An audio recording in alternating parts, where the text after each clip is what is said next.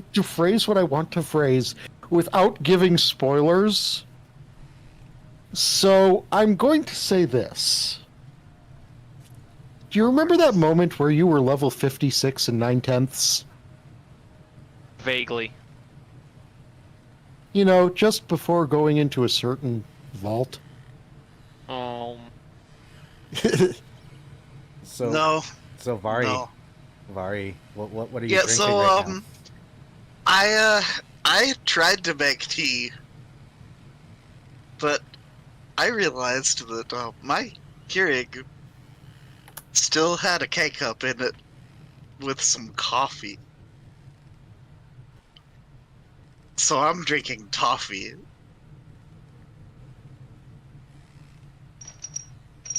Man, if I hadn't had one of those sampler boxes of chocolates just the other day, I'd really want some toffee right now. Well, that triggered him. Lol. You knew it would. I was wondering which chat he would go into for that because I just unmuted us specifically for that reason there.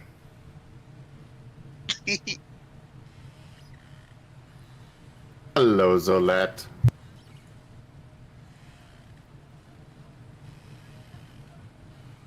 Squint? Okay, I had to refresh.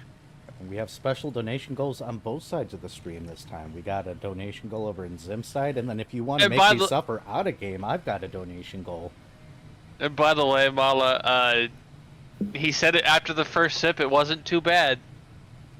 Ahem. Both Oh, yeah. sides of the stream? All three sides, we all have one.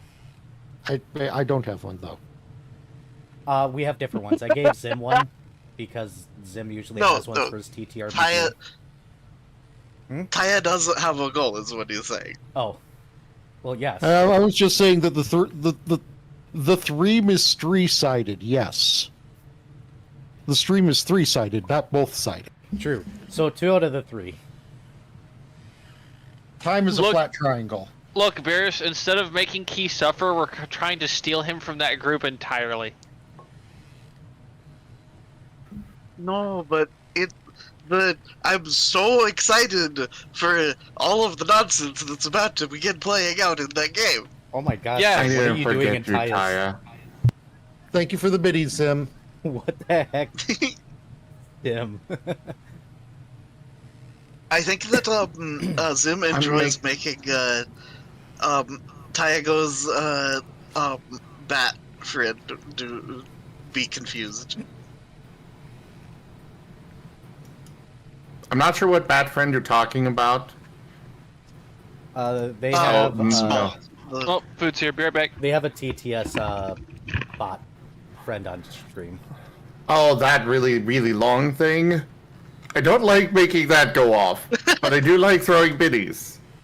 So Key, there may be a giant reason why you need to stop now. Mala says, if you steal Key before their next session, I will heck and edv everything, heck that cliffhanger, shakes fist at Key.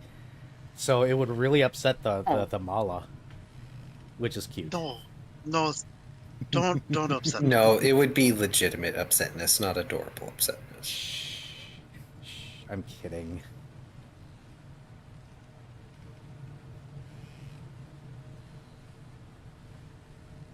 Yeah, because Kai pulled the biggest cliffhanger of anyone ever.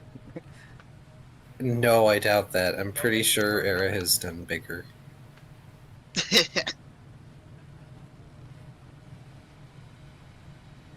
I've done really big ones on the Storyteller before. So mean. Oh no? How dare you turn the tables? Well, to be fair, we were playing Exalted. It's very easy to do that in Exalted. I love Exalted so much. I literally just was like, no, Kerr, no. That's not the cliffhanger. Nevis goes up and readies this ability. Oh, thank God he's finally done. Oh, your little TTS thing? Yes, he has been thanking you up until I said that. and pronouncing rainbow very wrong.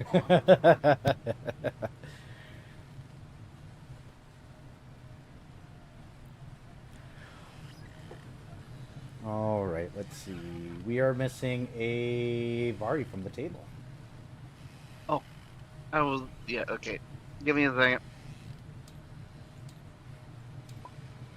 Hey there, Candy. Hey, Frost. Hey, Geeman. I think we're past the swear filter on my channel, so we're good for a bit.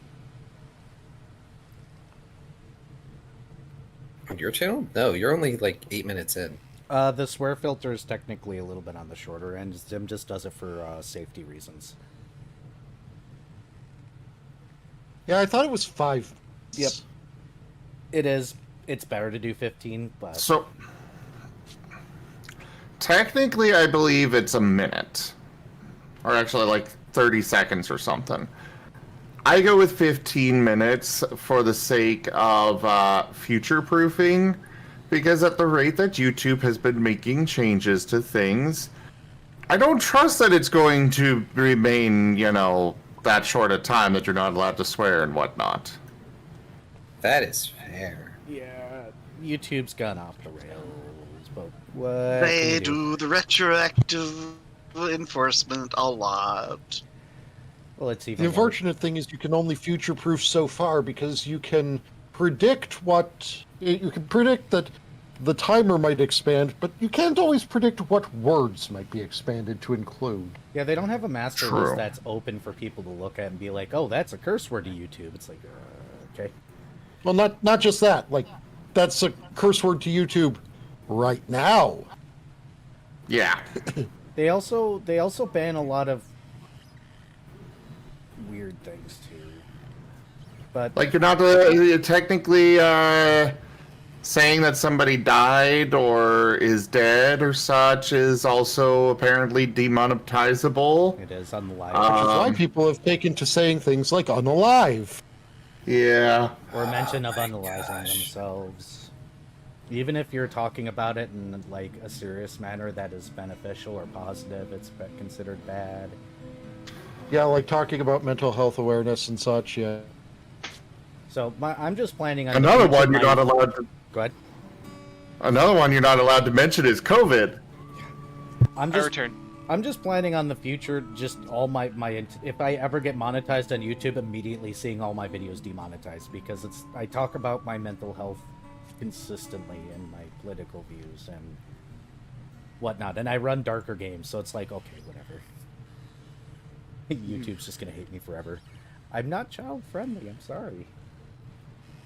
Well, that's the other dumb thing. Like, you can have your channel marked as not child friendly, and it's like, no, we're still going to demonetize you anyway. And it's like, Yeah. then what was the You can point have of that? okay, no, here, you can have your channel marked as not child friendly, and have YouTube say, "Oh, but this is animation; it must be child friendly." Or even worse, they'll throw in a commercial on your video where there's Wow. a girl taking off her shirt or something, and yet you know if you feature a guy that has no shirt on, they'll demonetize you or something. Oh, one of my favorite things of YouTube's algorithm. You guys are familiar with Furrymon from the song from Chalk Yes. Eater. Yeah. Yes. There are multiple instances where they have done their algorithm has been like, okay, here's a playlist of children's songs. First one, What the Furrymon. hell? Yeah, that's not a children's song. What's And that's entirely on YouTube.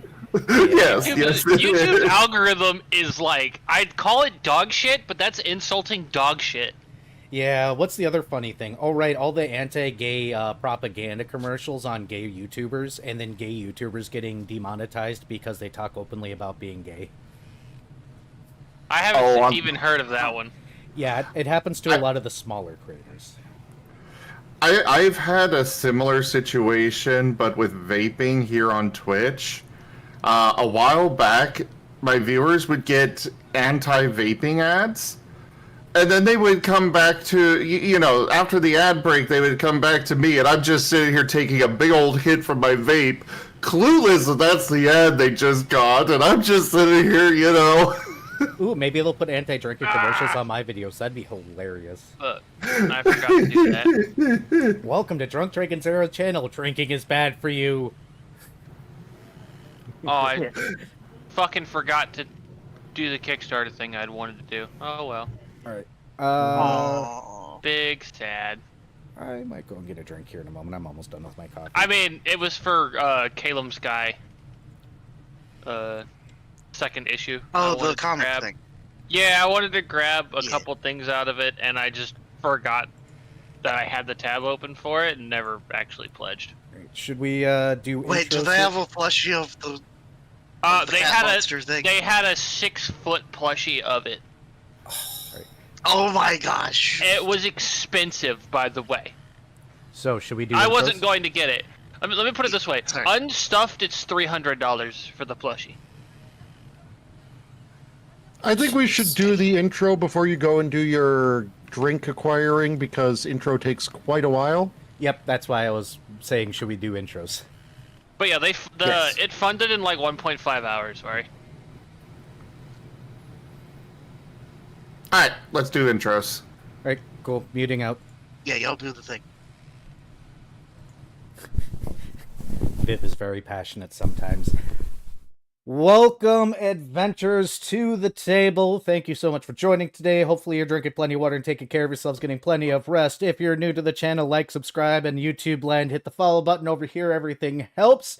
You guys are going to notice a tip goal at the top of the screen. For some odd reason, it is not here right now, but it is to fund my next tattoo. I have been very, very tight on Monday, and if you guys reach the $500 goal by August 16th, I will play Dokapon Kingdom with some other people all the way through. And I do mean an entire game here live on Twitch. I know you know what that is, so have fun with that. But I'm joined today by Aneka Taigo over on his channel, which, hey, Beers, can you shut up both Zim and Taigo for me on my stream? And Aneka Taigo. But we're going to hop to the table where we're going to do introductions and stuff like that. Thank you guys so much, and hopefully the tip goal will actually show finally. I gotta fix my transition screen somehow. You're a transition screen. Am I, though? Yes.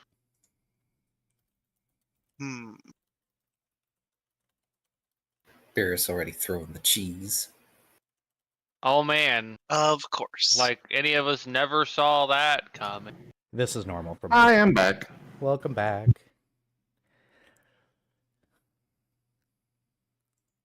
Thank you, Mala. I appreciate it.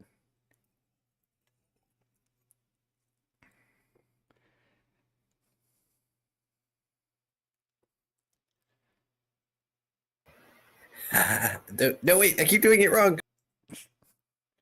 You had it right. You just got to give the bot a moment or two. Nibbles has processing time. There you go. No, I didn't have it right. I Ah. said Taiga instead of Taigo. Oh. I am the powerfulest version of the Taya spell. Unless we get into like the other ones that are Ja. very inconsistently Ja. done. So your Ultima Taya? Or you- Sure, let's go with that. No, Taya that, Ultima? no, that would be Taya Ja. Yeah, they're like I was more referring to like when they go into like the Jaws and Za spells like that are incredibly inconsistent on when they feel like pulling those out. Zetaya. All right. Well, introductions first, if I'm not mistaken. So, yes, hello, I am your GM for tonight. I am Drunk Dragon Era. I will be acting as the GM tonight. I'll be playing the GM, I'll be playing the world, I'll be playing the universe, and I'm going to be terrible to everybody and everything because that's the way I am. And Goki. Hello, everyone. I am Carcerus, also known as Key, and I am playing Last Lost the Paladin, who recently had a therapy session and is still going to be an anxiety-riddled wreck. Okay, Viv, your turn. I'm Viv. I play Shoal Brinecoat. I'm a Cat Shark Ranger. I really don't like the Fae, and I bite stuff. Also, I'm hungry. Always Alright, next. hungry. Vari. Do me last. I'm loading a thing. Okay, well, I'll go then. Go. Hi, I'm Onekotago, half demon, half cat, all friend VTuber. Twitch.tv/Onekotago. Come check me out. I'm squishy, and I'll call you cute. And I'm playing Dr. Gerhard Volt. He's an artificer, and he's German, and he's insane. And yet he's also probably one of the most sane ones in this party for some reason. I don't get that. Anyways, it's off to Zim.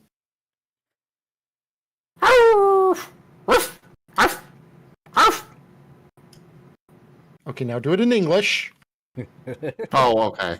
Hello, everybody. I am Razim, and I am playing as Paint, the African wild dog, sentient feral, kineticist, entropist, and therapy doggo to last lost. And a dirty fae. Oh, poor puppers. I can't wait to push him into a puddle. Stop being rude to my child. I will Push be him as into a rude as I poodle. like. How He's dare! a dog, push him into a poodle. Vari, you should probably go before this continues. Yeah. Okay. Okay.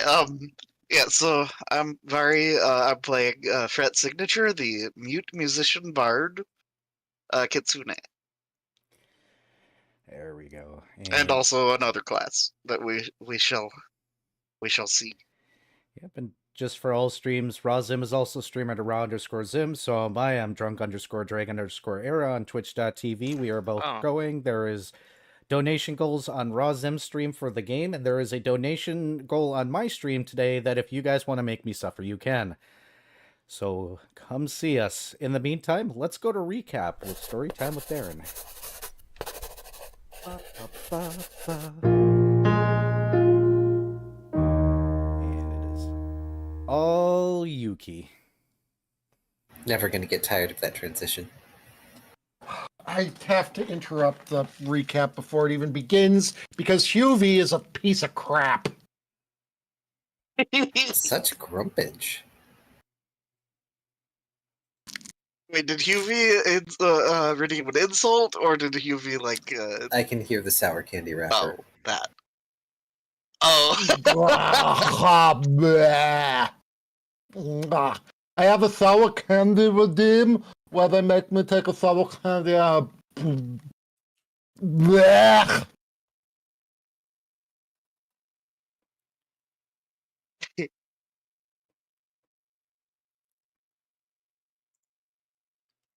Okay, we good? Wrecked, nerd. I think we're good. Okay. Welcome, everybody. Last time was session 17. How deep the rabbit hole goes. Dr. Volt has been doing some research of his own recently, namely the creation of a new spell. Someone comes to Volt's laboratory door, an attendant who had been present for the crafting of last newest mask. The attendant states that Volt's boss requests his presence, then leaves.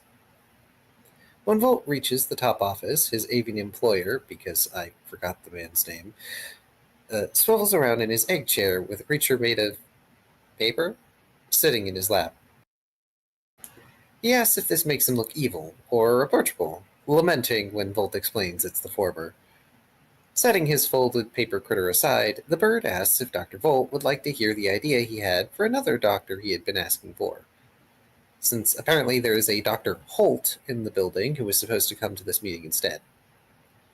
Volt is always interested in promising new experiments, however. The idea is that of a non-detector detector, a device that can detect normally undetectable things.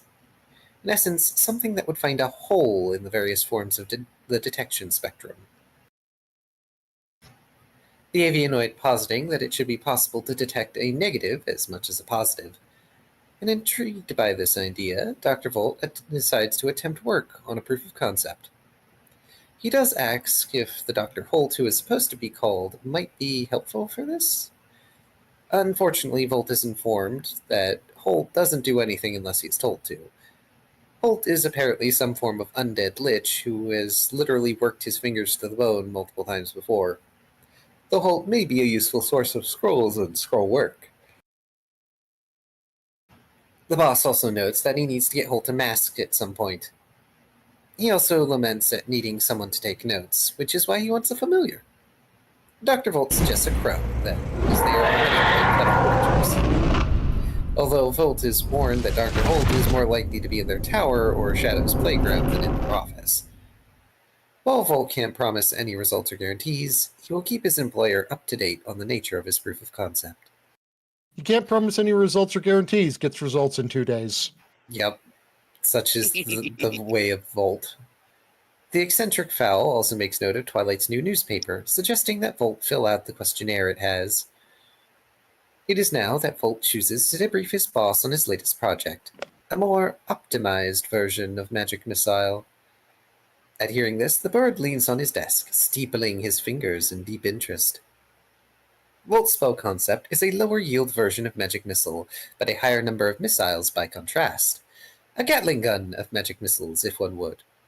The firearm is more than familiar to both of the scientists. It is a concept more than interesting enough to be approved, especially as the city could use better defenses, especially given recent events. On which note, the bird mentions things feeling off around Twilight of late, muttering about mortal stressors still existing in the in-between realm. In closing, Volt's boss tells him the non-detector may be worked on the side, giving clearance to prioritize the magic Gatling concept. Shoal Grindcoat is greeted by a surprise visit from Arabate this morning, the dragon intending to put Shoal on the right track to handle their new hunger power. He only briefly starts to go into asking about what concept Shoal wants to focus on before the cat shark tells them succinctly that yes, they have a god they worship. On the way outside, Shoal is prompted to explain what god they have in mind. From Shoal's homeworld is a particularly ancient brine dragon titled the Whirlbringer, among other things. The kind of entity one normally doesn't go around messing with on a water world. Arabane's training involves getting Shoal to control his hunger and impulses, which means he goes to various food vendors and orders Shoal's favorite foods, then sits down with the cat shark to talk about various more intricate matters of faith. It sucks wholeheartedly for the cat shark, who has to wait until Arabane is done lecturing him to get said favorite food. And then Shoal is handed off to someone else that the cat shark will be meeting the next day for more training. Fret, meanwhile, returns to the World Mirror to observe Sean's apprentice, the foxfolk that is not entirely Kitsune. He watches her making a number of arrows of masterwork quality, only for her to get aggravated and toss her wood dowel aside for a new one. Like she's annoyed at making higher quality regular arrows? And so the young smith continues her work, entering into a sort of trance as she smiths. Fret notices how familiar this young vixen appears, tilting his head as he tries to observe closer. While he can't quite place her entirely, it could be possible this apprentice smith might be descended from the Signature family. Eventually, Fret leaves the Luminary Square to go find Shoal. He comes across the cat shark being tortured at not being allowed to eat their favorite fruit right in front of their nose. Trying to be nice, but adding insult to injury, Fret offers a Wonder Meal bar to his companion. In retaliation, Shoal shoves Fret over like he's a glass on a countertop. Taking it in stride, Fret sits nearby and munches loudly on his Wonder Meal bar. An unwise move, but Shoal's revenge will eventually come to the Kitsune. The fox does relent at some point, patting the cat shark on the head to console the poor quadruped.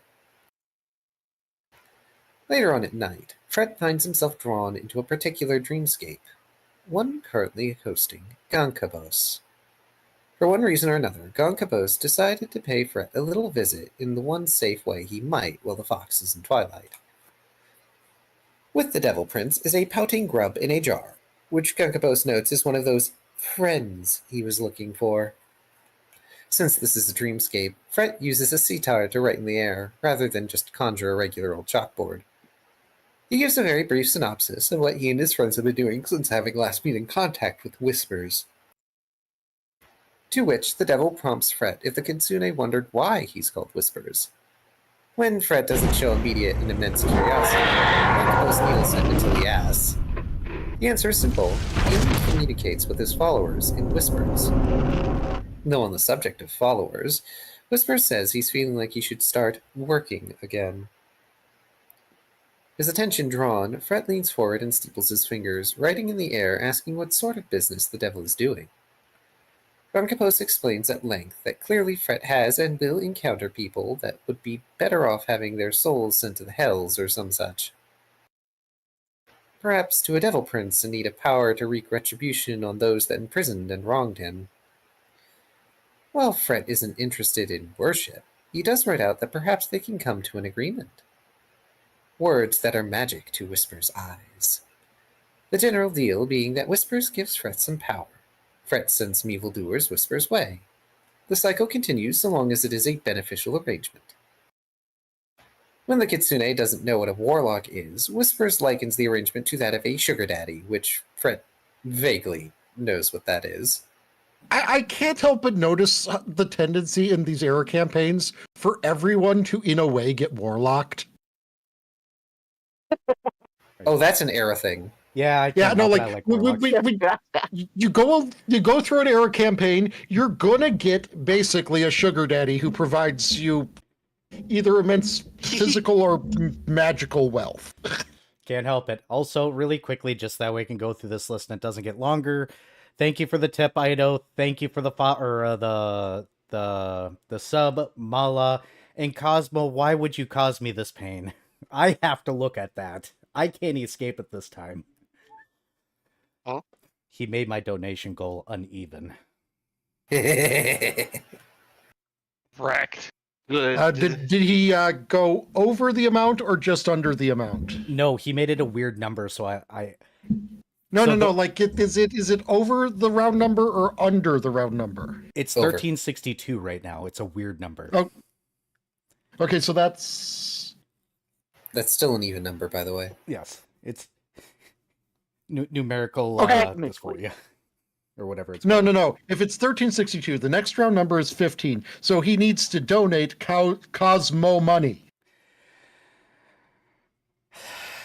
Yeah. I'm going to move on with the recap. Yes, please. Eventually, Fred gets to asking what the catch is. The catch is that Gonkabos wants Fred to ensure that evil creatures and people that need to die, that the fox finds out in the material spheres, have their souls go to him. A simple ritual to perform over the bodies to ensure those wicked souls head to Gonkabos. Of course, the devil reassures he wouldn't ask anything like ritual sacrifice of Fred. That might upset Arabane. But sinners being sent where they belong? Well, the Great Shadow may not mind that as much. Fred offers to ask Arabane if he would mind that, since Whispers doesn't wish to ask for permission himself. After a pause, Fred asks about sending Proteans to the devil. While they would be greatly appreciated, Gonkabos doubts Fred's ability to capture and damn them. Although Whispers is quite interested in having a discussion about law and chaos with the Proteans making a mess in Twilight, if possible. Something Fred is equally intent on seeing happen if he can. Fred mentions how the Proteans have brought contaminated god's blood to the realm. This makes Whispers roll his eyes and grumble, but seems relatively nonplussed. Although Gonkabos makes mention of his other warlock, the angry soul of the child who made the candy wish, a wish put in their head by the same devil who is now a soul grub in a jar. A soul grub in a jar present in the dreamscape. A grub that Whispers offers over to Fred as a plaything for a while if he so chooses. Shrugging, he scribbles out that he might be able to find something to do with it, but he's not sure about keeping such a creature in Twilight. For now, though, Fred chooses to enjoy tea with Whispers. At least he might be able to present the devil grub to Arabane as a snack. Rewinding the clock a bit, Last and Paint stand outside of Recaller's HQ. Lost is unsure of what to do. He's so tired and overwhelmed from everything that's happened recently. He notices Paint still clinging to his unsteady leg and asks the Odd what he'd like to do. Should they go find Arabane or go home? Pondering for a bit, the canine tugs on Last's arm and begins dragging him along Twilight streets. Paint leads his steed out the southern gate of the city and heads west. Across the golden fields and into the forest at the western side of the realm. Paint somehow understands that the forest's geography is strange, focusing on a tree from his homeworld, a home he once stayed at. Moving up to the large tree with a hollow at its base, Paint sits down and moves a paw, motioning for Lost to join him. It takes a moment for the dazed Vapor Cat to respond, coming to sit with his friend. Paint projects images and senses of the city and an oppressiveness to it. Then of coming to the forest, the clearing, the tree, of relief and weight coming off one's shoulders. Heaving out an exaggerated sigh, Paint looks up at Lost. Lost manages a smile and heaves a sigh in return, seeming to relax a little as he removes his helmet. The staff nose puts an arm around his canine, starting to sink into the tranquility of the glade. Yet, even as he relaxes, thoughts come to him unbidden. How? How could his mask, cast into oblivion, have appeared in that mirror image? How could his gods, which banded his people, contact him now? How in twilight? How?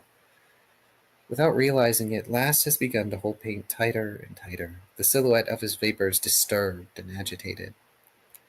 Barking loudly, Paint startles the Vapor Cat back into focus. Apologizing, Lost tries to explain the thoughts he's having won't leave him alone. After some consideration, Last pushes himself up to leave. He tells Paint that he needs to apologize to Erebane, then has questions to ask. The kineticist repeatedly sends images to Lost, trying to get him to understand he's rushing in without having his thoughts gathered. Being impatient, giving into a desire to try and deal with things before he's ready. Last ineffectively tries to argue with Paint, expressing how tired he is of making the same mistakes, of hoping. The Vapor Cat plagued by how stupid he feels, hoping that any part of his world could still exist. With his power, Paint pulls Lost's mask from his grip and lays on it, inciting the Paladin to go over and demand it back. It's now that Paint finally gets through to Last, and he gives in to staying with his companion. It takes nearly a week for Lost to finally get his thoughts in line and fight off the worst parts of his anxiety. It's over these days that Dr. Folk completes a prototype of his magic Gatling and begins work on the non-detector, which involves getting in touch with the bony Dr. Holt, who helps provide the many scrolls necessary to complete a prototype mock-up of the non-detector. Shoal, meanwhile, is trained by an oddly noble-garbed fellow when it comes to their hunger exercises. A fairly skinned elven gentleman of some sort. Not that talkative, having an amount of tattoos visible on his person. From Shoal's perspective, it seems as though this guy didn't care very much for helping the cat shark finish his training. Over the course of the 6 days, occasionally Paint would leave to forage for food for himself and Last, otherwise staying at the Vapor Cat's side. Every night, Lost apologizes to Paint, even though Paint is happy to be his therapy dog. On the 7th morning, the Paladin is finally ready to return to the city. Me just now realizing the irony of 6 days of rest and a 7th day of work. That's the Oh opposite. my god. I rolled for how long it was going to take, too. Yep. The city is one they are meant to be defending, and they should be getting back to it. And it starts with talking to someone they've been meaning to. But over the past 6 days, the city has changed further. Kidnappings and disappearances have been on the rise, and the Guard are struggling to deal with this very new circumstance. Stranger still, all the kidnappings have been in public, with witnesses. Paint and Last return to Twilight to feel heavy tension in the air, and a general feeling of mistrust and fear among the populace. Yet the pair follow the straightest path toward the bridge to nothing all the same. However, as they pass the castle, something about it doesn't feel right. It's like looking at a stock photograph. Blank, generic, empty. Still, even when Paint brings it to Last's attention, he keeps moving, preferring to not linger on it long. At the bridge to nothing is an unusual sight for Lost in Paint.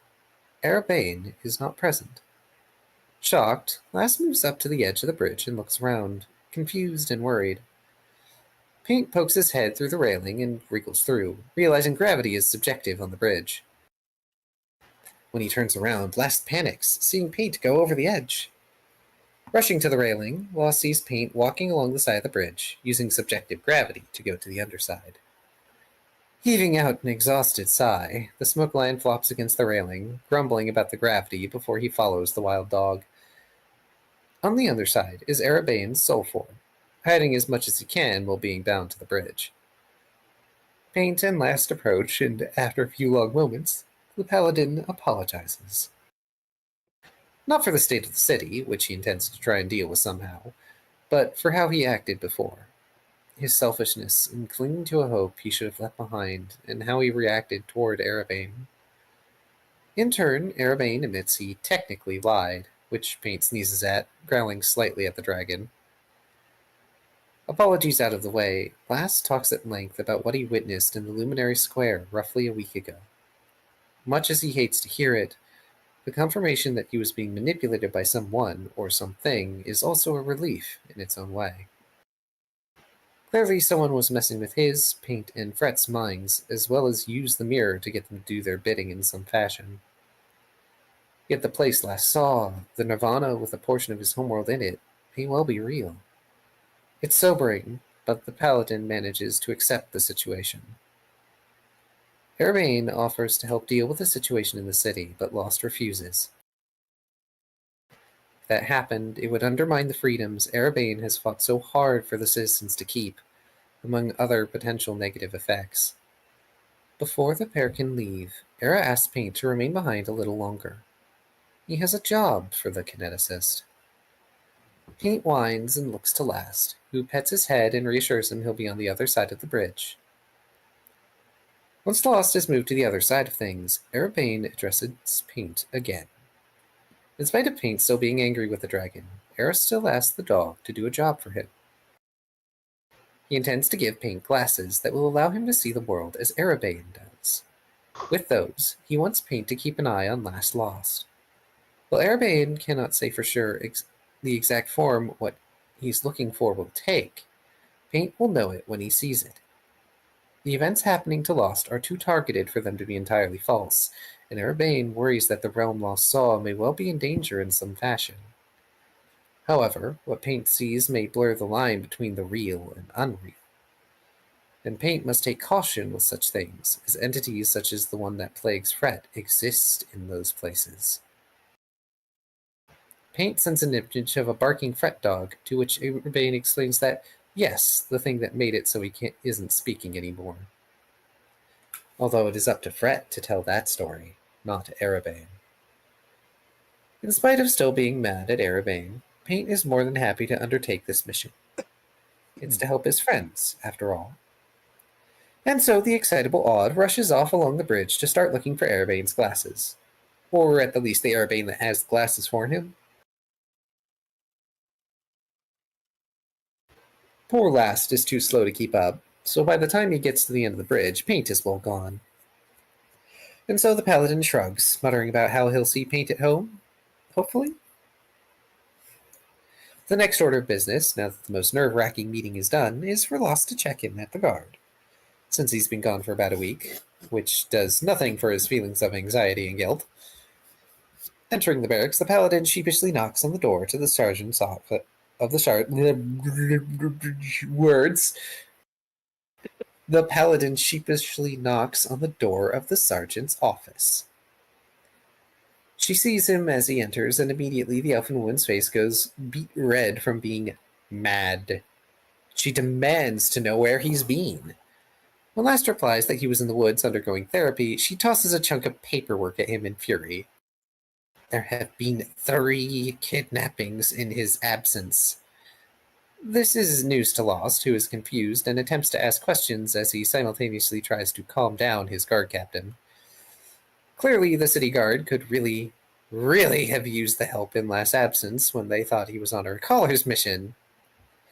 The paladin is given a thick folder with all the information the guard have gathered thus far about the kidnappings, and he promises to try and get his guard captain and Recaller's captain in touch soon. That way they can verify his absence is mission-based rather than personal matters-based.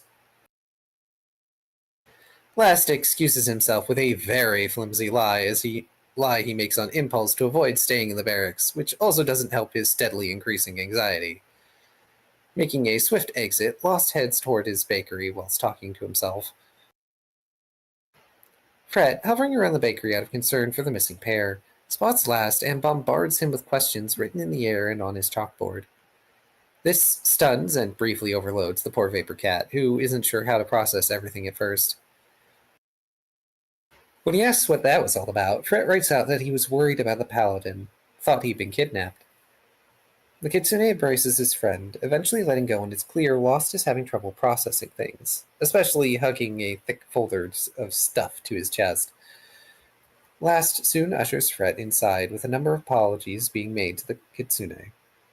And then Fred says he needs to get in contact with Arabane. Setting down the folder, Lost has a moment where he muffles his screaming for a good minute. He then sits down at the table in the bakery, making note he just came from chatting with Arabane at the bridge, but isn't sure where to find Body Era. As Lost starts to try and peruse the thick folder of information on the kidnappings, Fred gets an idea to help. The Foxfolk casts 2 spell on Last, sending his senses on something of an acid trip of words, voices, and experiences in the city. This doesn't go anywhere, merely leaving the paladin in something of a blue screen state for a little while. So instead, Fred uses the same spell on himself and has moderately better results. The spell, Ears of the City, shows him disjointed scenes from the city's recent past, including bits and bytes of a kidnapping with some interesting details in them, such as the kidnappers utilizing high-tech canisters for their smoke bombs rather than magic. Unfortunately, he doesn't get enough to solve anything, so he and Lost will need to look through the folder to do real investigating for more. When Last asks, Fred happily informs him of what he did, the smoke line requesting warning before having that spell cast on him again. In response, Fred pulls out a jar with a demon grub in it and places it on the table, saying he wants to gift this to Arabane. This causes Last to react in a cold, rather displeased manner, to put it politely. At first, he attempts to shove the jar into his vapor mass, but even the barest contact with the warded surface tells him that would not end well. So he sets it down, grumbling about he and Fred need to find Body Arabane somehow. Grumpy paladin is grumpy, he can't just devour the stupid thing. Yes, let's put a god in our mouths. Sounds very good. Arabane does it all the time. Arabane worked his way up. You're not there yet. Whatever, I've got pieces of a black hole in me. Alright, let's move to the... I think that was the last recap? Yes, we are now at session 18. To the depths where the shadows freeze. Oh, that is not the right table. Hold on, this one. Wrong table view. Okay, so Small grabbed my mouse for a moment, but he did not make 2 of them. Why is there more?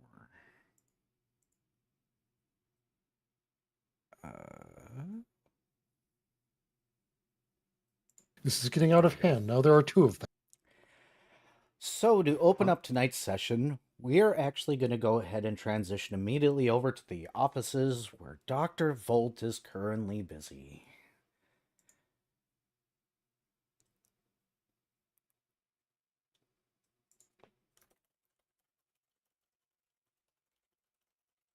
Presumably working on refining the prototype to work for more things than just detect magic. No, last message I got from you says that you wanted to go ahead and produce some amulets right. of natural armor, which Right. of course requires you to leave your office and go down and get the paperwork in and order the supplies and everything else. The office is, as you're used to by now, filled with scientists of varying qualities walking around, doing their normal business. You fill out your paperwork, submit it, wait for your approval, and head back up to your office where you run into a very interesting circumstance that you wouldn't think in a building like this you would ever see, especially in Twilight. Your door is slightly ajar with what looks like marks from a crowbar having been used to pry it open. It doesn't even matter if you bothered locking it.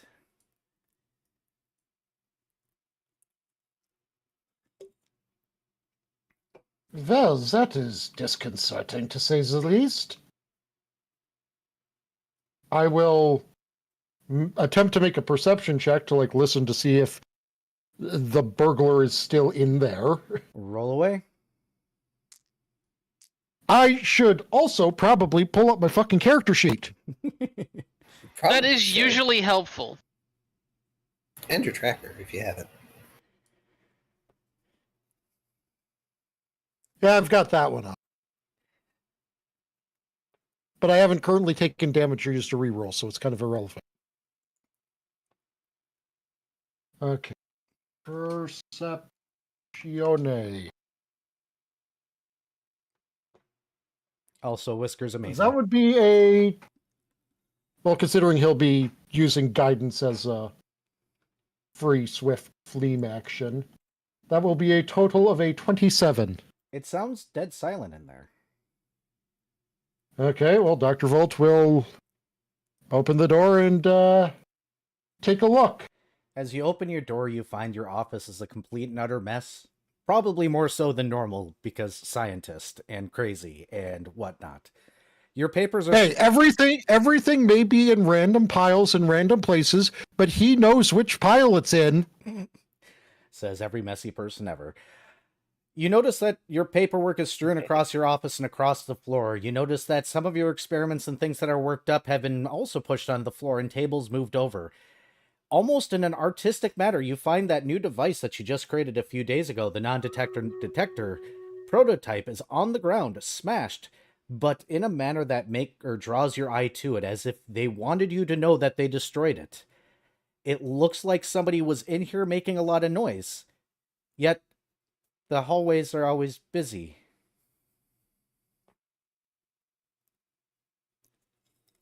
Well, I mean, there's numerous...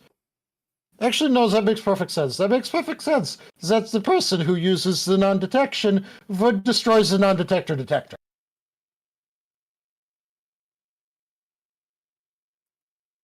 If you'd like to start organizing, what would you like to do now? Because there's a mess in here. Well, the first thing Dr. Volt will do will be to contact Dr. Bird. I forget his name. Dr. Bird or security? Because this is technically a secure building. Well, yes, he's going to... He's basically going to contact both. He's going to contact the... What is the name of the bird in charge? It should be in characters and whatnot. Is it? Shoot. It should be. Let me double. Recurring NPC. Yep, it should be in there. Aldal. Dr. Marin? No, not Aldal. Yeah. Or Yes, Dr. Dr. Marin. Morin? Dr. Marin. Yeah, Dr. Marin. Okay. He'll contact Dr. Morin, tell him that there was a break-in and he will be requesting extra security to be placed in these halls. He had a working prototype. He now has parts of a working prototype. Dr. Morin will not respond right away. He'll leave a message. He'll leave a memo. Boop. Please leave a message after the... I avoided that. But there it is. If he's gonna have a crow familiar, it makes sense. Crow answering machine. No, because if it's a crow, it's gonna be leave a message after the boop. Either rate, then you contact security, and security is apparently busy. They will send people there, but they suggest that you shut your door, stay out of the room, and wait a few minutes.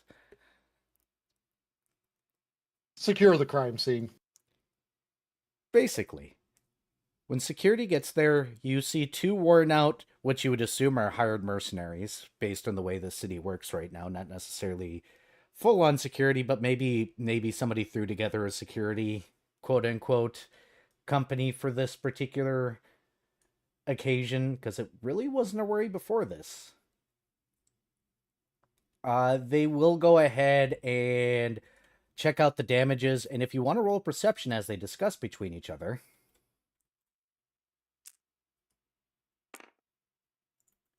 Yeah, that one's less good. That's just an 18. It's just an 18. 18's good enough to hear them discuss how this is the same one as the other two break-ins so far. After a moment, they ask if anything's been stolen that you're aware of yet. Stolen? No. Destroyed? Yes. They'll And that explains to them that it was the prototype non-detector detector. And he asks if anything was destroyed or stolen at the other two locations. they'll look at each other, not sure whether or not they should say anything. And one of them will nod to the other and say, "Go get the guard." And he'll look back and he'll be like, a memory device that's supposed to instill memories in physical form. That was a prototype, but very dangerous. And a better form of invisibility. Something between superior and not superior invisibility.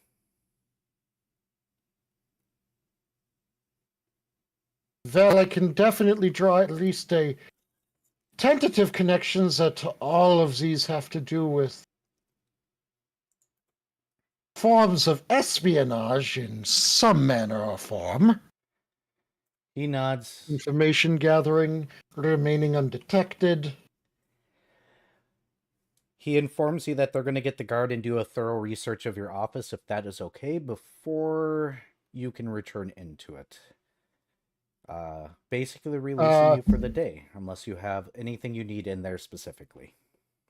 Dr. Volt will warn them about the samples of the god's blood. The security guard kind of gives you the oh shit look.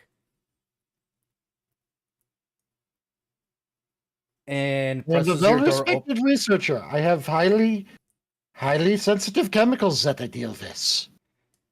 Can you check to make sure that you're not missing that really quickly? He pushes the door open. And That would be a good plan. maybe any of your plans? To be fair, he hadn't actually come up with any plans of what to use them for. Oh, I meant plans for your non-detector detector. Oh. Perceiving to try to find them. A thoroughly average 21. Thoroughly average about That is 20. so funny. I need to get used to this group just saying high numbers, but using the word average for them at some point one of these days. So Yeah, just so everyone is aware, within normal people things, a 10 is average. normal. So what I just said is Oh. just a thoroughly average, twice as good as the average person can potentially hope to pull off. Don't worry, Arat. You're not going to have to worry about that from Paint, at least. I mean, okay, so Or Fred. player characters, usually 15 is considered a normal DC. 20 is difficult, 25 is really hard for a group this level. But my players, for some odd reason, always find ways to make their perception checks so high that I don't know why I don't bother with anything that's not invisible. I legitimately stopped bothering with perception checks partway through the last campaign because Bard fucking just got Minuet existed. Yeah. Minuet and Ixadrass. So, But especially Minuet. yes. So, And now I'm the Minuet for this campaign. and we got Dr. Volt. So, no, your God's Blood is gone completely, and so are the notes that you had taken while creating the non-detector detector. They're not on the floor, they're not destroyed or ripped up. They are gone, as in they were taken.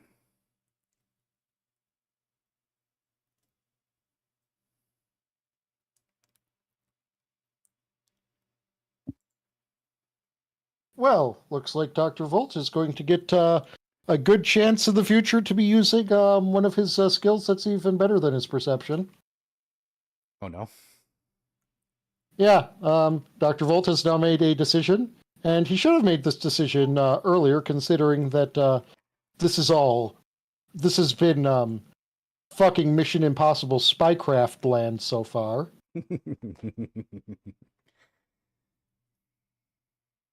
So,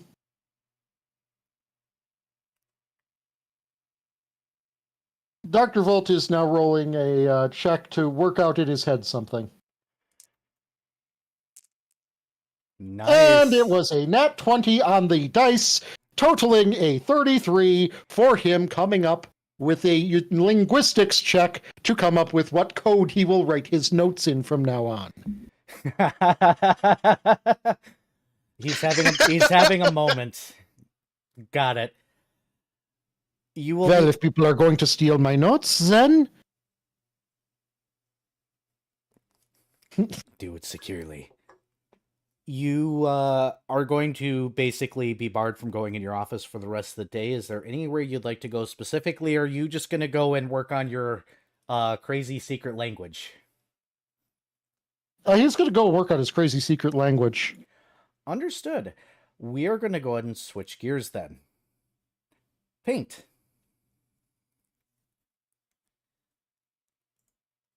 Woof. You're Oh, on a that was mission. terrible. Woof.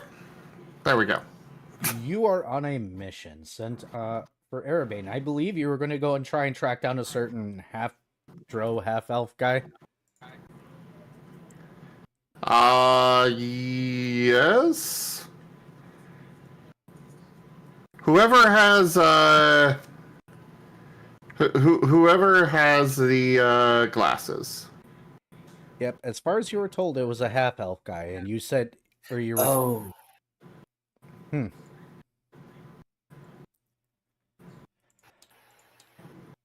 Sorry, I just, I must have missed it. Because in the notes, I noticed, oh, the other Erebane clearly has the glasses. Nope, he was sent very No, it's- specifically to find a. He was described as kind of a half drow like gentleman, tall and skinny. The same guy that was training Shoal, surprisingly. Wait, didn't I have some sort of weird magical goggles or something? You did. I gave you the details. I don't remember them. Okay, I don't have them marked down on my character sheet, Oh no, you. but I might have just left. remembered that. I'll just have to scroll up in our DMs. Yeah, hopefully it's there. But how did you want to try and track down this individual, Paint?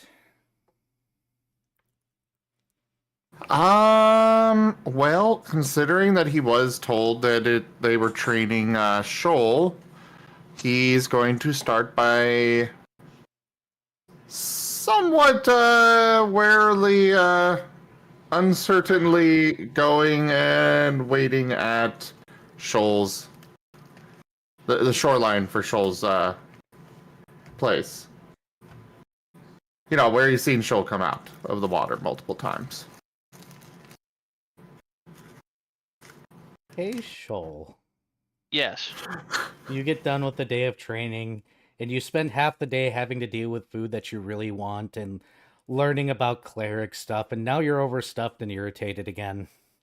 Mm-hmm. And you get back home, and as you're getting there, Paint's waiting outside.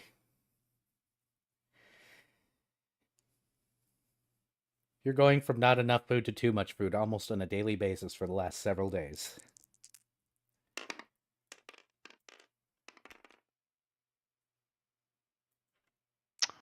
Oh Oh no. no. Oh no. That's gonna happen. Yeah.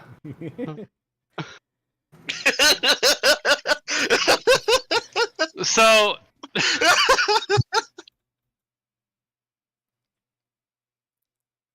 trying to think of how I want to do this.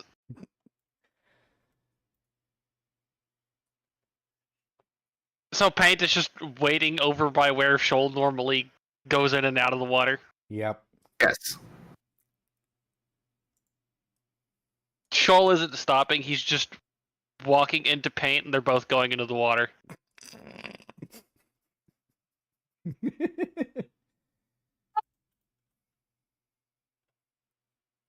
Like, just Shoal just walks into paint and continues walking.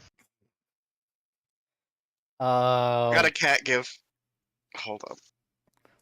Roll. Of course, you have a cat gift for this. You have a cat gift for everything. Roll a post strength checks. Paint actually might beat me on that because my strength is terrible. Pain strength is -1. Oh, well, I beat you by fucking a modifier of 1 then. You know what? Okay, Aaron, I would like to just kind of go back to my scene for just a moment. Mm-hmm. I think Paint's winning that one. Yep, 2. Definitely not just because I remembered that I had this magical item and what it could do. Dr. Volt will have taken a look around his office with the Arcanum lens, trying to detect interflux magic. Yep, we'll get back to that. Because first... Actually, wouldn't this be a CMD versus CMB or something? Since it's a pushing action, I think it's a post strength. I can double check. Yeah, if you pushing like. something and a bull rush action aren't the same thing. Yeah. I don't know.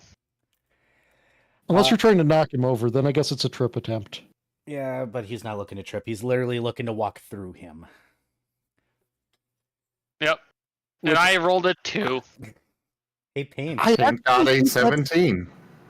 I actually think that's an escape artist check to push past someone. No. No, that's if he's trying to walk around him. He's very specifically trying to walk into him and push him through. So. Can we just not, live the meme of spending an hour trying to figure out grapple rules, please? I know the grapple rules like the back of my hand. This is not grapple rules. We're going with strength check done.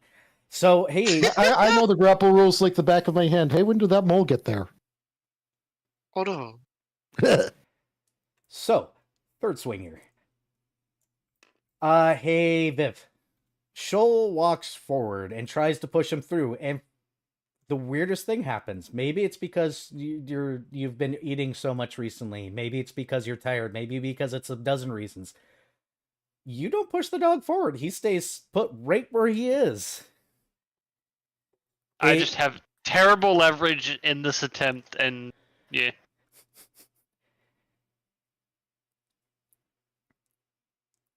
Pink just tilts his head at Shoal and gives Shoal a lick. Shoal looks offended.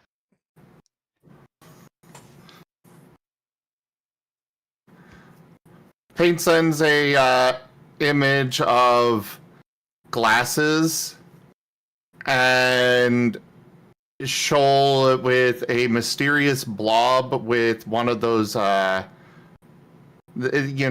graduation caps on.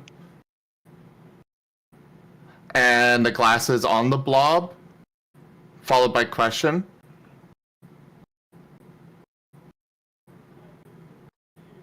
Shoal does not understand. Shoal is just going to look very confused.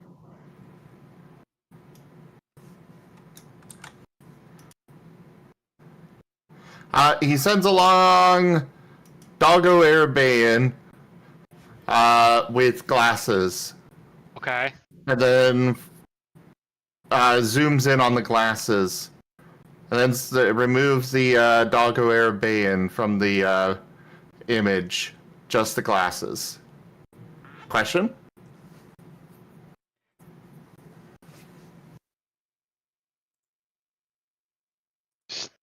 Okay, you're asked. Okay, what about glasses? He sends a mental image of himself sniffing around a field, and with it comes the sense of trying to You're find. trying to find a pair of glasses?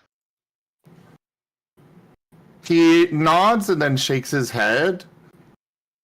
The mental image is it shows the glasses again.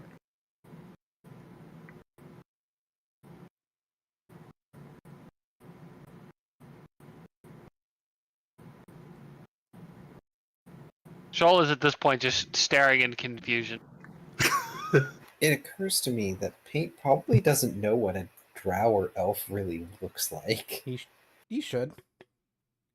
Should at least know what an elf looks like.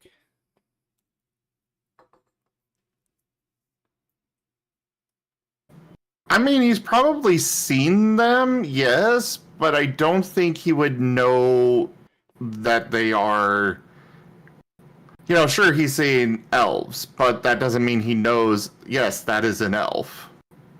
I'm gonna let this ride forever because it's funny. Continue. Paint whines a little bit. He sends another image of him in the field sniffing around and coming across the glasses. So you found some glasses. He shakes his head. And then the glasses are not in the field anymore, and he's sniffing around.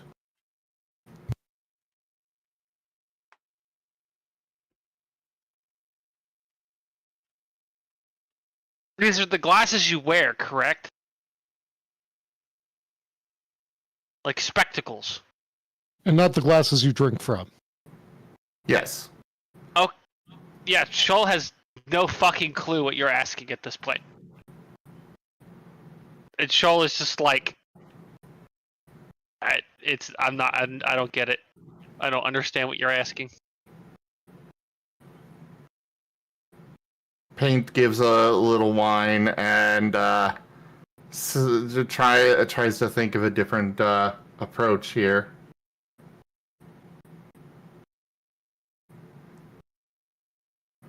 He's going to show Arabaean at the end of the bridge. Okay. Specifically not underneath it, because, you know, he knows that he's trying to hide. But at the end of the bridge, and Doggo Arabaean is... his mouth is moving, and he... instead of, you know, hearing any speech with the image, it's glasses with a question mark.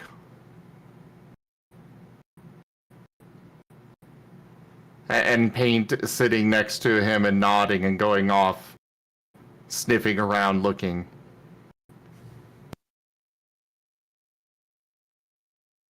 Okay, so Era at the bridge. You said wearing the glasses? No, there's like a one of those little speech bubbles that pops up, basically, showing the glasses with a question mark. Or your look, That's the vision. and then Paint is looking for something. He nods. So you're looking for something, but you're not looking for glasses. He shakes his head. He sends the image of the glasses at the end of the bridge, and he's running towards them. You have found the glasses. Shakes his head again. I don't understand where the glasses are coming from. Wait. So just to be clear, Arabaean looks like he was speaking, and there was a speech bubble coming from his mouth with the glasses question mark, with Paint seeming to be looking around. Yes. Yes. Oh, Out God. of character, I have no fucking clue, and in character, I have no fucking clue. So New canvas. Oh, no.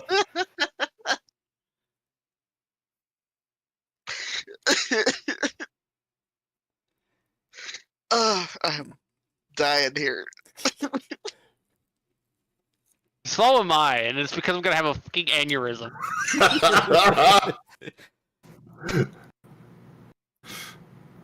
Jesus Christ. Paint sends another image. This time he's in a field, and you see the glasses behind a rock, but he is on the other side of the rock looking around.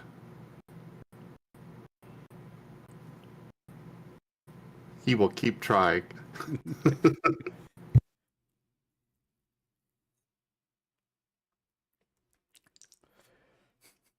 Okay. Personally, I still don't know, but we're gonna just fucking guesswork this for the rest of the goddamn session, I guess. I'm sorry in advance of how many hours this is going to take me. Is okay. anybody not amused by this? Anybody at all? I'm super amused, but I did send Zim a suggestion that might help. Look, I'm fucking stupid and I'm bad at charades. So, like, I don't know what you want from me. So something to do with glasses and your searching. Paint nods. Where did the glasses come in? Because I think that's what's tripping Shoal up. I mean, he's looking for the glasses. And Shoal have asked no- if you were looking for glasses and you shook your head.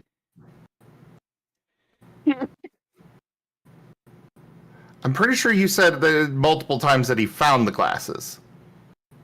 I think the first I asked if you were looking for them, and you said no, and now that's why I was getting fucking confused. Oh, well, the retcon, yes, he would have nodded to that. Holy shit. You were just being Out of character, I imagine this takes like an hour before Shoal asks the question again, and he nods, and Shoal's just gives him the look. Page's getting bit, probably.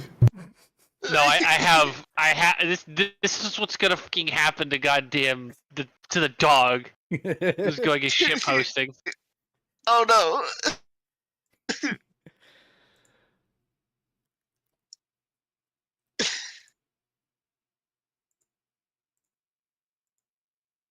Oh, this is next post. I have to do this weird Twitter post. And they don't actually play in I'd have to do a thing. Fix I React. feel like changing it. Let's see if I can cheat. I won't be able to pull this for stream, but I will throw it in the server. It is now in memory. Here, I'll throw it in Zim server as well, because I can.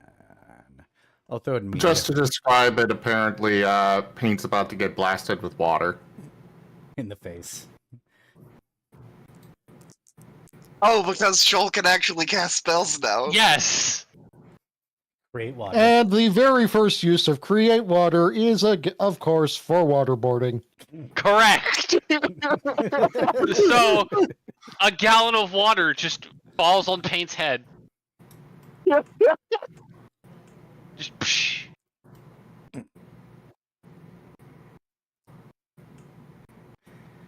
If Shoal had a bottle that he could put the water in and then do that with, he would, but he does not have a bottle. Well, Paint is doing the doggo shake off.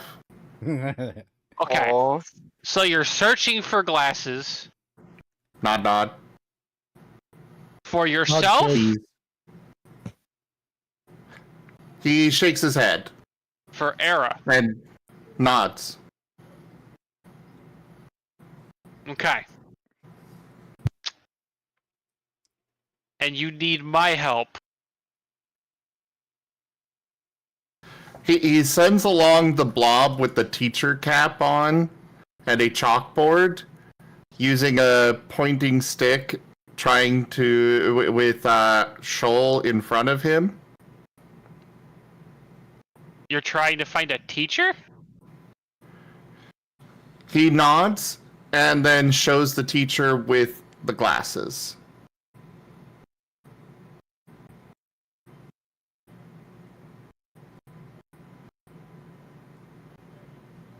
Jesus Christ.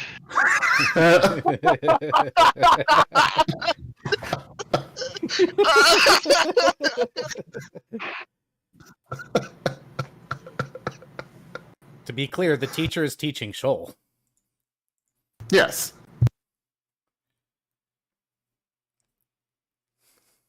So you're looking for a Oh, are you looking for my teacher? Nod. Sneeze. Does Shoal even know where to find this person outside of wherever they've been meeting up?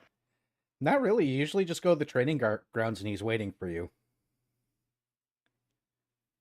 I assume Shoal's already done that for today. Yes, you were just getting back from that. Okay.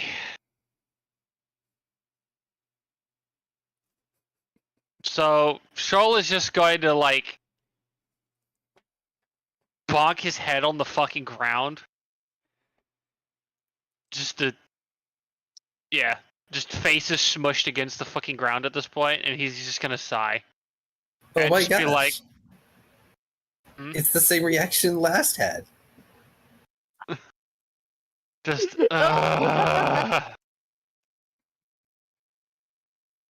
and then Shoal's gonna Oh be my like, god, whispers.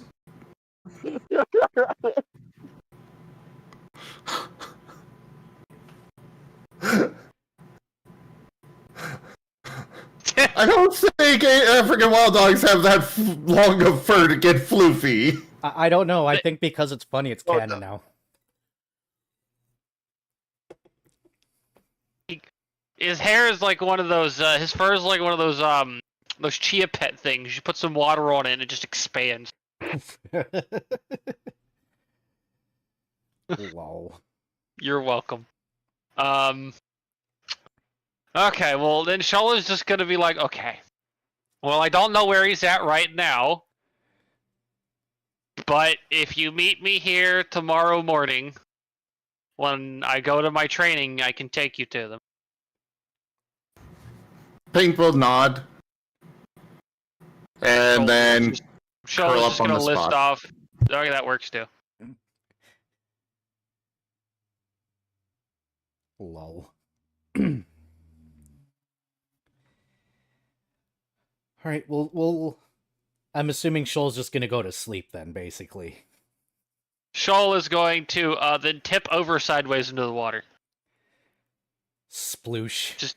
Yup. Big sploosh. Very big sploosh.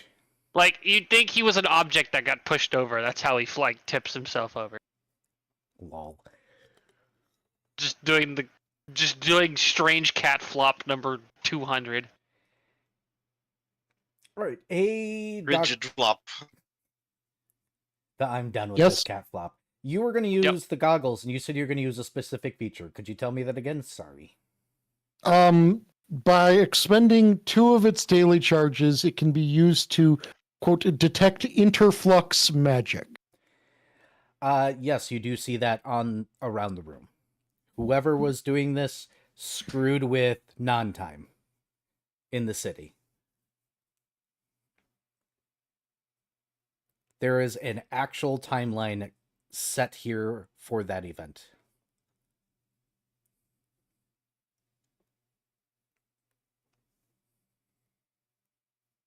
Okay, so well that will factor into maybe his thinking. I'm entirely sure. Okay. We've gotten through those two. Let's get everybody into the same page then. As soon as my body actually lets me breathe. There we go. Bloody hell. I'm okay. Last and Fret. Uh-huh. Yeah, So you guys are in the bakery. I figure that. Mhm. Oh yeah. Go I ahead. figure that we'll be doing some research, Yes, you in guys the- were going through poring the over paperwork. paperwork. Perfect. Would you guys like to make either an intelligence or wisdom check for me so I can tell you what information you gleaned from the reports so far? How about knowledge local? I will allow it. I have to make an intelligence check. That is fine.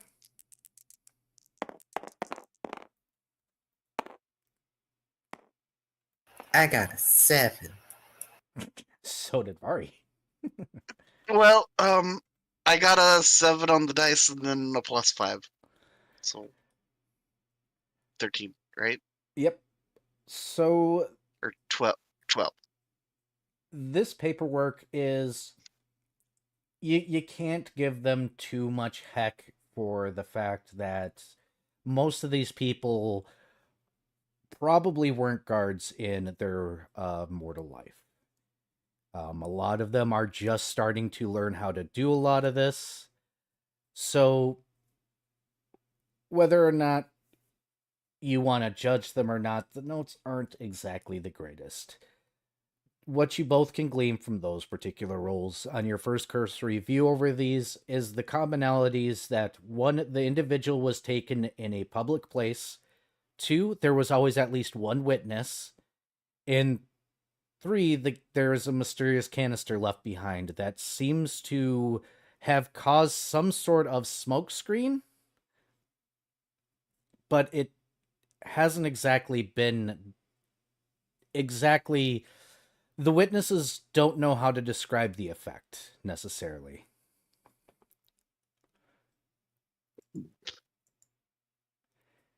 If that makes sense.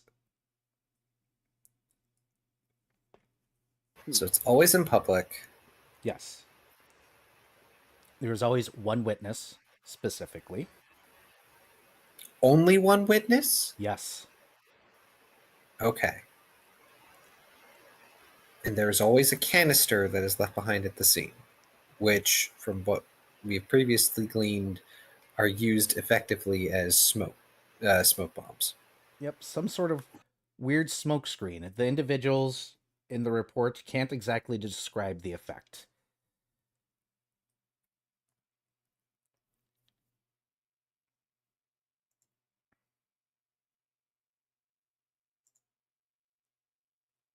They can't describe the smoke screen? Yes.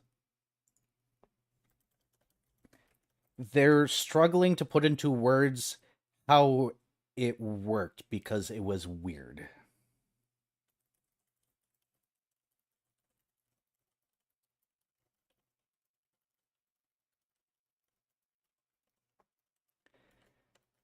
Have you ever seen something so strange that you can't exactly English it? So the question becomes, do we have any of these canisters for examination? They are being held at the offices of the locations of the... Because these didn't happen in your territories. These happened outside of your territory. But they are in evidence lockers right now. They're currently trying to decide the best people to examine them. Because they don't know who the best in the city would be to go to in this particular case. Probably those that are from worlds of higher order technology. Yes, which is actually fairly rare in the city. There is a handful, but there's currently a laboratory in the city that has most of those individuals that may be in lockdown. Fret, Good thing you know one of Fret those will individuals. Fret will immediately suggest, scribbling out on his chalkboard, we should get Dr. Volt involved in this.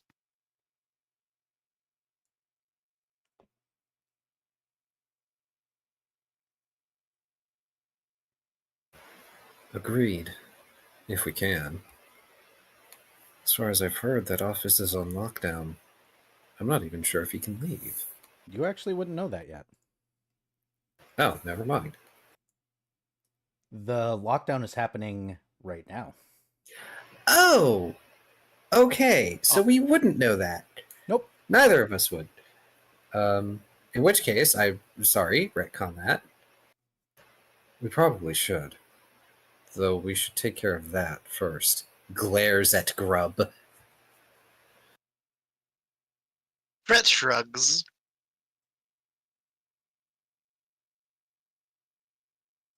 And scribbles out, it's probably fine. I can just hang on to it for a while.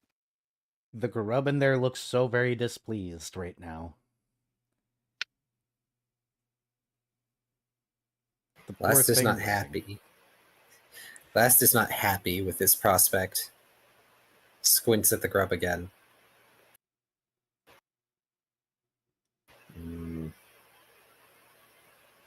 Fine.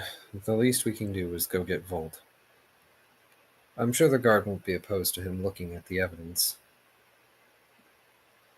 I'm sure they can spare at least one canister for us to look at.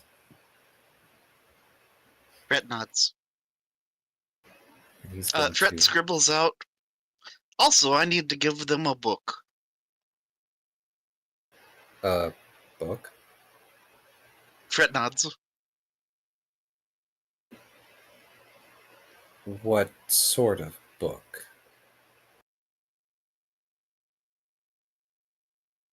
Fret scribbles out. A book that the scientists requested that I make. Frowns, folds his arms. That doesn't answer my question. Fret just smirks and scrawls out. Technically, it does.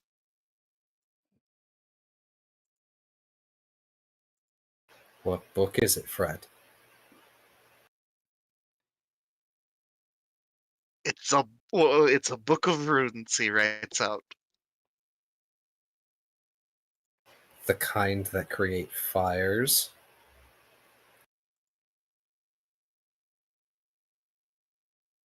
Fret does not respond to this.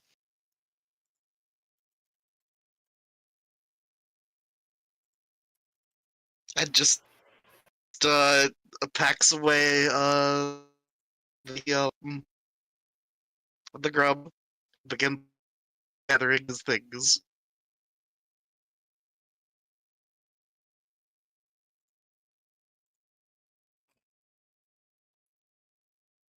Oh, Fred is being just squinted at while they're packing up.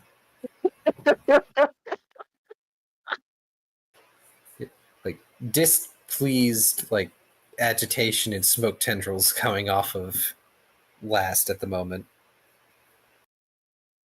Lol. Okay. But fine. He'll allow it. For now. And he'll just collect his things and close the folder to bring with him. But before the grub gets put away, he does the whole eye thing, except he's pointing 4 fingers at himself and back at the grub.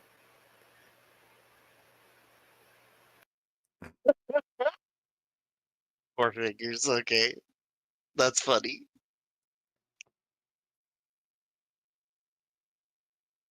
All right. So I'm assuming you guys are going to go and look for Dr. Volt in the lab, because I'm not even sure if he even goes home from the lab ever.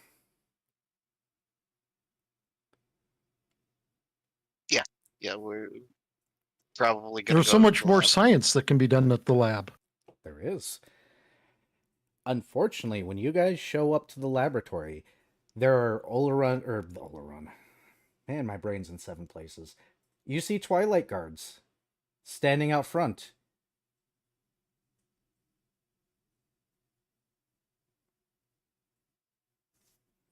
Yes, Mala, he does actually have an address and a home. Whether or not he goes there to check his mail ever is up for debate, but he does have a home. Oh, come on, let's face it, he's had his mail forwarded to the Into the office. to the lab. But now he has nowhere to work, so he has to go home. How unfortunate for him.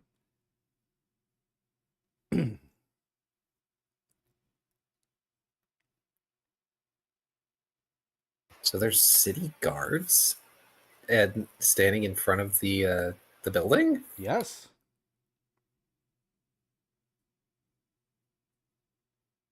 Boy, it's a good thing I've got my badge on me and my paladin's outfit on.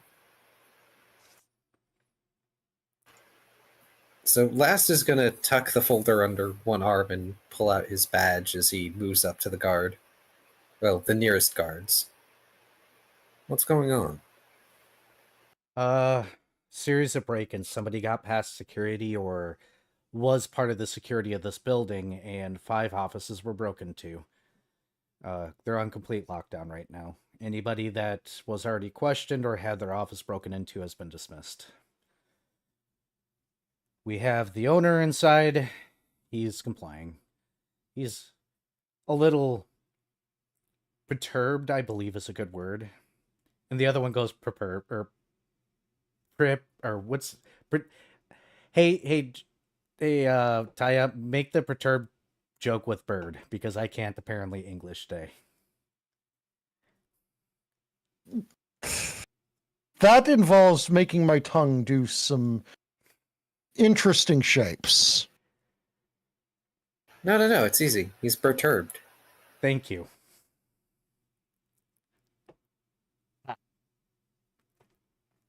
Because apparently I couldn't do that. Never wanted to.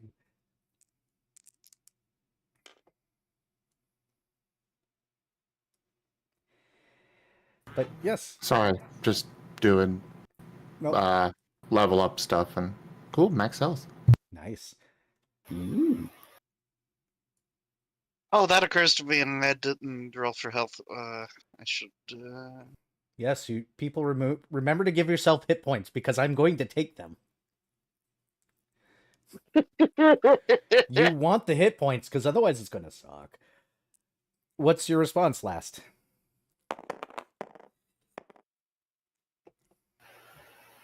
Elaborate.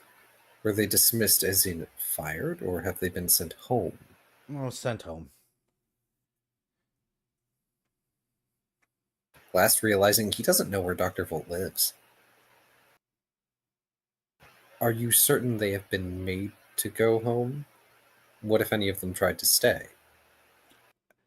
Well, considering their offices were a crime scene, no, they were told to go home.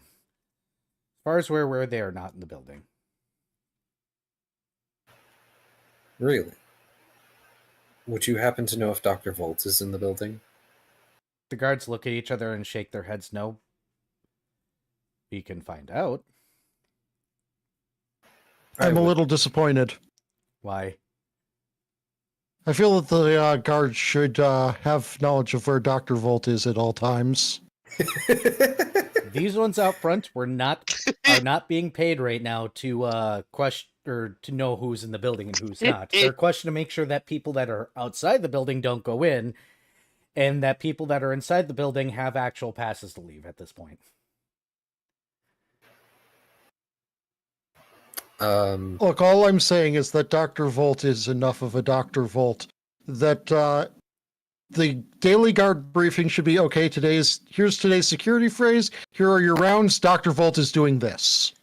If they did that to you, they'd have to do that to every scientist, and they don't have enough manpower for that. Have you met the scientists you work with? True. Let's see. Middle-aged men, frizzy white hair, goggles. He does not realize how little this narrows it down. One of the guards is going to open the door and point in, so you can look at the middle-aged men with the white frizzy hair and how many of them have goggles, standing in the lobby as guards are going around questioning them. I would appreciate it if you could find out if Dr. Volt has been sent home. They will snap their fingers until one of the guards with the checklist comes over, and then motion to you and motion the guard with the checklist.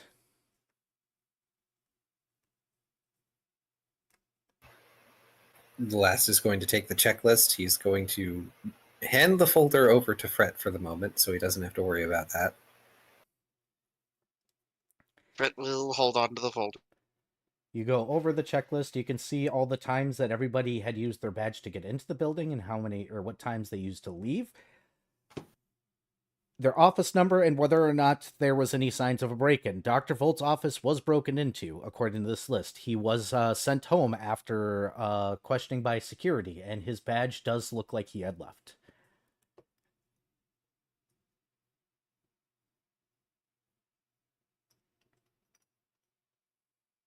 Oh, well, that's no good.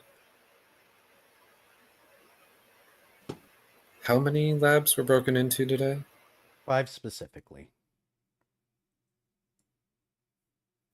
Do we know what was in them? The guy with the checklist will flip over the page. There is some sort of invisibility cloak device. It looks like a sample of God's blood, a non-detector detector notes. What was the other thing I gave you, Taya? I don't think I remember which one I gave you. Wait, it was Did you say the invisibility one? Yes.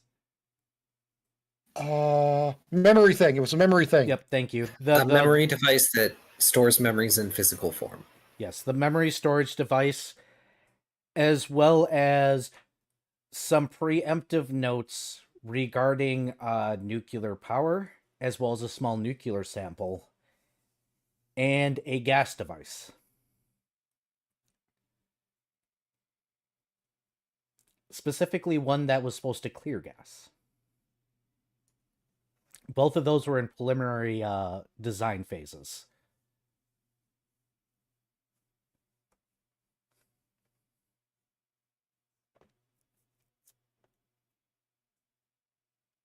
Fret, A gas removal upon device? reading this list, because Fret's gonna be peering over Lost Shoulder. Mm-hmm. Fret's eyes widen. Also, I'm going to be right back just a second. Okay. Yes, a gas removal device, as in a device specifically designed to clear out areas from toxic gases and stuff. A filtration system, kind of, sort of, except mini, and something that you can just pop out and drop when you're in a situation where you need to clear a room of such things very quickly.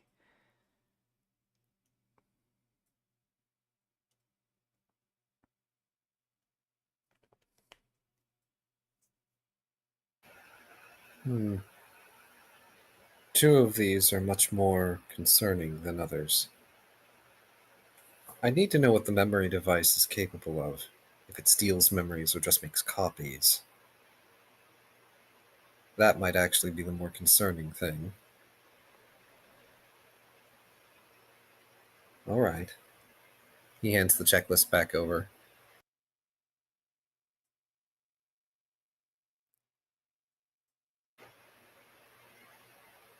I assume any updates are going to be given to the rest of the barracks. Once we're done, yes. I see.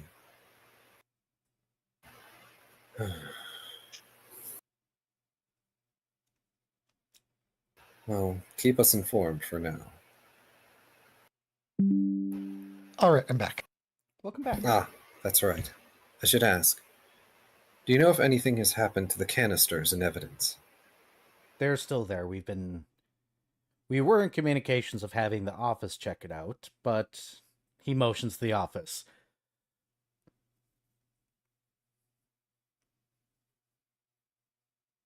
Honestly, that's why we were coming here. We were going to drag Dr. Volt to the barracks. The man that had the checklist before, since you're still holding, is going to pull over the paper where there's the addresses, those that are not here right now. And tap it. Perfect. Thank you.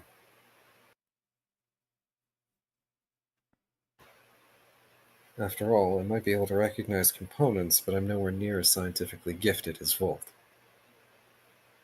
As he looks for Volt's address.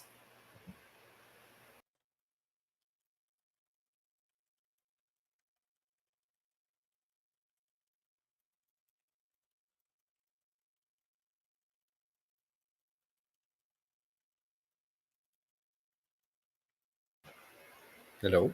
Yes? Did that not go through? Protogen shared with 100 eggy bitties. I caught my son chewing We on the did cable it. last I night, heard it. so I grounded him. He's I- conducting himself much better now. Say it again. Thank I think you I for may the be- biddies, no. Sorry. Sorry. I think I had a moment. Say that again. Okay. basically last making offhanded comment of like, I might be able to recognize components, but I'm not as scientifically gifted as Dr. Volt, and he's going to look for Volt's address in the list. Yes, it will be there because he did leave and they got that on file.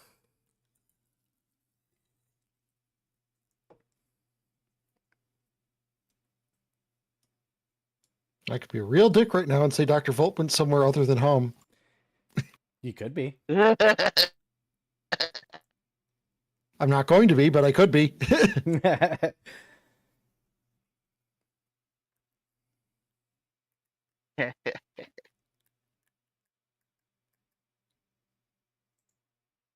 Joke's on us, he ended up at the bakery.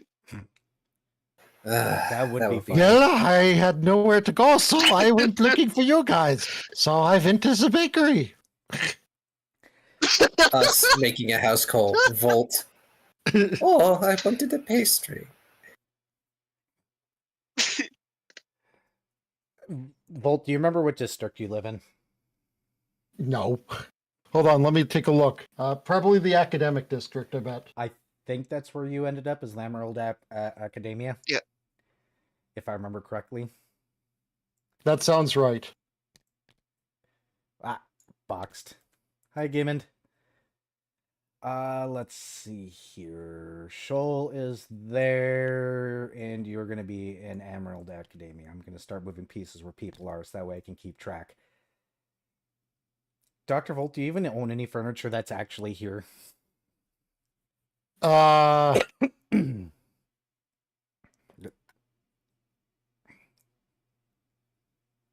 Yeah, he's got an ever-burning lamp, a collapsible bathtub, a chair and a table. Look, the simplest of things. So you guys are going to make it there after a bit. Thankfully enough, one of you is a navigator and can roll a navigation to see if you guys get there in a relatively, normal amount of time, as I'm getting cheesed to death here.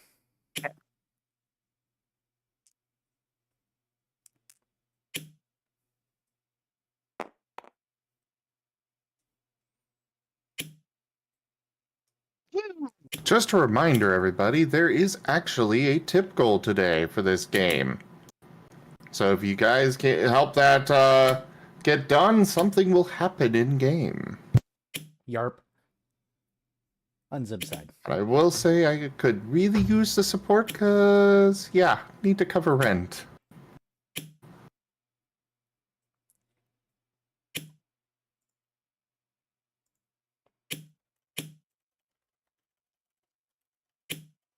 Oh, geez. Gimmond and Maul are alternating, spamming, throwing cheese. Oh, boy. So, surprisingly, you guys get there rather That's quickly. a 25, Yep. by the way. I saw the 19 on the dice. I was like, okay. Surprisingly, you know the direct route there. So you make it to, I'm assuming, 26. to Dr. Volt's, I'm assuming, apartment fairly quickly. A generous bestowal. Ido Things tipped $10, Razim coins. I don't thank you so much for that tip. That Congrats is on the your first tier $10. of the tip goal completed.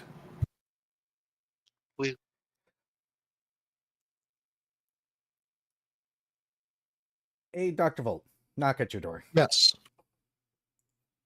Dr. Volt will look up from his note encoding and answer the door.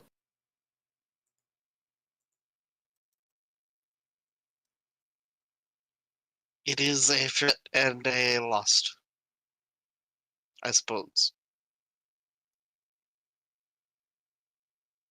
Well, have you arrived about the trouble I'm having? Or is there some completely unrelated disaster that is in the process of happening? Brett pulls out his sitar and begins playing the Song of Prestidigitation. And then writes out in the air, Both. Wonderful.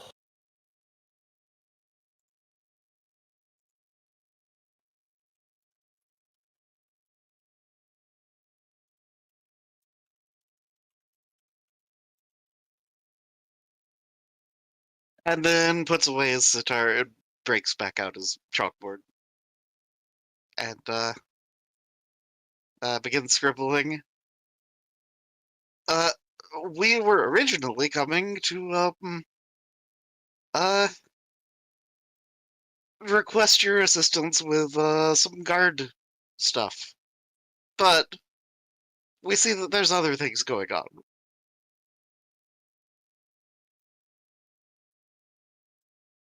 Yes, someone is breaking into offices using interflux magics. Interflux? Fret does a double take. They are... They are fucking this already fucked this time.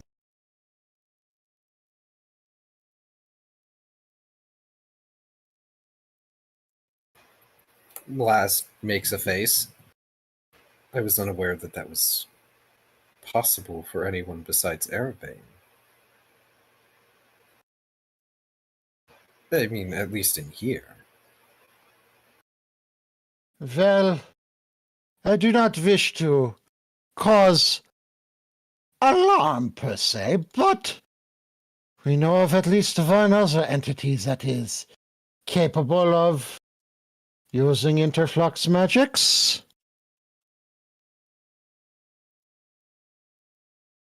There's also the fact that there's known God's blood somewhere out there. The Unravelers. But that Yes, wouldn't make any so sense. I highly doubt they would be up to, well, far from petty larceny, but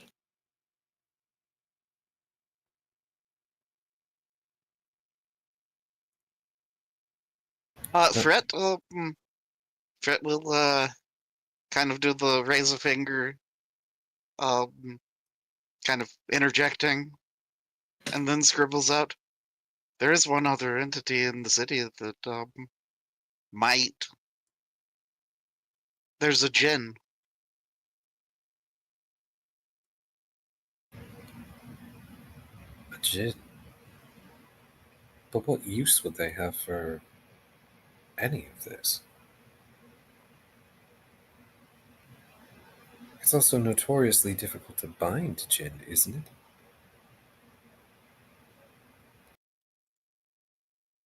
Fret nods and scribbles out. But he's the guy that augmented our abilities the first time.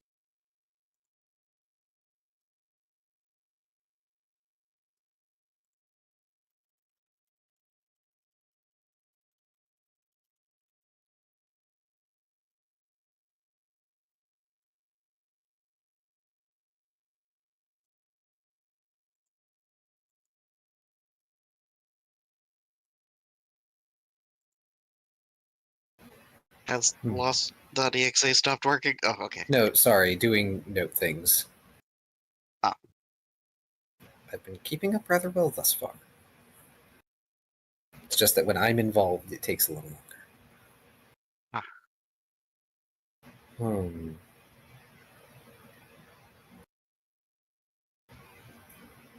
We could pursue that.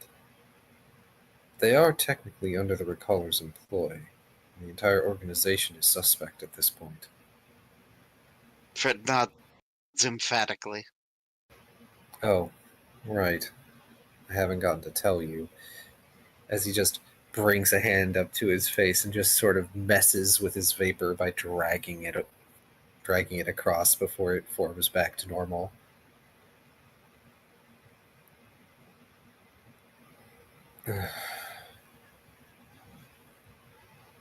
Somebody was messing with the mirror. What we saw, Fred. Fred nods. It might be real, but there's no telling. And clearly someone has been messing with our minds.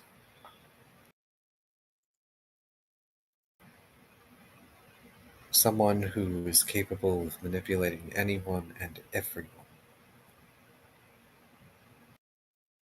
The signatures of Erebane likely weren't real in that paperwork we saw. Just forgeries, ones I was all too willing to believe.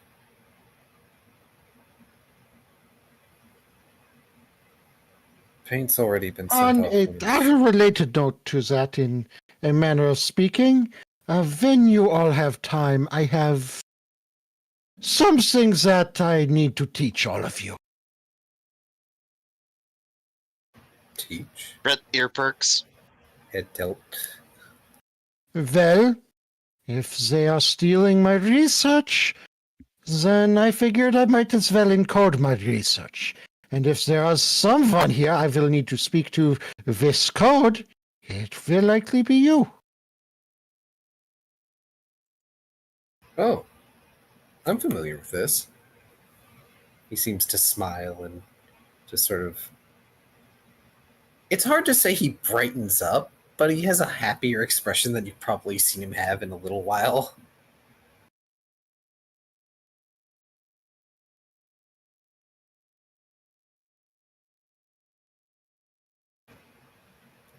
I used to It need took me the better part of the afternoon, but as unoccupied as I was able to devote my attention to inventing an entire new language.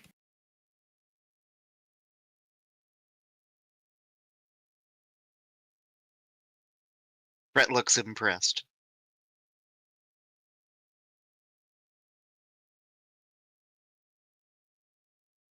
That's rather impressive.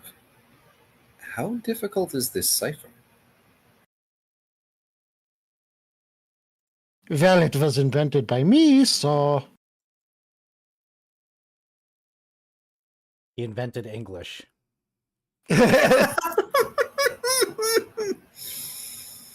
within D&D world, yes, where we all speak Common or Twilight, I invented English. Oh lord. I don't know. I feel like he would invent German. No, because he's got to invent a complicated language that has a bunch of rules that you only follow some of the time, because otherwise it'll be too easy to cipher. Fair enough. I was taking a few liberties with what I claim to have invented because I wasn't told the complexity of my cipher, but I did roll a nat 20 on a skill that I've been So you putting points created into a every language that is 3 languages in a trench coat. Congratulations, welcome to English, where the rules don't matter, but the points definitely do. Welcome to English, where we have an unwritten rule for the order in which you place adjectives in, and if you do not, we will look at you like you are batshit insane. But you can actually make a sentence with 7 we will dots. look at you like you are batshit completely insane.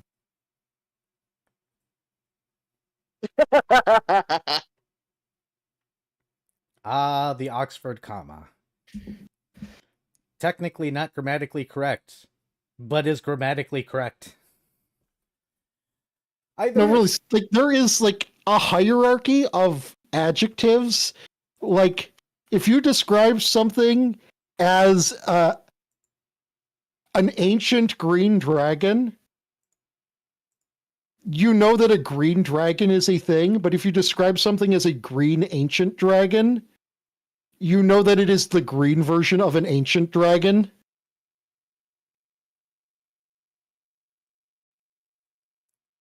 And if you say dragon green ancient, it makes no sense.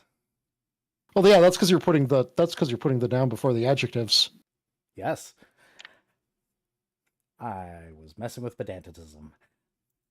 But back to your roleplay.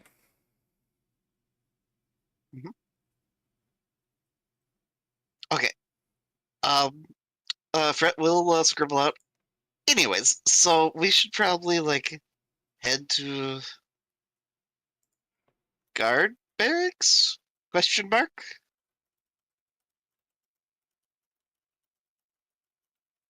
Yes, of course. It would be best to get that dealt with sooner rather than later. Oh, and he holds his hand out for the folder because he forgot he left Fred holding it this whole time. It is. Yeah, it was tucked over under one arm. Fred shuffles his shield around, and then gives it back. So, Era, I'm thinking of a couple of quirks I want in my code, Oh, and I've thought of one that's I think a pretty damn good quirk. so there's a problem with quirks in your code. I believe we're not playing My Hero Academia. Not that kind of quirk. Revenge! No, Nice. see, Dr. Volt wants the code that when it is incorrectly solved, that it still seems to produce an intelligible answer. Because if you try to decipher a code and you just get gibberish back, you're like, okay, I fucked up somewhere. But you know, if it's supposed to say go to the store and you decipher it and it says, you know, something along the lines of, I wish to pet a dog. You're like, okay, I've solved it. Don't quite understand why, but I have solved it. But it is still entirely wrong. So really quickly, not Cosmo. Thank you for the the tip. That might take some magical shenanigans that you might need to invest in. Okay. But for the time being, we're about 2 hours in since stream has gone live. Let's go ahead and take a short break so I can go and take my medicine, use the bathroom, and everybody can stretch and get water. Sound good, everybody? Okie doke. Mike's being left wide open. Stretch, drink water, including people watching. Health break.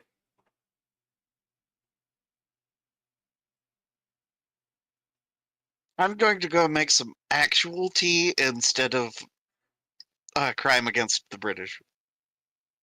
But more That's what I'm crimes doing. against the British. No, it was. They already it was have to deal with the okay, French but it existing. wasn't great.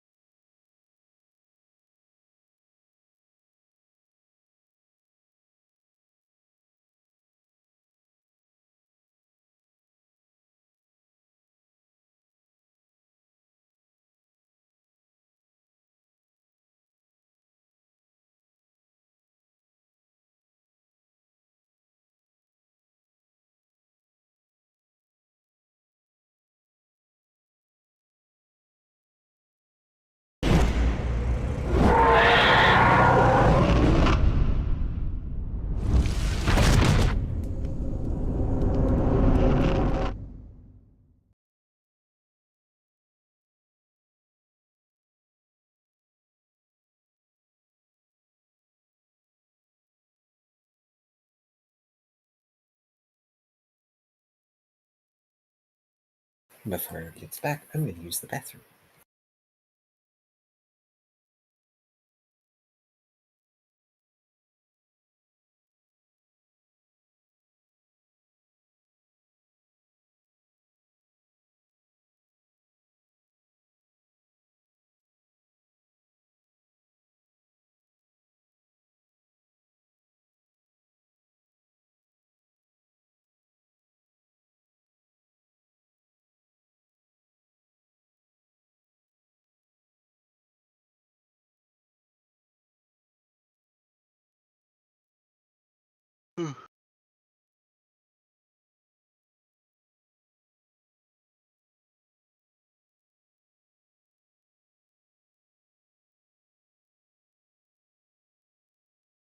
I am returned.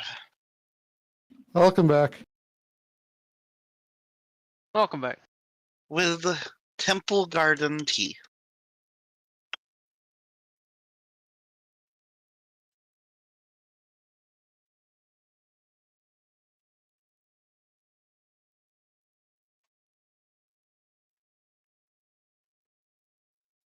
All right, I am back. Duke. And Welcome back. Cosmo, your donation amount of 362, I have found a way to justify as being okay. Because 6 is divided by 3 and equals 2, and 6 is divided by 2 and equals 3. And therefore, every direction you put the number, it is divisible by itself by both sides. And if you take the two ends and put them together or multiply them, they become 6. So 362 is now acceptable. And dang it, Key. He is not here, but dang it, Key. I forgot to take my meds when I was up. That was the whole purpose, I thought. It was, and then I got distracted by getting a drink. Oh.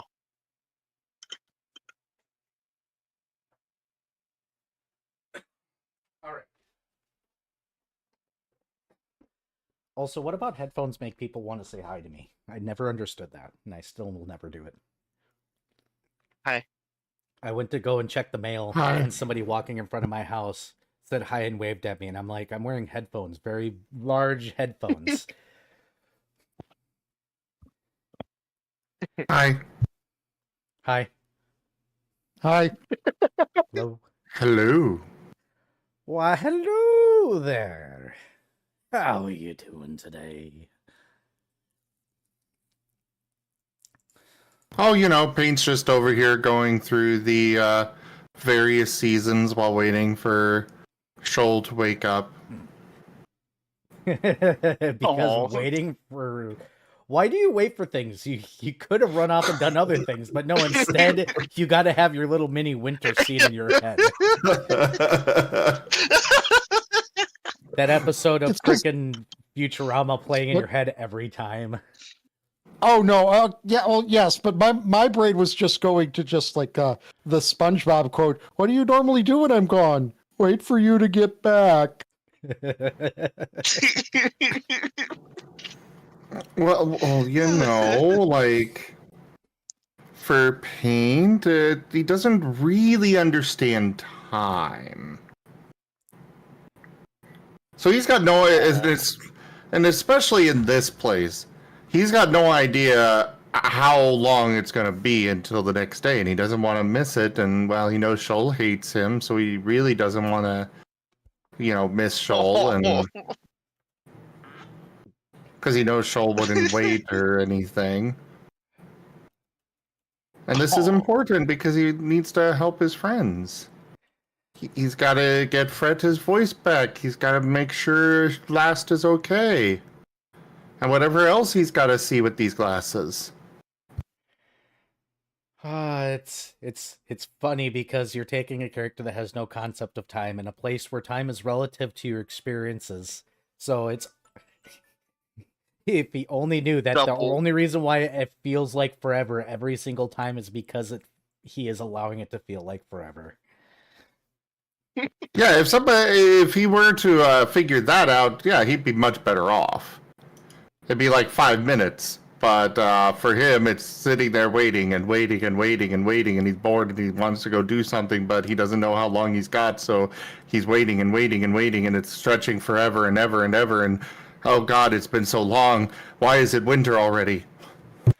There aren't actually God, seasons Twilight- here. Twilight is ADHD hell. Oh, it sure is. Also, I'm back. Welcome back. All right. No longer does this task feel like it's taking forever. It is actually taking forever. Yes. While feeling like it's taking forever. Therefore, it stretches on even longer. I'm gonna just reshare Luke Humphrey's House Between the Void and the Abyss. Yes, that is a thing. I will say on the flip side, while it is a problem for the tasks that feel like they're taking forever, if you get into that so wonderful hyperfixation. You know, normally it might take 3 weeks to get through this, but for you, Yeah, but it's it only doesn't like feel 5 like minutes. it's taking 3 weeks. It doesn't. It's like 5 minutes later. Yes, and I enjoy the thing that feels like it's taking until 5 minutes later. Oh. So it is both hell and a blessing. No, it's hell twice. The good parts are really short and the bad parts are really, really long. And if only you learned how to control that, but ADHD. I've got a question for the party that's about to go investigating. Artisans Enclave, the Verdant Market, or do you guys want to go to the Whimsical Wharves? Because yes, one of the kidnappings happened there. Fret votes Warbs. I thought we were going to examine the canisters. You were, but they're in 3 different locations in the city. I thought they were being kept in evidence lockers. They are in 3 different parts of the city because the crimes happened in 3 different parts. And the guard finally split up locations, remember? You're assigned to 17 and 18. Scree. I thought they were being kept at HQ. Nope, local evidence lockers because they didn't want to transport them too far. What are the options again? Not a bad Artisans idea. Quarter, the Wharves, or It's Artisans Enclave, the Verdant Markets, or the Wharves. Fret votes Warbs. We are most familiar with the wharves. True. And also, Lost needs to get in touch with Tooth so that he can get in touch with the sergeant whenever we go on a mission. As you look outside and there's just snow falling in one specific part of the city. Actually, what is your element today? Just out of curiosity. It's actually fire. Oh, okay. Oh, you're the little match doggo. Now the question is his element rapidly shifting as he proceeds through the days? That would be kind of funny. I say yes. Poor Rex. Hold on, is Rex online? Pull him in here for half a second to have him go, dude, bro, settle, bruh. Nah, I got it. I think I did it justice.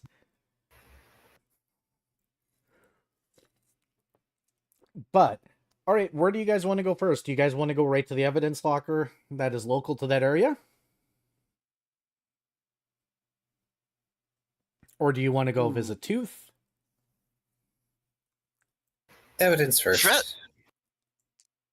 Fret scribbles out, hey, I kind of want to go visit Shoal for a little bit. Catch them up on stuff. That would be wise, especially if we can gather as many of us as possible. I'm starting to worry about Paint, though. I haven't seen him at all, despite our traipsing through the city.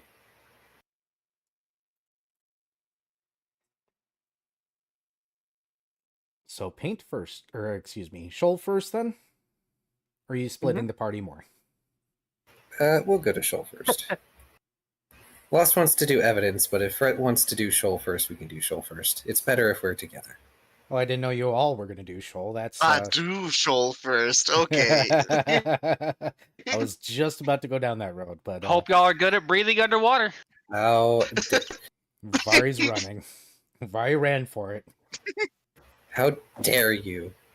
No, I can't be underwater. Sucks to suck. That sounds like a skill issue. I mean, Paint does have the ability to go underwater very easily. And he can breathe down there. So is this some sort of I weird, think most of us have party the ability bonding- to go underwater. Is this some sort of weird party bonding exercise? Look, I'm just saying, most of us have the ability to go underwater. Just like most of us have the ability to stop a bullet. Once. You say that, gestures to last loss. Okay, last loss could stop a bullet several times, probably. Tasty lead. So you guys make it to the wharves, and you go for Viv's house, or excuse me, Shoal's house, which you know is in the water. And by the edge, there's Paint. He looks like he's cycling. One moment he's covered in snow, and then he's starting to heat up, and it all melts into water. And then he looks like he's in the breeze for half a second, waiting. And he's there. just curled into a ball. Probably Rex in the center of that. Rex flickering, and he keeps on going, bruv, dude. Man. Fret will bonded mind. Hey, Shoal, you down there? You get a garbled, tired reply. It's not even like actual. You literally get like the mental equivalent of just gibberish. Sleep gibberish.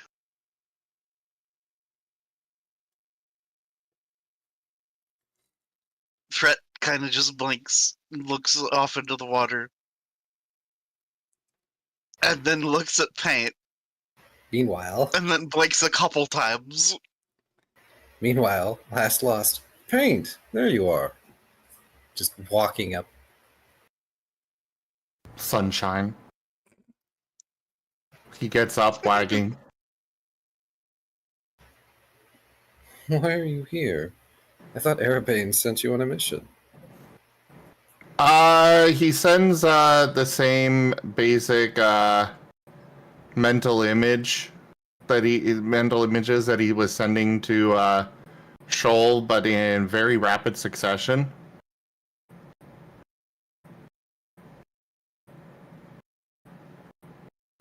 It takes a minute for him to start processing this.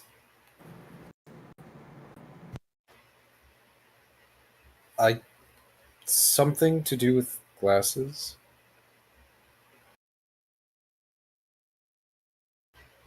Looks at Rex, hoping the familiar can maybe parse it better than he can.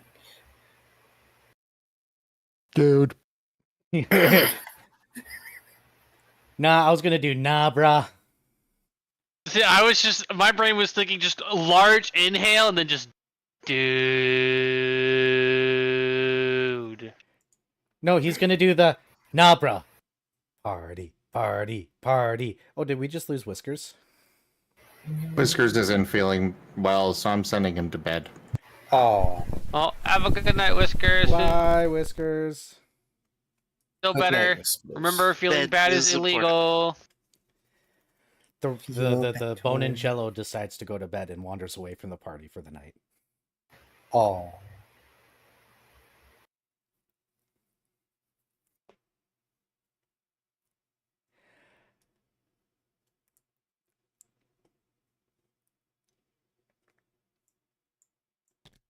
Fret looks very confused. Right. So it appears that Pain is here. Something to do with glasses of some description. Your Sneezes. eyesight isn't degrading in it, as he just sort of cups Paint's face in his hands and looks very closely and intently.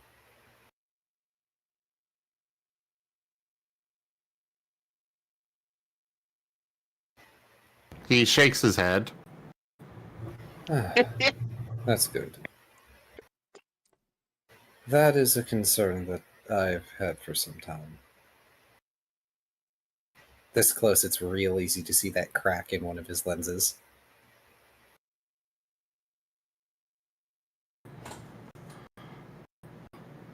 Paint looks confused, but then just starts slurping over last face.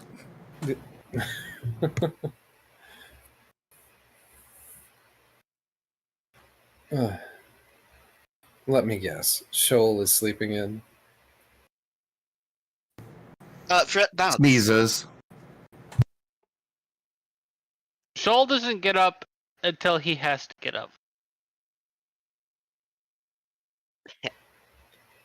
Lost stands So- up, looks over the edge Fret- into the water. Fret scribbles out. We should leave him be. Let's continue with what we were doing. You get a message of, you already fucking woke me up. Fret scratches out the what he had just written. If I get the chance, I'll make you a Krishark.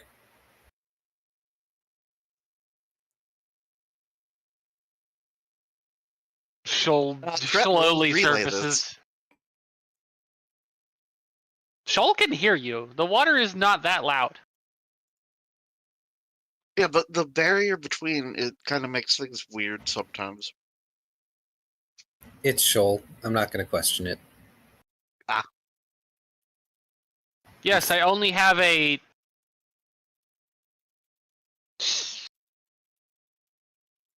14 in perception. Oh yeah, but okay, yeah, you double my perception. Okay, I am the minuet of this campaign.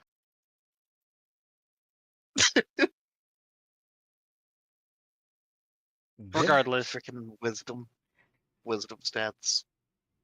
Shoal pulls I'm himself out of literally the water. multi-class. Go ahead. I literally have multi-classed into 2 wisdom classes. What do you want from me? How is Shoal the whiz character? Mm. There's a difference between having wisdom and using wisdom. This is fair. Shoal deliberately makes dumb decisions. I could be helpful, or I could be a little shit. Slams the little shit button. That just sounds like you're being a cat. Surprise. Man! Never saw that coming. Just to make it a note, Shoal is still visibly bloated like the day you guys left.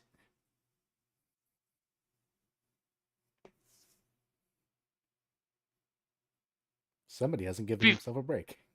To be fair, he is less bloated than that now. He has not been eating as much. He's still eating a lot, but not enough to maintain that size.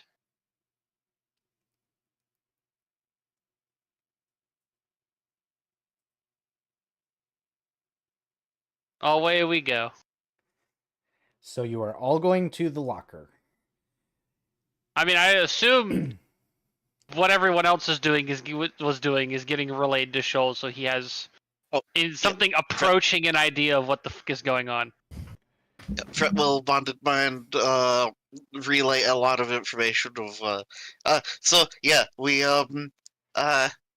going to Dr. Volts to get him to inspect some stuff for us, but then there's a break-in at the labs and so on and so forth, and yeah, it just big long spiel of what happened, and then finding paint here in the snow.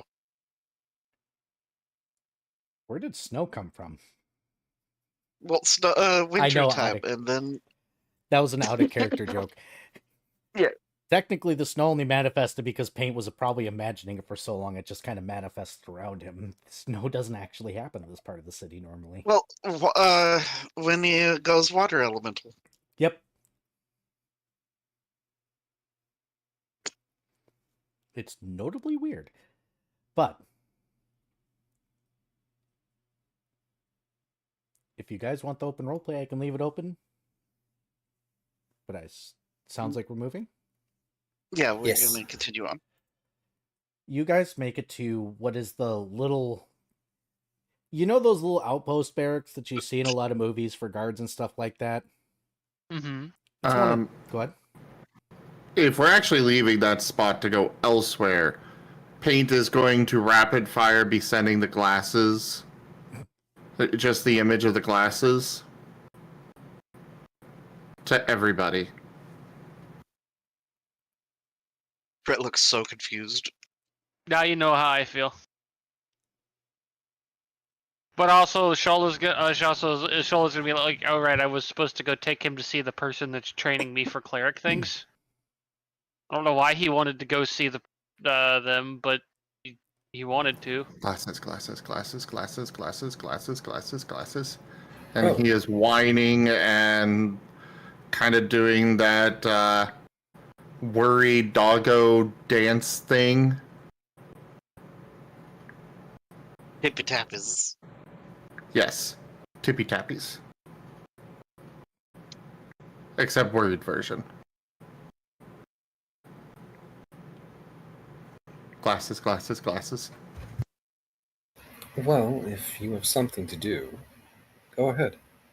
Just try not to be in the city alone, alright? It's not safe anymore. He sends he sends an image of Shoal, and then the glasses, and then Shoal, glasses, Shoal, glasses, Shoal, glasses. That's what I mean, Bing. No, ahead. he needs me to show him where to go. I assume. Sneezes. So the both of you can go and do your task. The three of us will do this. We can always reconvene at the bakery when it's convenient for us. Fair enough. Ooh, maybe I'll fill one of the sharks with jam this time.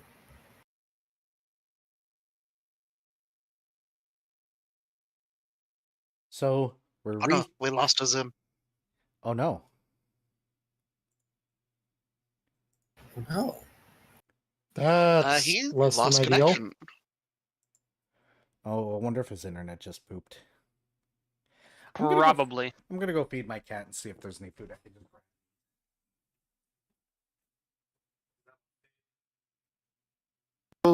Welcome back. It's going well, but yeah, Discord crashed for a moment. Okay. Era's briefly AFK and tend to cat. And Oh. maybe snack. No, I got wireless headset and I heard this come back, so I just fed the cat. Cat has been fed. Okay. Alright. Real quick, Era, are you sure about that? Whiskers doesn't mind fixing it. Go ahead and fix it. I was looking at some of my other art and in the sleeve tattoos on the right side, but then I look at my model and the sleeve tattoos on my left arm and I'm like, oh, people just were really inconsistent about it. I'm like, God damn it. Because it's always supposed to be been on the left arm. Okay. But sorry, I'm a little. Hi, Spooky. This is what happens. I let my focus get split 7 ways. Oh. It happens. So,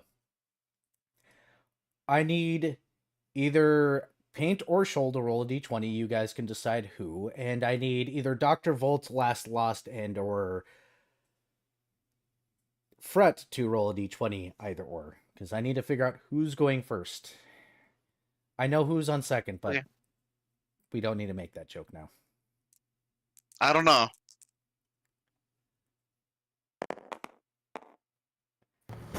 I guess I'll go and roll for us.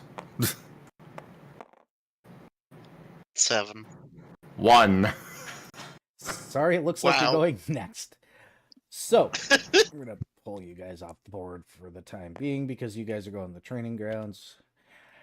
And apparently Shoal is walking or waddling very slowly because he's tired. Absolutely tired.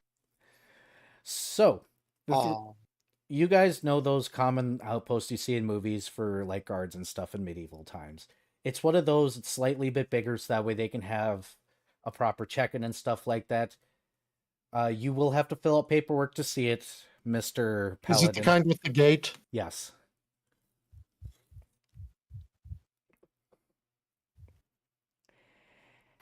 Basically, just like a small rectangular building that may have a second floor. Yep. And Last Lost has to do paperwork because he's bringing people in. So, hey, look, they're actually documenting stuff. Oh, hey, look, they're actually documenting stuff, and this paperwork isn't exactly refined yet. It's asking for way too many details. He's going to get a few sighs out of Lost, but he'll fill it out because he has to. And it'll get better eventually. It will become more efficient. Maybe. Or bureaucracy, you know. Efficiency. Ha ha. No, no, no. Eventually, if it doesn't get better, he's going to make a mock-up of a more efficient form. Because it's going to drive him crazy to fill out needless details over and over and over again. But bureaucracy is needless details always. But cutting down on time wasted is important.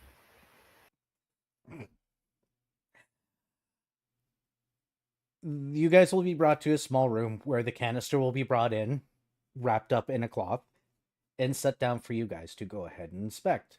They insist that you wear gloves when you do so, which will be provided. They're not plastic gloves, they're not rubber gloves. They're fake leather gloves.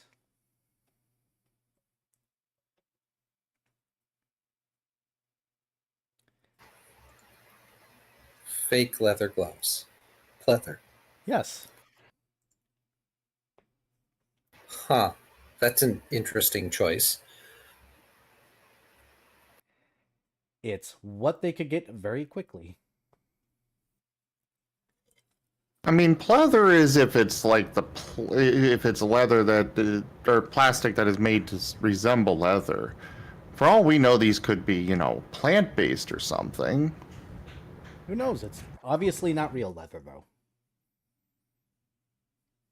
Real fake leather. Real fake leather. So, inspect away.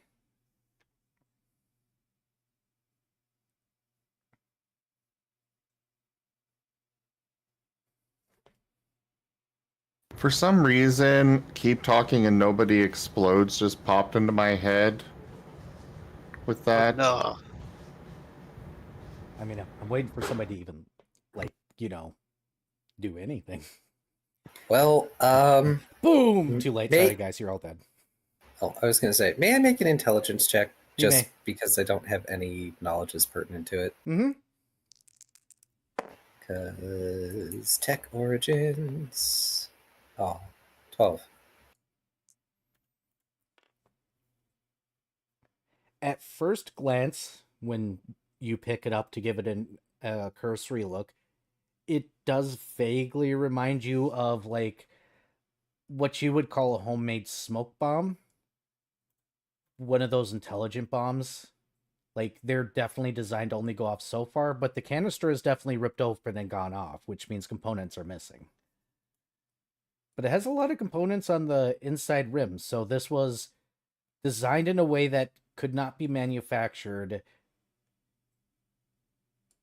This isn't somebody sat down and made. This is something that somebody sat down and had created with machines. So, knowledge engineering. Go for it. Okay. Uh-huh.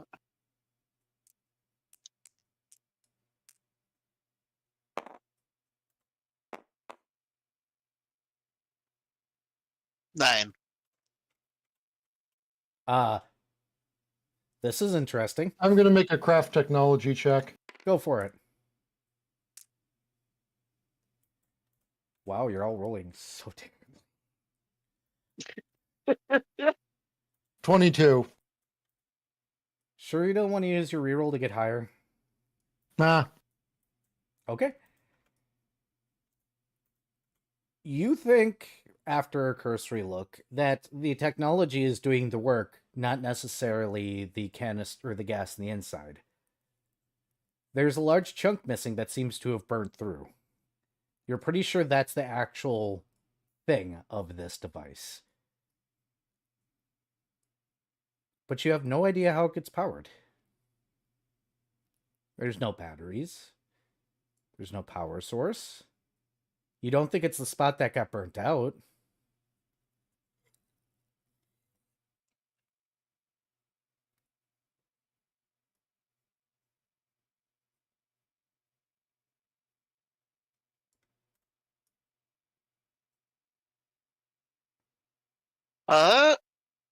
Okay, so hold on.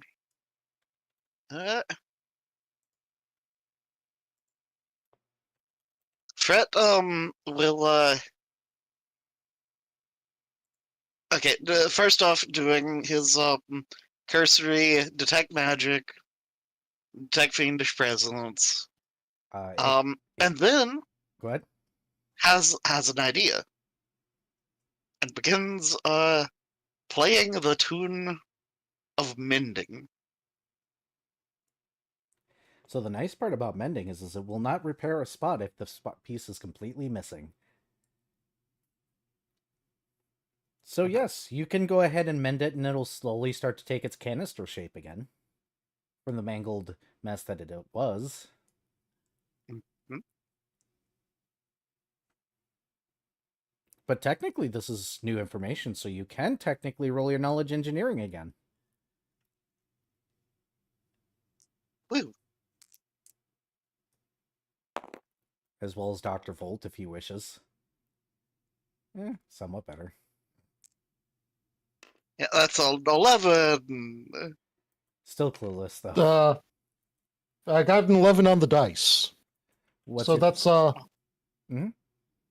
that's 29. Woo.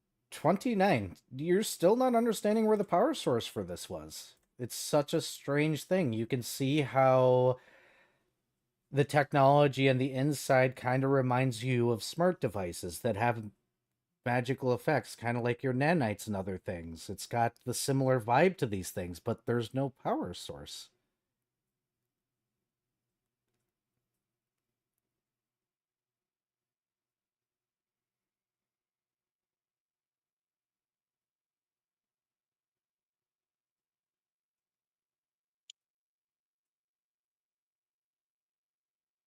I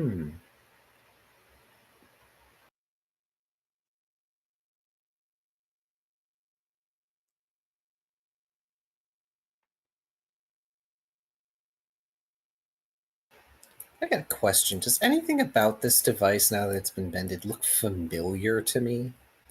How so? The VAST system. No. Okay. This looks more akin to what Dr. Volt practices than what your people practiced. It's definitely some sort of magi tech nonsense. The problem is that there's a giant hole where the activated portion is, and there's no sign of a power source. So it's hard to say if the burnt out part was the power source and it did something to the stuff that was in the inside, or vice versa. Mr. Dragon, thank you so much for that tip. Thank you for the support. That is the tip goal fully completed. Sorry for interrupting. Nope, good to know. Wow.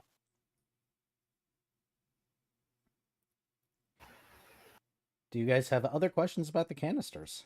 Or this canister? And it's just a circular burnt out hole? Not quite circular.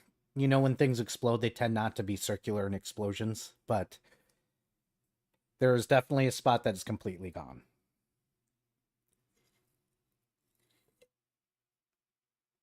Blast would like to scrutinize the hole. It is a hole. It is a holy hole. The holy hole that is kind of holy.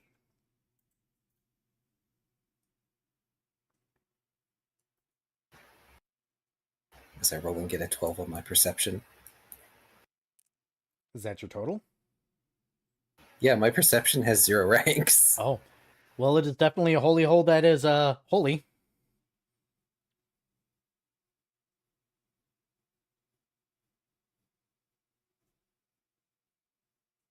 Lost eventually shrugs, hands it back to the other two. This looks more like something one of my friends would make.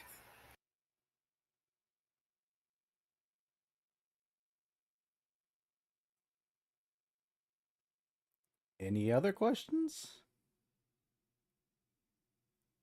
Brett seems very befuddled. What does it seem to be constructed out of? Simple steel, kind of like a, soda can. Is it the size of a soda can? No, it's a little bit bigger. It's more like the size of a Monster Energy drink. Huh. That's a little big for a smoke bomb. It is. Well, okay, so the military grade ones can, yeah, They can get quite big. some of them are, yeah. You know what? Last is going to call over one of the guards. Uh-huh. There was a component that burned through this canister. Were you able to retrieve it? The guard will go and have to grab the notes and then shake his head at you after he grabs the notes and say, no, that portion was never found. Possibly completely destroyed. Is the scene of the crime still cordoned off? Currently, yes. May we see it? That you might have to get authorization for through your captain. Do you have any notes regarding scorch marks, direction therein? He's going to go through it. We can tell where the canister landed. There's a stain on the floor. A stain. Yes, black in color. That's why we knew it was an explosion of some form. Smoke bombs don't traditionally explode in a way that leaves a scorch mark. Do they? We don't know. Not very many of us know. We got this information from one of the other guards that said that smoke bombs in his world did, so we went by what he said. Maybe a more primitive design. I suppose the easy way would be to make fire. That doesn't make sense here. Do you have any notes from the witness? Anything particular about this one? Nothing unusual from the others. It was a normal day. They didn't pay attention to the individuals that walked in during the situation. Just continued their business. Next thing they know, the man is screaming that was being kidnapped. Bomb went off. They talk about some sort of haze, smoke. They struggled to word it correctly. And then couldn't really find themselves acting. So about the same. They had difficulty taking action? Something about not knowing how to react, being afraid. They were able to draw Fear. their weapon, but they weren't able to do much more. No. This smells like a spellcraft roll. Sure. That I also have +0 in. Stares at the rest of you. Lol. Well, I wonder who here would be good at spellcraft. Jeez, I wonder. I got Yeah. a +5. I have a +6. but you are I'm not going here, so- to utilize my nanite surge, Sure thing. which hold on a second while I go and look that up again.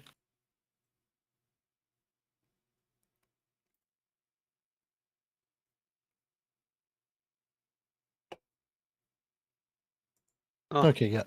So Here you go, Vari. that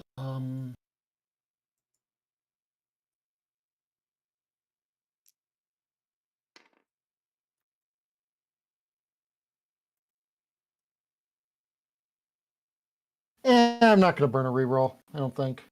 Even though I only rolled a 5. Ridiculously high number incoming. 32. That's what I thought. No, this is very much starting And- to sound like Magitech. This is starting to sound like a device that you would create. It sounds like it has multiple layers of effects, and for some odd reason, the whole idea that time suddenly existing inside of Twilight, or being forced to exist, would probably screw with the Dedisons, because they're not used to hard time existing here. It would probably be hard to reasonably react to a situation when real time settles in a place with no real time. It's probably extravagantly jarring and terrifying.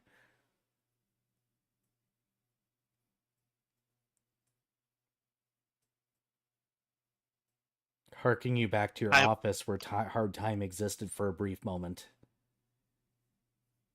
I'm so upset with you. Oh, you figured it out?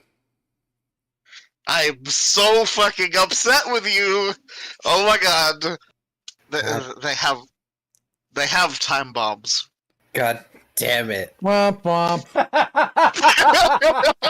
I figured it out after you. Gosh dang it. Yep.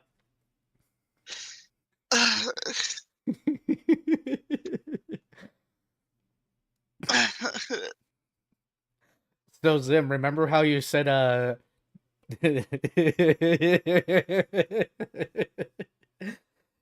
talk. Yep, it's a time bomb. Welcome to a long running joke I was waiting for.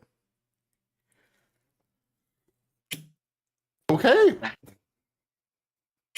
This small room was a reference intentionally. So it was keep talking and no one explodes. Yeah, but the reverse. Keep talking and maybe you'll figure out that nobody or everybody has exploded. Screams. As Mal is throwing a whole bunch of stuff at me now. So yes, you're looking at a time bomb.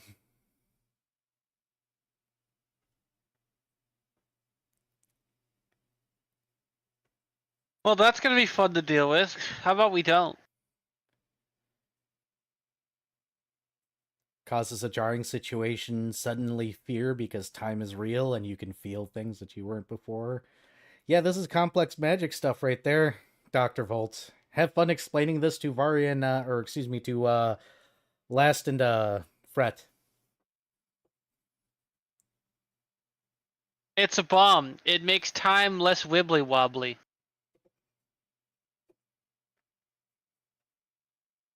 You know, honestly, that's probably about as close to an explanation as he's going to be able to give them. Fred Because will just temporal be mechanics are a bitch. But we'll just shrug and write out. Okay.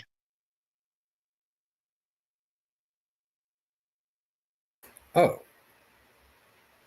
One of the things Dr. Volt will say in order to impress upon people is as such. Look, I would like you to take a look at the source who is saying this. This is advanced.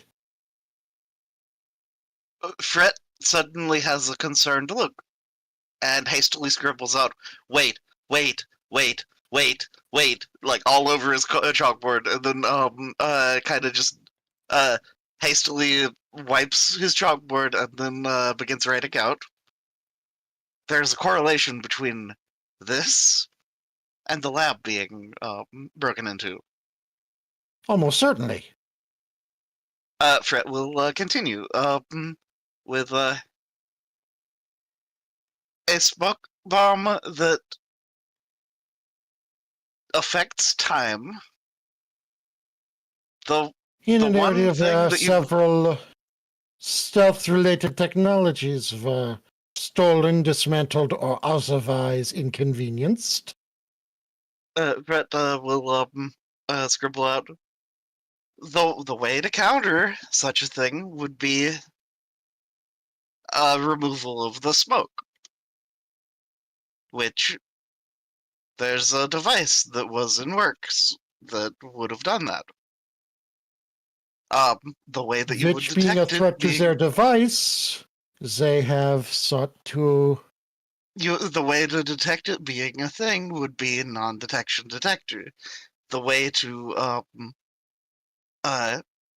deploy it reliably requires invisibility. So all three of you can make an intelligence check now. Well, one thing Dr. Volt has come to without making a roll for an intelligence check is odd man out being the memory device. Not so. As I get a 3 on my intelligence check. But he just sort of 21. keys off of that. Isn't it really odd that your company made all three devices? Or this company was making all three devices and they were all stolen on the same day? Like, all 5 devices. Well, technically 4 out of the 5. Isn't it weird that they're all in progress at the same time? And then taken at the same time?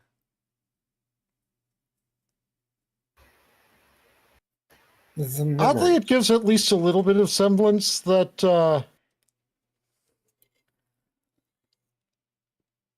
at the very least they're not working with the people who did this ransacking, because why would they have been creating them in the first place? Are you sure about that?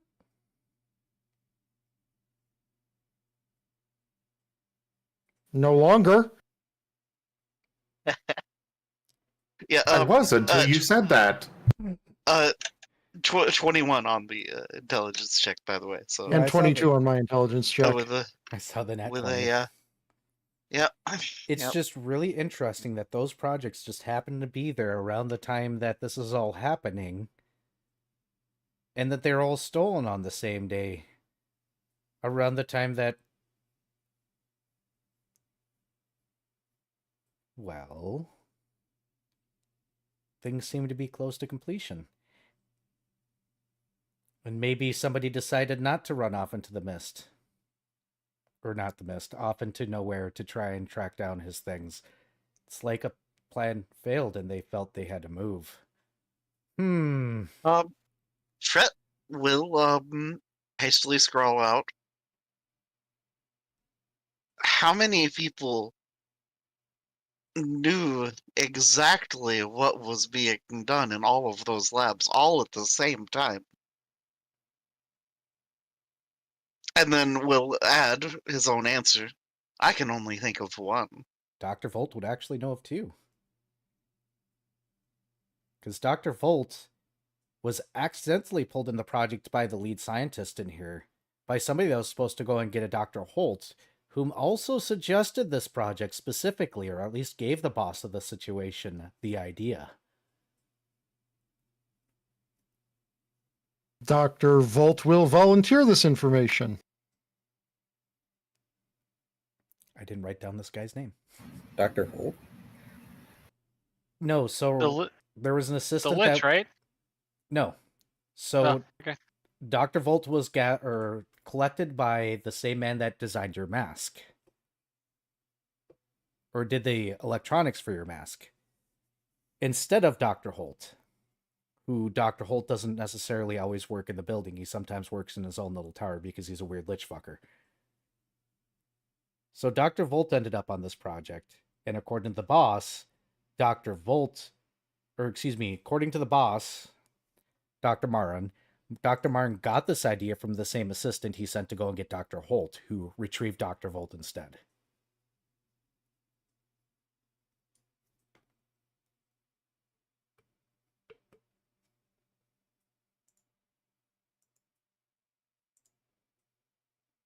Brett will scroll out.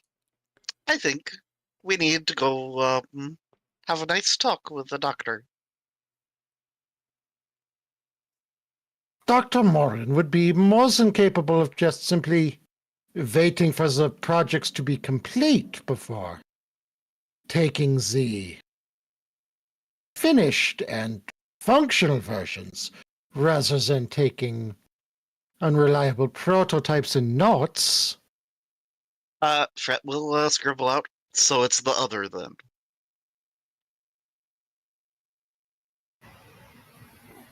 It's likely the other.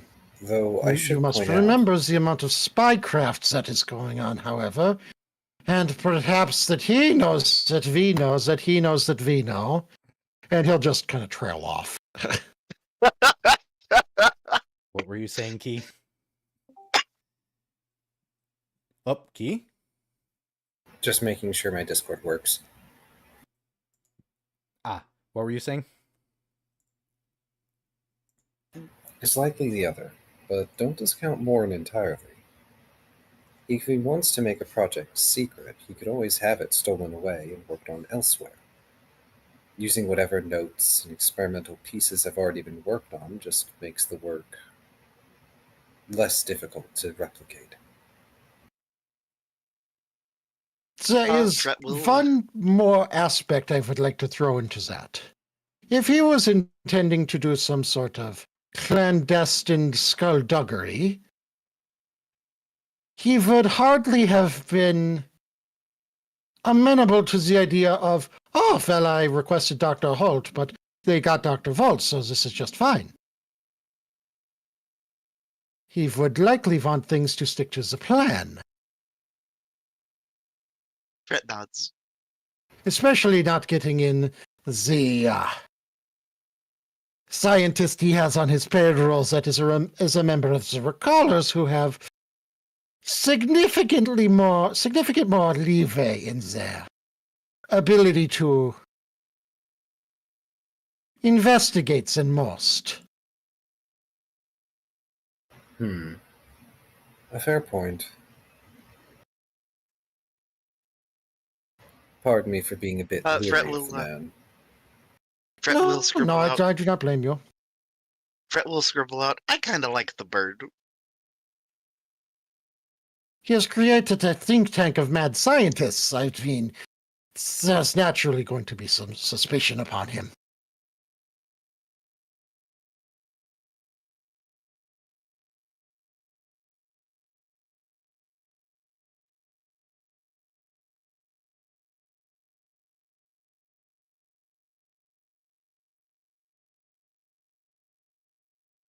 To which I And was Fret will, silence. Fret will, scroll out. Anyways, shall we go slap around a Dr. Dude?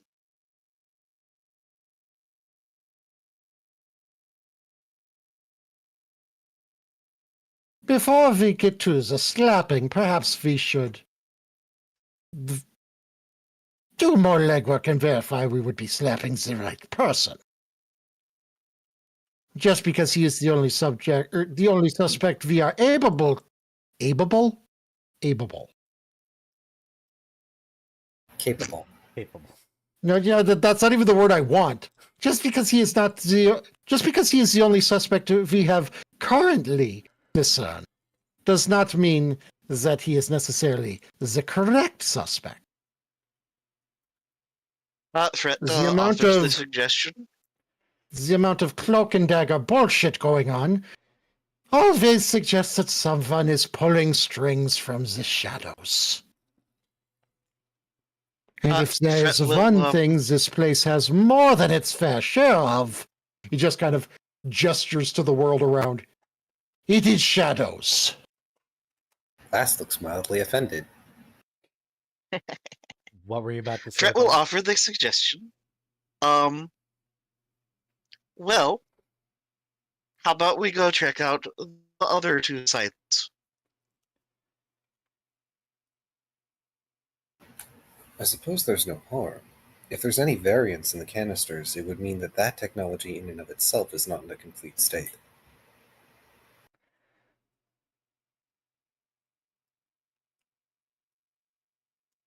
So, GM Fret question. nods. GM question: are you guys going to go for the new canisters, or are you going to go to the labs?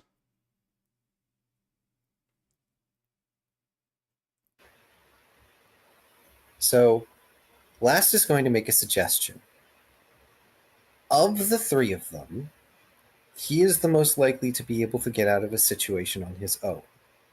And he also has the guard credentials to get into the office on his own. He also knows the way up to Dr. Morin, and Dr. Morin has a vested interest in his weird physiology.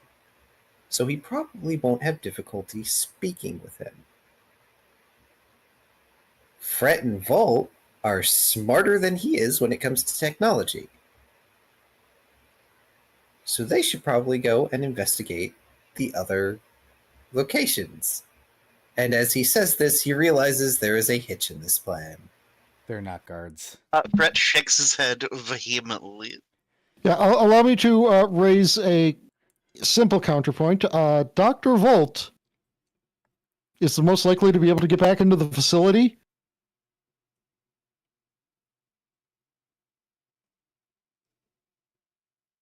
Yeah, just Considering he works there? I forgot my left-handed cadoodle valve.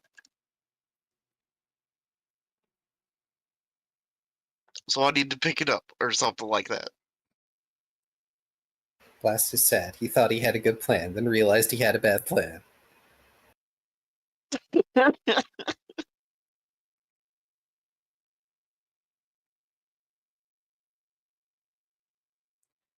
One way or the other. Well, you guys just. How about I give you guys a moment to decide, and I switch over to Shoal and Paint.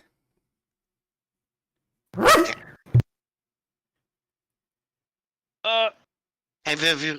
Oh, Okay, he's there. There is a Viv. Okay. There is a Shoal. There is. So I exist at some point, possibly. So, Shoal, you bring Paint out to the training grounds that you've been meeting this gentleman. Correct. I can finally actually do this as well. Do I still have it up? I do. Look, I actually... Raijin was nice enough to do a thing. Arjun was nice enough to do a do-up. Do-up, dap, do-up. We'll just make it big. There we go. There's your gentleman. He gives no shits. Nerd. Ha! He is waiting Looks like he has been. Yup. Shoal is here. As well as Paint. Yep. And Shoal is gonna motion with one paw at the guy, the drow, possibly drow. Paint is sniffing. Does he smell, Era on the glasses? Not the glasses he's Or- wearing. You do vaguely smell Arabane, but he wears a lot of perfume. A lot of cologne. Well, Paint is sending along to both Shoal and this individual the image of the glasses. And Doggo Arabane. The guy pauses for a moment and goes, "Do you mean my glasses or Arabane's glasses?" He sends along the Doggo Arabane again. I'm assuming that's Arabane. He looks at Shoal. He sneezes. Don't ask me. I can barely understand anything that this dog puts out. He'll reach into one of his pockets and pull out a pair of glasses that are fit for somebody with a muzzle and be like, "These things? Sneeze, sneeze, sneeze. What do you want with them?" He sends the image of them being on his, himself with the glasses on his snout. Well, they'll probably work better on you than me. The damn things don't work on humanoids. I don't have a snout. Isn't that fantastic? They're supposed to be magical. You'd think they'd work, but are you sure you want to put these things on? They're a little bit of a trip.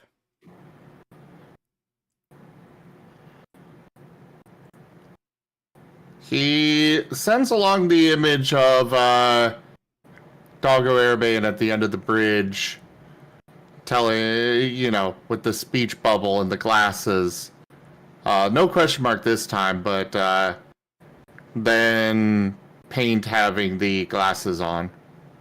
He just kind of shakes his head and he goes, "All right, slight warning, you might get a headache." And then he'll crouch down and go to put them on your face. Of course, big magical things meant for creatures with muzzles, they do adjust to you.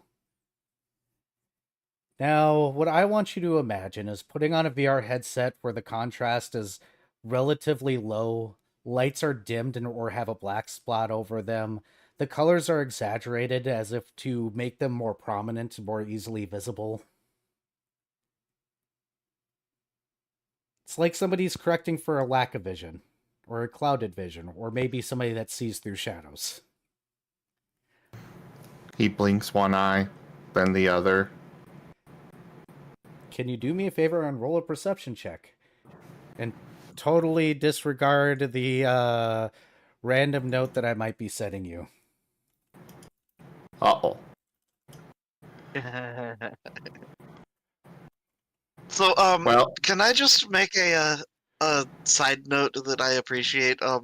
I so appreciate that literally everyone just absolutely immediately understands that a sneeze is yes. I mean, it's got to be something.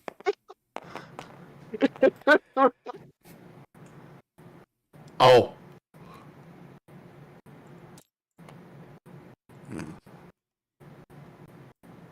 Oh, okay. 29. He'll probably be looking at this guy first and then over at Shoal. Hey, there's this really weird thing that's in these glasses as well that you can see that I think I described in a previous campaign to Taya at one point in time. Yourself and Shoal have these strange threads coming from them, going Yeah, that was definitely to me. straight on towards different directions from your center. You notice one in particular, depending on how close you consider your bond to be with Last and Lost, seems a little bit thicker, but it is rerouted specifically through the magic item you wear around your neck. You see one that even connects you and Shoal. You're pretty sure you can even tell which one goes between Shoal and Brett, because it is rather thick. They come in varieties of... You're guessing these are colors?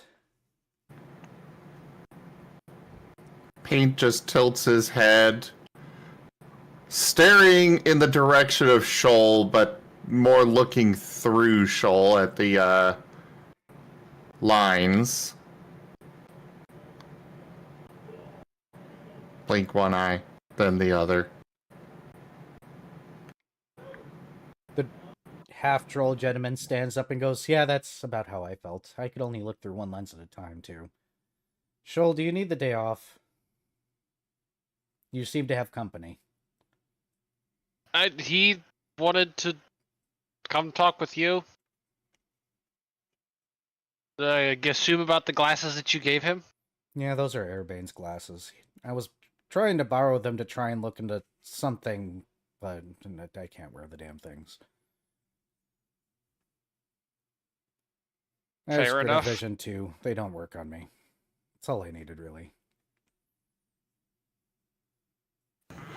Paint still just staring past Shoal, or through Shoal. She'll go like wave a paw in front of Paint's face. He shakes his head. Arf!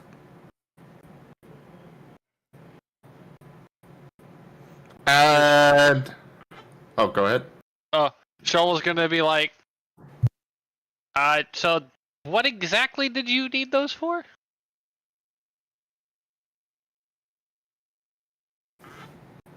Paid pauses and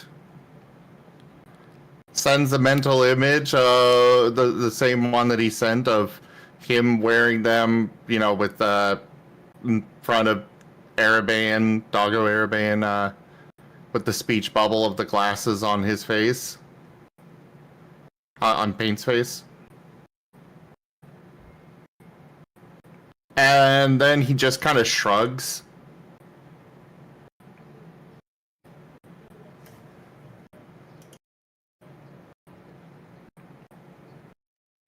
Fair enough. Shoal's gonna pause and go, "Do you think that they need me for the whole thing that's going down?"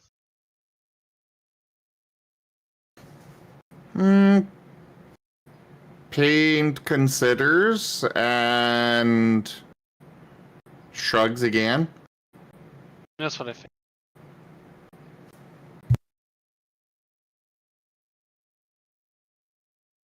Because Shoal's skill set is diverse, but also not.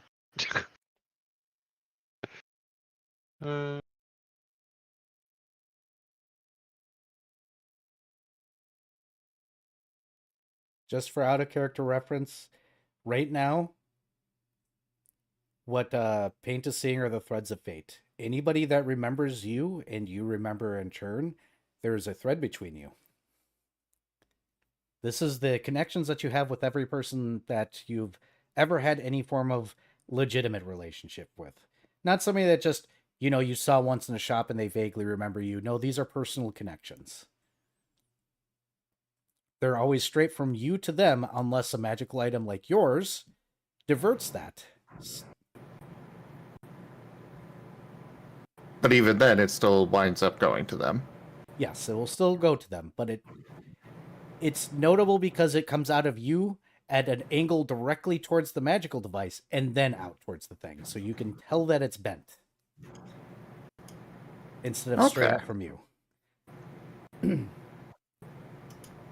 Aww. Shoal has a personal connection with Paint. Yeah, it's almost like we're party members. Yeah, I would just like to point out, just wanting to punch someone in the face really, really hard is a personal connection. It is. To be fair, at this particular moment, Shoal is not wishing harm upon Paint. He just wants to inconvenience Paint if he can get away with it. I'm not saying Shoal wants that. I'm just saying a strong personal connection to someone does not necessarily mean a good personal connection to someone. Exactly. But I don't know. Shoal, there is a bunch of weirdness going on in town, and you could probably go a day without basically being, tortured with not being able to eat food, and then tortured with eating too much food. This would be an excuse to get out of training. Yes, but also Shoal isn't dumb enough to stop training if it's not safe. So Shoal is going to ask if that's even remotely safe for him to not do it today. Perfectly fine. A day off won't kill you. And a day off for me will also not kill me. But will it kill somebody else? He looks you over and goes, not unless you intend to. Good enough for me. I mean, if we stop for like 4 or 5 days and you ate nothing, then it might be a problem. But you're probably going to be very intentional about it right now. Probably. Paint tilts his head. Well, then I'm going to go see if my Chucklefuck teammates need me for anything, and if I turn out to be completely useless towards what they're doing, I'm just going to come back to doing this. Oh, shit, that means I have to stay here. All right. Well, no, I'll just be back tomorrow. Oh, okay. I'm not going to make you wait here for, upwards of half the day. Good, considering I don't know what a day is here. An indeterminate passage of time, but it's long enough to be annoying. Yes. I'm going to go busy myself with other things other than Arabane's bullshit. Bye.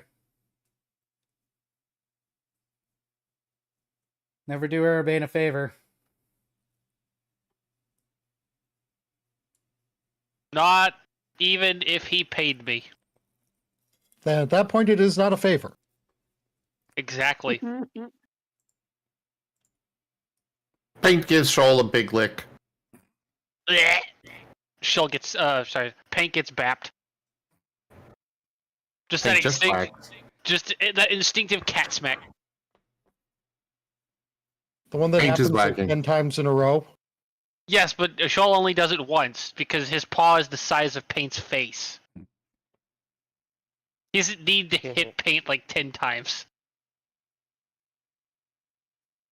Paint looks so happy right now. Oh, it's the thing where there's the doggo that is like trying to be the best friend of the cat, and the cat baps the doggo, and the doggo is just so happy. Exactly. Even though yeah. Physical touch? This must be something of endearment. To be Shoal fair, urge to push Paint in the water is rising. I mean, to be fair, in the language of cats, back the fuck up, you're in my personal space, is kind of cat-ease for you are allowed to be around me, but not this close. Well, Which is kind of We- a term of endearment in cat. we have established that Paint has not stepped over the line that Shoal put down when Paint joined the group. As long as Paint doesn't overstep that line, Paint gets to live. In Shoal's presence, at least. Oh. We just need a moment where Shoal has to save Paint. Shoal will Aw. refuse on principle. You say Oh. this, but we all know that the Shoal- cat may have already decided that the dog is theirs. No. Oh, No, the doggo is lost. Correct. It's Yeah, up to Lost to different save cat. the dog. a different cat already cleaned Paint. Yeah. If anyone's gonna Shoal will just push Last over to take the hit for Paint. Same difference. okay. Cat behavior 100%. Got it. So, are you guys gonna... Shoal's gonna be like, I'm not saving him, you're saving him, pushes in way. This is your dog. Go. I have a higher Okay. initiative, I can make that work. So, Okay, guys. Yeah. So, Last can Paint? Paint. what's the Well, vote? Uh, Go ahead. Before you guys So- continue, let me finish with those two. Yeah, sorry. So now we gotta go find the Chuckle Fucks. As I was trying to And- say, yeah. for the Paint 6th time, just... Go ahead. Paint can follow the lines. Yeah. That's what I was going to say, too. Paint's just going to take off running through the city following the line from him to Last. Are you going to even wait for Shoal remotely? Shoal is faster, it doesn't matter. Never mind. Paint has what, 30 feet of move speed? No, he's got 40. Okay, so we're the same speed. They're going to barrel through the city. Now you guys need to make your choice. Make your choice. I vote we go to the lab. Last also votes for the lab. Lab it is then. Does it really take that much convincing for Volt to want to go to the lab? No. Not at all.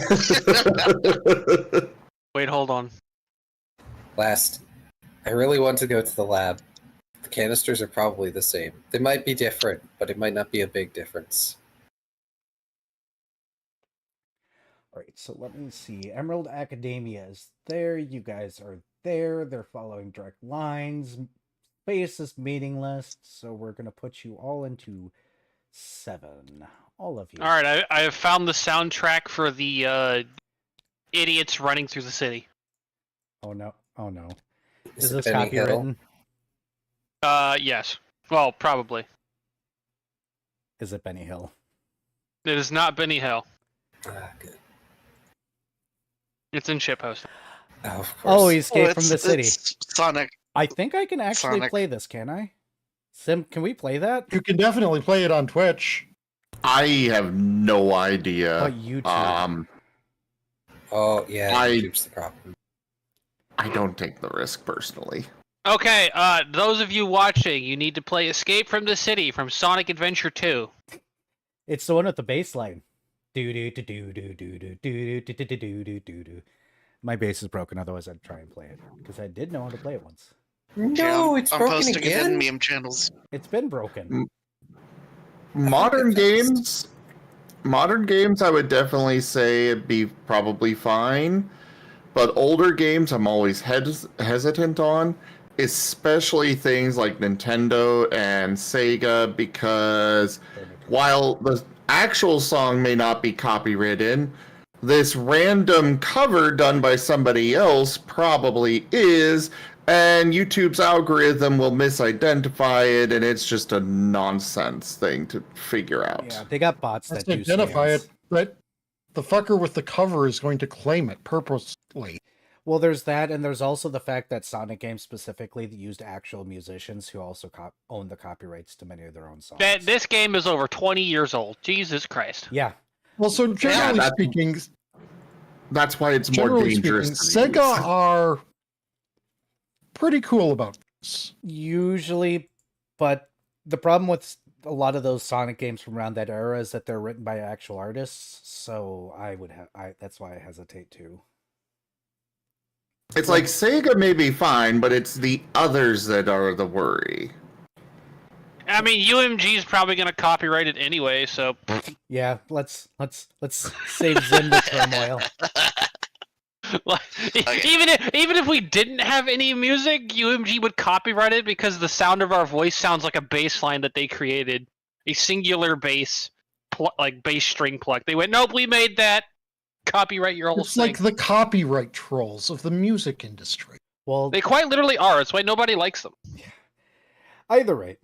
So what happens is y'all Today I are- have patented the word "the."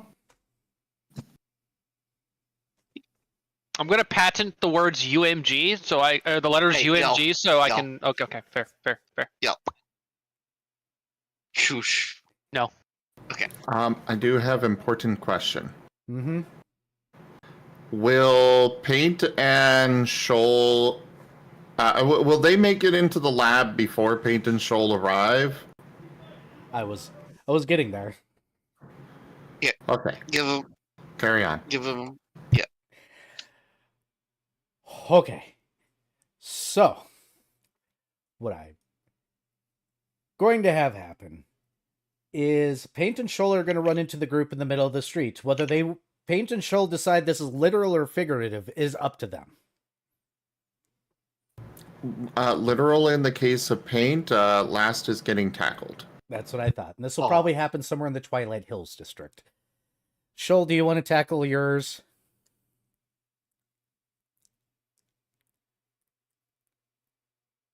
Who to what? Do you want to tackle yours when you run into them in the street? Because Paint's apparently going to Do- tackle Last Lost. Do you want to tackle Fret? That's not even a question worth asking. I have to ask because you could say no. So there is no figurative when I say run into, Correct. leaving only one individual in the party standing, which would be Dr. Shoal Hope. is a bowling ball, and Fred is the pins. Which is weird because one of us is dressed like a bowling ball. Oh no. That's the heavily armored one. Oh, don't worry. The heavily armored one's going down now. Yep, There is a getting crash. many licks. Many Lux? I could use many Lux. My rolls have been mediocre today. Clock. Lick, lick, lick, lick, lick, lick. So in the middle of the street, the two feral party members are going to bowl into two of the three bipedal members and bowl them over onto their backs in open public. Thump. Panicked flailing commences. You get a paw smooshed into your face for a half second, and then you get let up. But Fret just kind of remains laying on the ground. Shoal is smugging. For the purposes of the strings, You can see that definitely, by the way, Paint, that yes, the line that goes between Shoal and Fret is thick and noticeable. Man, it's almost like our fucking brains are connected. Oh my goodness, who would have noticed? You also notice that the lines that go between you guys are perfectly straight, as you can see some of them going off in the distance.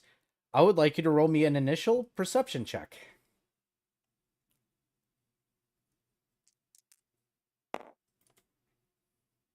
Okay.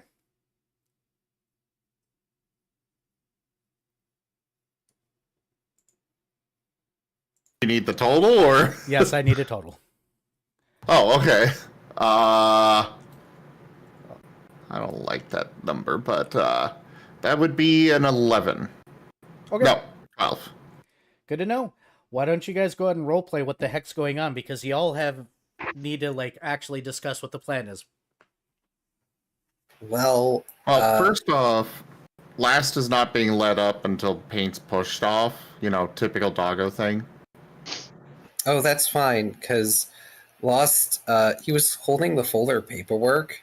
What do you think happened to that when he got bowled over? No! Just a shower of papers flying into the air, slowly fluttering down on the street. He groans. Oh, that's going to suck to clean up. It's nice to see you too, Paint. He's going to pet over his dear sweet doggo, and then gently but firmly push the dog off of his chest so he can sit up and start collecting the papers.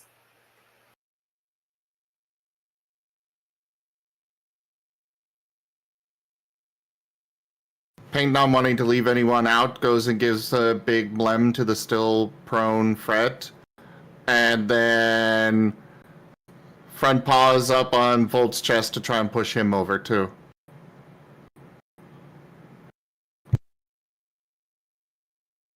Do I need to make some sort of Fret, opposed strength check? That's more up to you. But either way, you're getting blemmed. I will just be mlemmed. Fret flails upon being licked, and then gets up and makes an exasperated huff.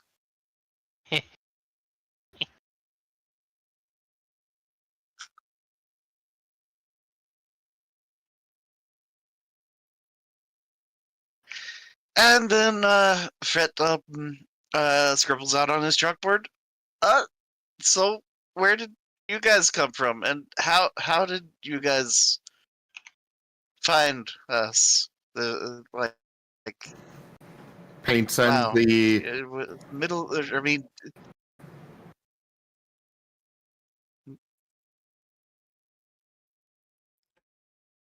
sorry. I'm not normally this interruptive. Now, this is just this party in a nutshell. We tend to be like this sometimes. oh, Well, even still with this party, I'm not normally so interruptive, but I don't know. Paint's happy, I'm happy. I don't know. It's It's cute. positive energy is way too strong tonight for some reason. It's all the caffeine we've had. Well, okay, so I did have what was kind of halfway coffee, so I guess. But yes, continue. Yeah, Fred's like, we're in the middle of the street. I'm surprised y'all found us. Paint is sending along the image of the glasses that are now affixed to his face. And he also sends a rough idea of the lines connecting everybody. So all the Doggo people and Shoal, all connected together by these lines. Okay, hello. Fret will begin brushing himself off, thinking it's implying something about spiderwebs. Technically, last loss can roll a knowledge religion.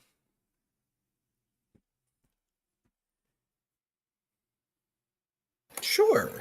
I actually have a rank in that. Good night, Mala. Good night, Mama. Be a good moth. Or else.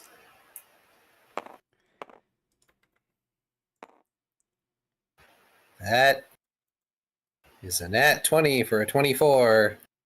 You know, since when has the doggo wore glasses? Those are Arabane's glasses. Those are Arabane's glasses. Once he's collected his papers to satisfaction, he can organize them later. Just like he needs them collected and got them into the folder again. He noticed his glasses. And if he were wearing his mask right now, the brow would furrow. Why are you wearing Arabane's spectacles?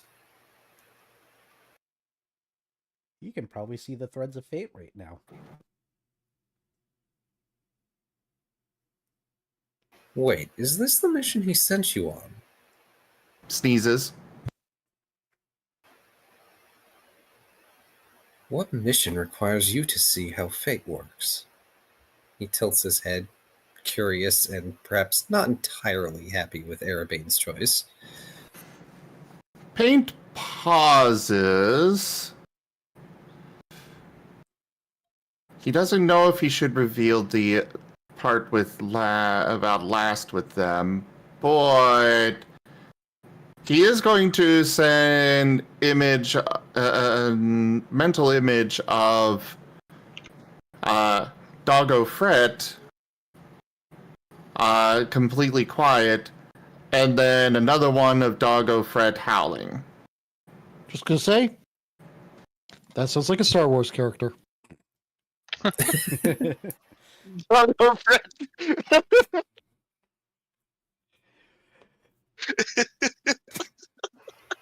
What? Bounty Hunter Doggo Fret. I can dig it. Oh gosh. I'm not running a Star Wars game. No, thank you. Oh.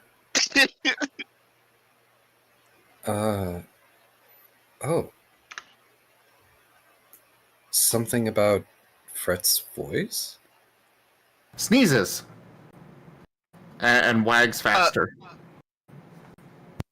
Fret has a sudden, very concerned look and hastily scribbles out, "Wait, so she's here?"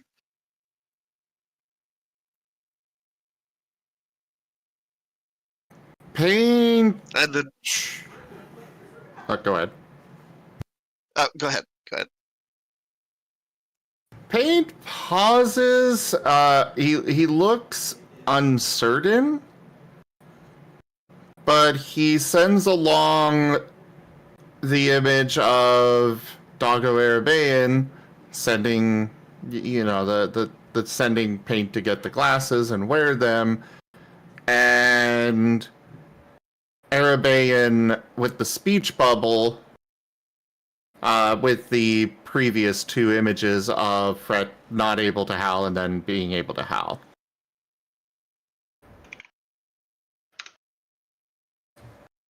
Fret kind of just has a really worried look and kind of just begins kind of nervously looking around.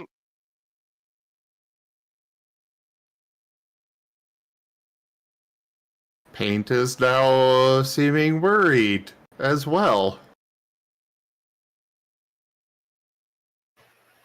Whatever Tail this between mission- legs, ears splayed. Whatever this mission is, let's leave Paint to it for now. We have much to do already. And I would not ask you to delve into those things.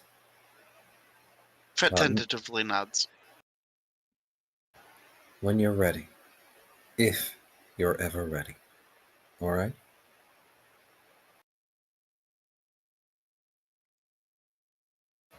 Fret nods. Les smiles and He gives Fret a gentle pat on the shoulder. He's trying to do the nice leader thing.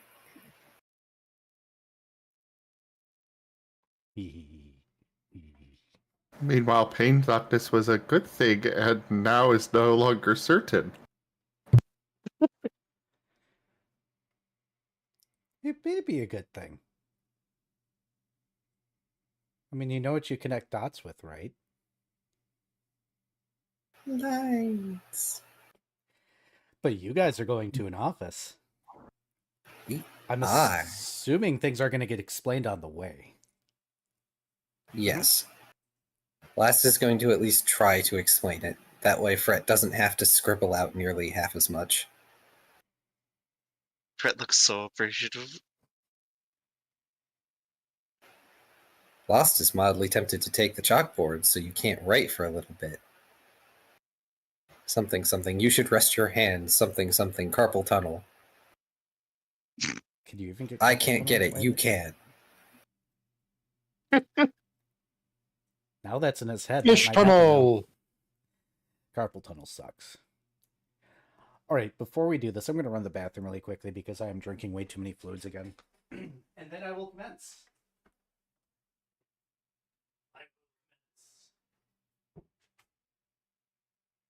I am surprised I haven't gotten carpal tunnel. Though I do have ulnar tunnel syndrome. Oh, But that one, thankfully, is very easy to manage, and I just basically have to, I cannot rest my elbows, like, on my arm rests and such.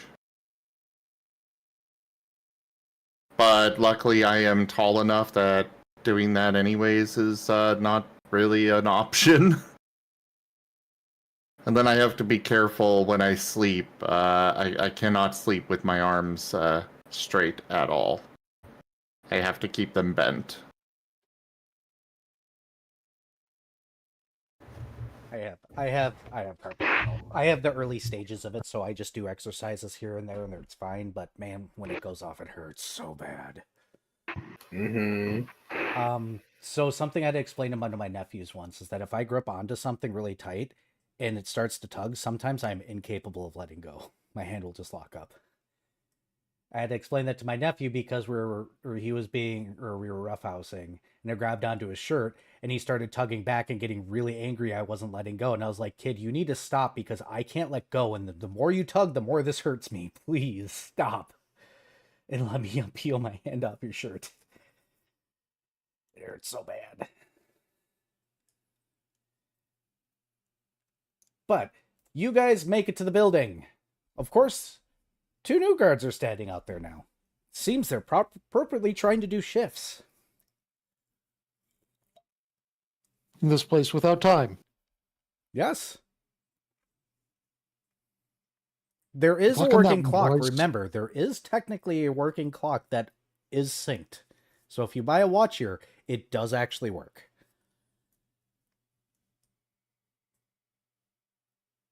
Time is subjective. Yes. It's just what's an hour to you and what's an hour to the person next to you are 2 different things, unfortunately. And what's a night to, Shoal is many years to paint. Pretty much. But if you use a watch and everybody wears a watch and they all look at it, it'll say the exact same time no matter what.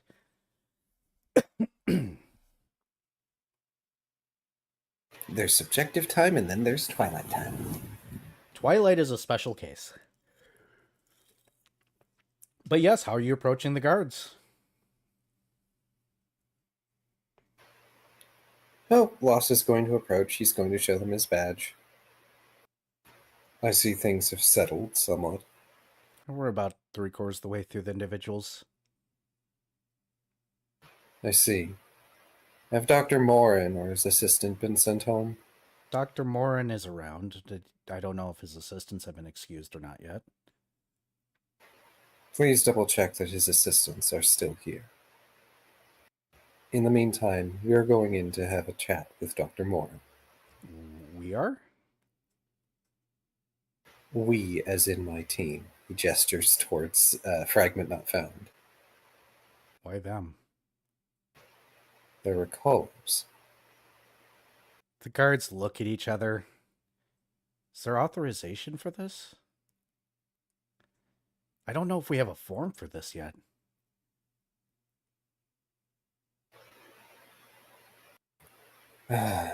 He's going to do that thing where he rolls his eyes. What constitutes his eyes? Yes. You know, just rotating them a full 360 degrees. Look, if you screw around in there and whatever your team does is your fault, we're not getting yelled at. That's the point of me being team leader. Besides, the sergeant already wants my hide for being gone for a week, so call it making up for lost time. One of them goes, "How were you gone?" And then the other one cuts him off and says, "Sign here," and holds out a clipboard. Sign Thanks. in, names. We'll fill in the times. Thank you. And he's going to sign, take clipboard, make sure everybody else signs. And you're let in the building due to poor procedure that's not established yet. Congratulations. How does it feel? Paint just puts a paw print on there, probably covering several others. Oh, they're in trouble now. Uh-huh. It feels convenient. And also, he's pretty sure this is going to get hashed out very soon after this, and some small part of him is proud for forcing it to happen. As you walk in, you can see the one quarter of the building that is still there. You don't see Dr. Morin specifically, but you assume that he's probably somewhere in the building.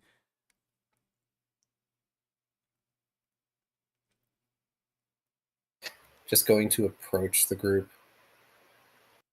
Have any of you seen Dr. Morin? The guard with the clipboard will point towards one of the back offices. He's in the security room. Who are you? Thank you. I'm last lost. Uh-huh, and? Oh, I see. We're doing the full formal title thing now. Just show your badge, dude. We're supposed to be looking at badges. He literally did not take his badge out of his hand, just holds it up, looking kind of annoyed. Sorry, Paint pulls his bobby cap out of his bag and puts it on. Oh, you managed to bring your animal companion with. How adorable. Ruffle, ruffle, ruffle. Oh, wait, I'm not supposed to be doing that right now. Stands back up.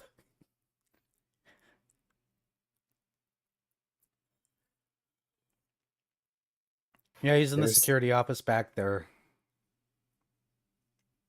Blast has to stifle the urge to correct this person. Thank you. Stiffly walks to the security office.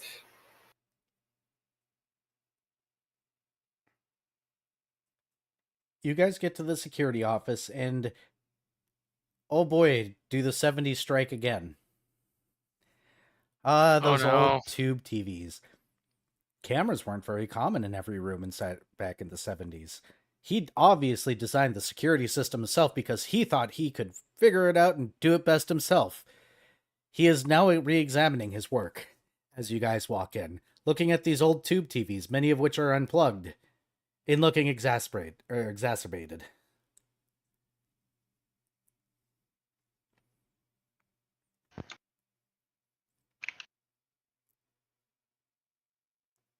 He doesn't even look up when you guys walk in.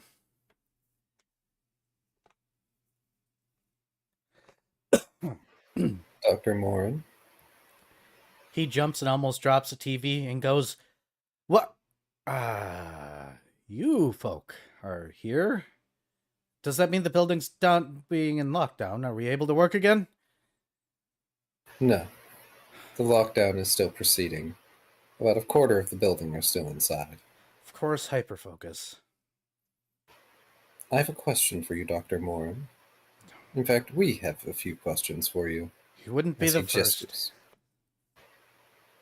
Your assistants, are they still here? Oh, I technically don't have direct assistants, but I don't know. I've been in this room for a while. Why? The projects that were pillaged. Who was it that suggested each of them? Well, let's see. There was yours, which was the same guy that made or helped me make Last Lost Mask. I got the smoke idea from him when he was talking about accidentally releasing vapors in his office and how convenient it would be to be able to deal with that rather quickly in an emergency situation. The invisibility thing I think I also got from him because he complained about the expense of superior invisibility and how it'd be really nice to pass or see light waves from other angles. The nuclear stuff that we've been working on for a while, but that wasn't him. And then you see him set down the monitor and then lean on it. Fret will scribble out. Notice anything odd about what you just said? And he's tapping his feathers like one would tap his fingers. It's kind of interesting to see feathers tap in that direction. They're almost finger-like. It's weird. It's like looking at a video game. And he goes, you know, I'm going to see if he's still around, but if you guys want to go to his office, it's on the 3rd floor, 309.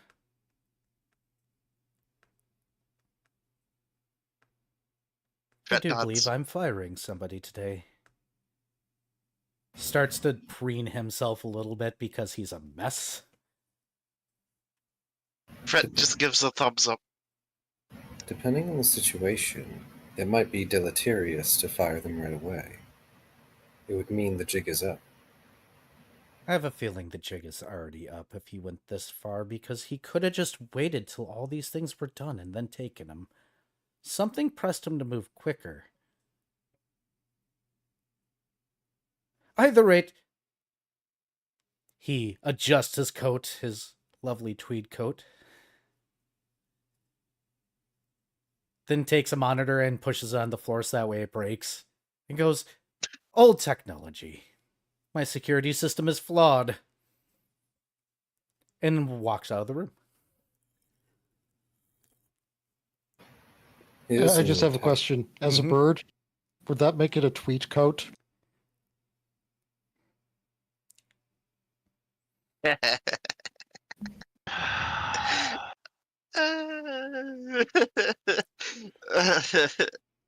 No, because he's not on Twitter yet. You mean X? Never call it X in my presence again. Like, just hearing that pun just made me infinitely more tired. Like, I'm just... I legitimately lost energy hearing that. Oh, So, do you guys want to go up to his office? Or do you want some witty banter amongst each other? I think that we are booking it up to the office, or at least Fret is. It is time for office investigation.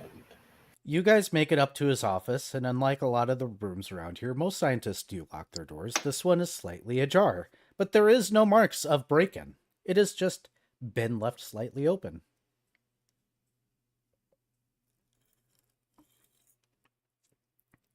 Well, in we go.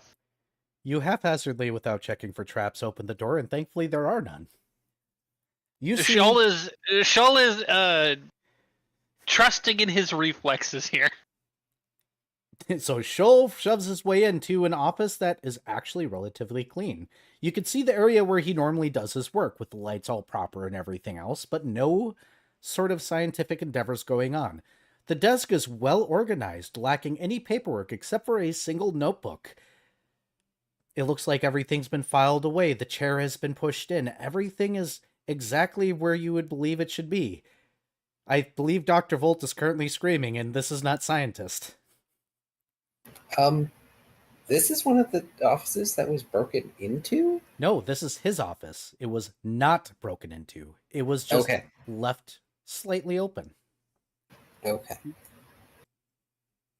Fret is going to walk up to the notebook Mm-hmm. and is going to not looking at the notebook, will begin casting a spell. What spell? Rune Trace. No runes. And feeling in for the page through the pages. Yeah, surprisingly, no runes. Oh. Well, after determining that there are no runes, he will flip open the journal. On page 1, it says, just in case you forget, you are writing this particular journal to track every single hour of every single day because you seem to be having some sort of blackouts. I don't know why I am saying you to me. We are the same person. But I don't remember everything, and you probably already know this, or maybe you don't. I don't know. It just feels like there are blank spots in my mind. So every hour, track them. Track every hour. Track every hour.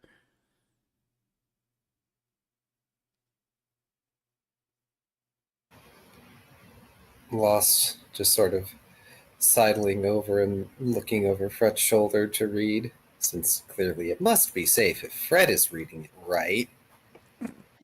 It is more likely to cause you to fucking die if Fred is reading it. Yeah, well, we all know what happened the last time he read something on his own, so that might be why. When you begin to flip through the pages, you guys begin to notice something very interesting. He literally is cataloging every hour, and you can tell where his blank spots are. He draws question marks in those particular hours. He was very much paying attention to whatever watch he was, and he was indeed experiencing areas of no memory. You begin to see some interesting notes. On one page, underneath where the question marks are, there's a note that says, left office to go get blacklight for experiment. When I got back to office, I had blackout and found blacklight dropped on ground. Blacklight was broken. Ended up not being able to bring blacklight into room. You see another note that says, I don't remember having a conversation with the boss, but I don't know how to tell him, and I can't seem to tell him that I don't remember this conversation. But it's in the name of science! Therefore, it's fine, right? I don't remember going home last night. I don't remember leaving the office. But I remember waking up in front of the office while walking in. Strange, maybe I do need sleep. I must have slept for a long time. I feel like I've slept for an entire day, but for some odd reason, I just don't want to think about it anymore. Another note that mentions, I tried to get another blacklight. It was just a laser blacklight, and I found it smashed. So strange. I set it on my desk, turned around, and it was smashed, and 2 hours were gone. He's being mind controlled, or something to that effect. This reeks of the memory-altering runes. Or a possession, but I find that highly unlikely. Fred will scribble out on his chalkboard. Dr. Volt, have a blacklight by chance? How long would it take Dr. Volt to create a blacklight? It would be easier just to go around to one of the supply closets and grab a blacklight. So, just out of character, funnily enough, there's a third level spell called Blacklight. Or you could use that, apparently, if you have access. Well, it says you create an area of total darkness. Darkness is impenetrable even to dark vision, but you can see normally within it. Nah, that wouldn't be the right thing. No, it wouldn't. Also, I don't have access to third level spells. Oh. And also, while yes, he could go and get one from the supply closet, is that as fun as making one himself?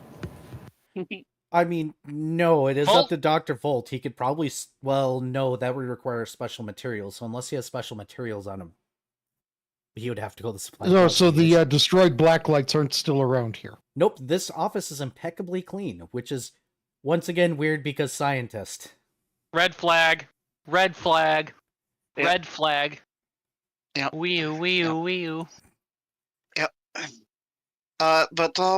Yeah, so, honestly, you could all you need is a source of UV radiation to mimic a black light. So Dr. Volt will just go and get a black light. So I'm assuming you bring but the like black light burning in. Yep. Go ahead. burning magnesium, I think, would be a way. But yeah, anyways, Don't- continue. Sorry. Don't burn magnesium in an open air sanctuary thing. Ugh. Do you know what the main ingredient to I can't say that out loud, can I? No, actually, that's aluminum and iron powder. Shh. There's a reason why So, you add magnesium, but we're gonna skip that. for paint, while Volt is going off to get the black light, he is going to sniff around for any traces of Volt in this room. Aside from his own presence. Because stuff was stolen from Volt, so maybe there's traces of it here. I need you to roll a survival check. Because that's what it's based off of.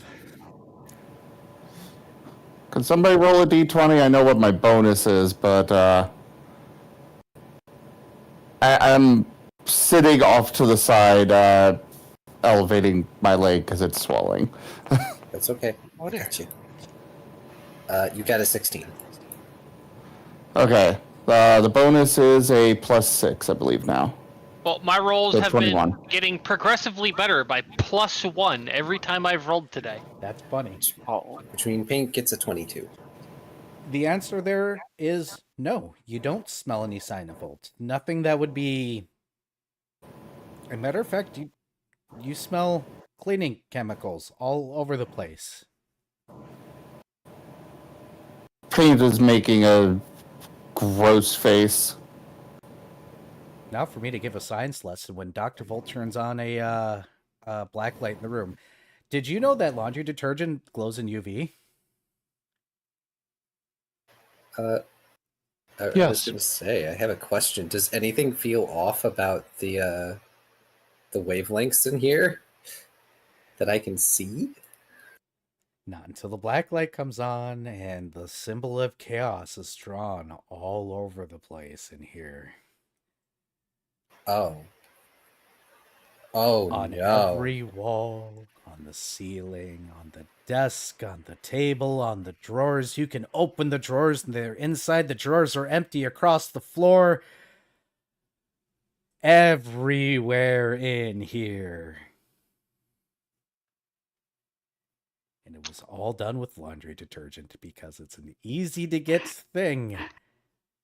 And suddenly this room is very cold feeling. Soul just kind of goes, ah!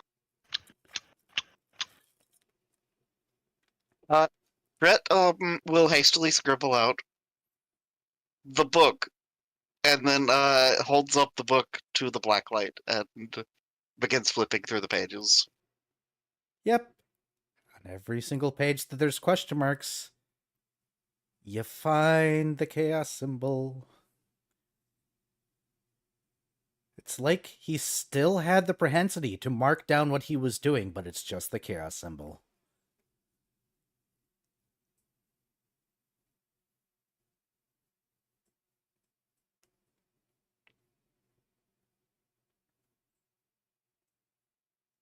Well, fuck. I have a minor question. Mm-hmm.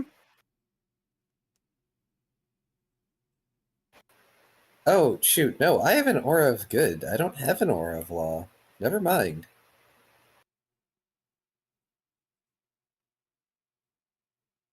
Ignore me. And Troll has an aura of chaos. Really? Yep, he does. Yes. Oh, neat. Troll is chaotic good. Or I believe, I think he's actually chaotic neutral. Forget. Of course. Of course. Why should I be surprised? Shoal's gonna detect magic. There is nothing in this room left that is magical. Okay. And then he That's gets a fine. look on his face. Mm-hmm. He's gonna pull out his mask. Mm-hmm. Volt. Hmm? Check the interior. And he's going to hold out his mask to Volt.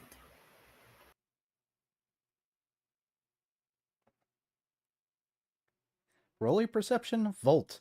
Hey, by the way, Paint, Okay. roll a perception check for me. Could you do that for me, please, Key? Yes. By the way, for the record, That's I'm 19. fine. The swelling is just I've started doing exercising and went for a walk last night and pushed myself too hard, and yeah, Oh. but I'm fine. I'm sorry, it's a 5 on the dice. That's fine. I've got a +9 on that. 14. Got it. Dr. Volt, what was yours? 19. You're looking over it and you look across it and then you notice something. The serial number is 00002.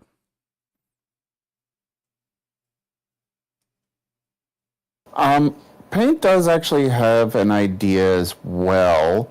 Are there any vents in this room? Yes. He's gonna send Rex up to look into the vents. Good to know. The vents are clear. It looks like they have not been messed with. Which means this is not the first time a mask like this was made. No.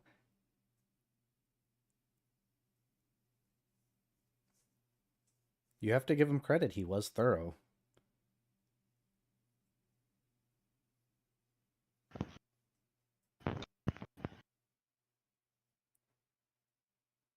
This has to be the second.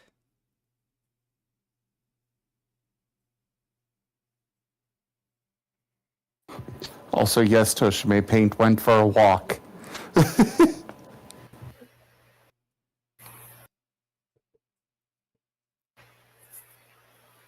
Serial number 2. That explains where the other mask came from. But how did they place it there? Hey, Paint, roll another perception, please. That means, hey, roll a perception from Key. Sorry. It's okay. We do this for Vari all the time. Are you sure you want me to keep rolling for you? Somebody else roll for Paint. Okay. Let's see if this will make my rolls any better. Oh, roll. An 8. It was almost a 20. So 17. Still nothing. Continue. Actually, Dr. Volt has just had an idea. Bearing in mind, Paint has 3 rerolls that he can burn. What is that idea, Dr. Volt? With Last Lost's permission, Dr. Volt's going to want to take a look at the tech inside this mask. Be my guest. Tear it to pieces if you must.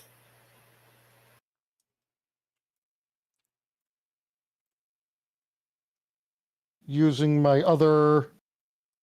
Or no, I do have 2 uses of it today, yeah. And I'm actually going to use my reroll. Hey, look, it was good to use my reroll. That's probably going to be more than enough. It's, how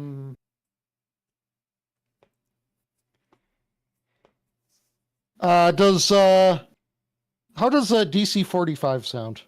A DC 45 is enough for you to tell that most of the tech in here looks like it's definitely from Twilight. Everything seems to be working properly. Everything seems to be augmented properly. they put a lot of effort into making sure it is very interesting. But then while you're going through the boards and everything else, you notice something that a lot of tech companies like to do in their boards.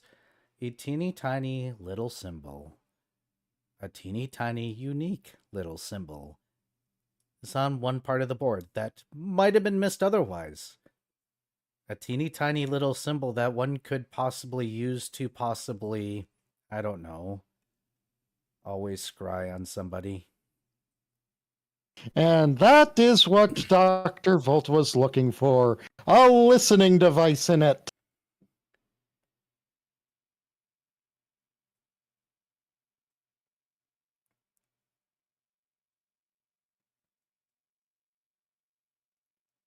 Which means the trigger for him suddenly stealing everything was the fact that Last did not make a giant stink.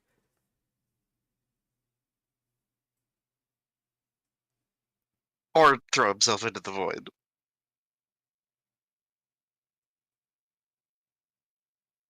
Hey, So, in Dr. other Volt words, is going to, without, wait, no, it's a scrying rune, not a listening rune. yep, it is a scrying rune. But you can Which just can literally do scratch it both. out. Yes, it can do. No. Dr. Volt is enjoying kind of the spy gaminess of things going on. Dr. Volt is going to seal up the mask and say, okay, good. It doesn't look like he has tampered with anything. Oh, I see what he's doing. so does this mean that Paint dragging Last off to therapy in the woods actually made this guy speed up their timeline? Yes. Oh no. They knew. Because they were expecting a certain reaction out of Last. That did not happen. Never underestimate the power of anxiety. Or overestimate it, because anxiety.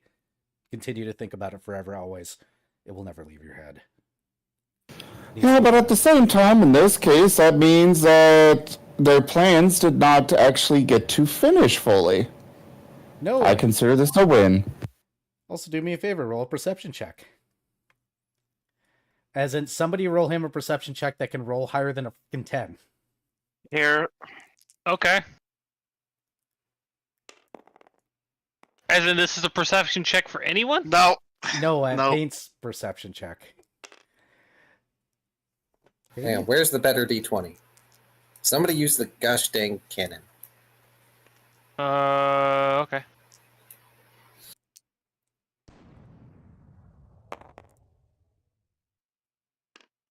I'm back down to a 1. Wow, apparently My you're dice, Aaron Jesus. my dice is defective tonight. Aaron Jesus is saying no, but that's fine, I guess. Sad. I'm not Hang using the on. cannon again.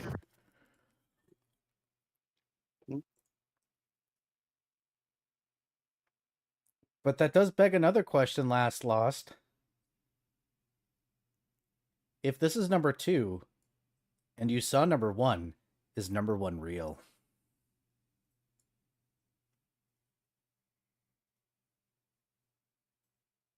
A good question. And the sad truth is, he can't be sure. He has no way of knowing. He has no way of getting to wherever that is. The world mirror exists. But Yeah. can he trust it? 21. Hey, Paint, you see a very thin golden line briefly appear when he's considering these things. It is so very thin. Going from Last at an odd angle into the city. Paint is turning to go after it.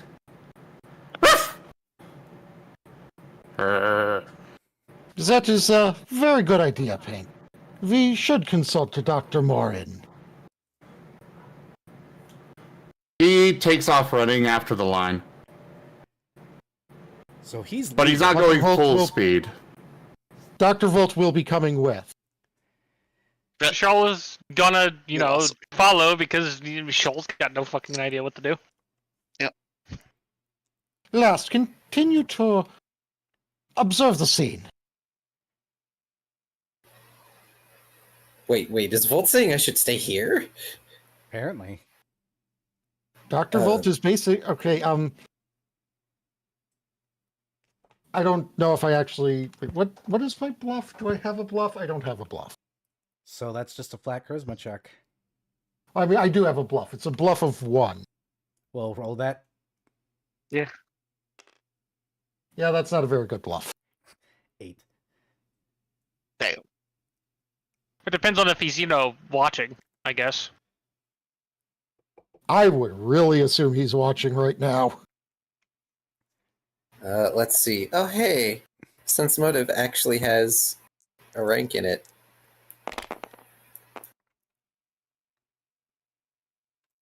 That's 19. Yeah, Volt's being weird.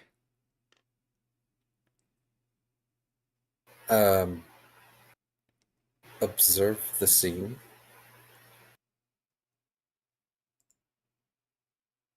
Damn it, Last, I'm a scientist, not a forensic engineer. I suppose I could stay here. I'll need to report these symbols to the rest of the guard.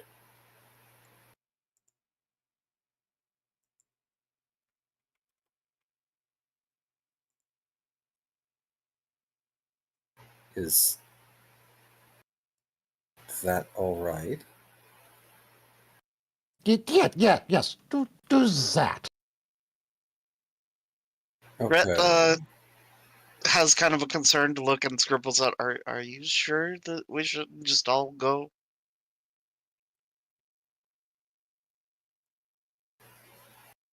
I'm sure it's Of course I'm sure. I'm me. I'm sure it's fine, Fred. Go ahead. Besides, we can't necessarily count on the guards here to be as thorough as I would be.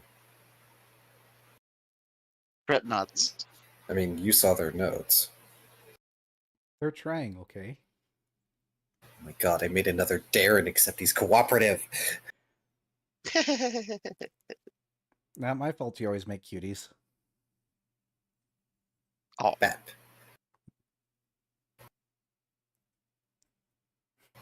Yeah, Last is gonna note the weirdness, but he's gonna go along with it because it's not often that Volt is weird in a non-Volt manner. Yes, this is a distinctly different than normal Volt weirdness. All right. Paint, are you going to end up waiting for Last Lost or no? Considering it was a brief little thing, he does not want to lose the trail. But he's focused on that trail, so he's not looking for who's following. But he is going at a speed that the others could catch up and catch him. But considering he's looking through the glasses, he's not looking behind him on who's actually following. Understood. Oh, okay, hold on a And- second. I just finally found what I was looking for in the spell in question. I kind of need to retcon a few things because Dr. Volt is just going to get people roughly 10 feet away from the mask. Scrying only works at 10 feet around the target. well, You can hear audio, though, Um, from around the area. Oh, Volt still has the mask. You can see and hear the subject and its surroundings approximately 10 feet in all directions. No, Volt did give the mask back. Yes, he did give Okay. the mask back. Also, that's, as per the rules, this is GM shenanigans. You don't know what I'm doing. Okay. You are playing it smart. You are doing the right thing, considering how the party is aware of how I've used Scry in the past.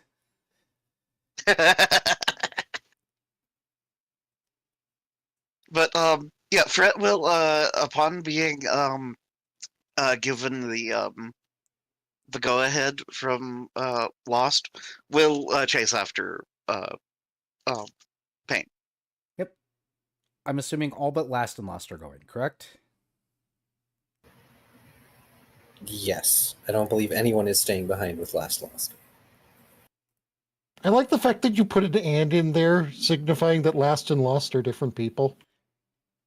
Who says they aren't? All right. Volt, I'm assuming you're going to continue to follow Paint while you discuss, correct? Yes. Go ahead and tell the party what you have discovered. There's a scrying rune in his mask. But That's Blake not a Blake- good thing. I opted to leave it in place so we can feed misinformation. Ah, and that's why you had him stay behind, so that way he doesn't catch on to the fact that, we're on to them. Yes, and which is why I said I interpreted Paint's bark as saying that we should go see Dr. Morin. Rather than... Fred, I have no Paint idea shakes what his head. Paint wishes to do, but... Paint shakes his head and sends the mental image of the faint golden line heading out to the city from Lost. Actually, that is a... Paint! Tell Last about the rune. Paint, which probably still within range. Paint will send along the mental image of eyes in the sky looking down at Last through the mask.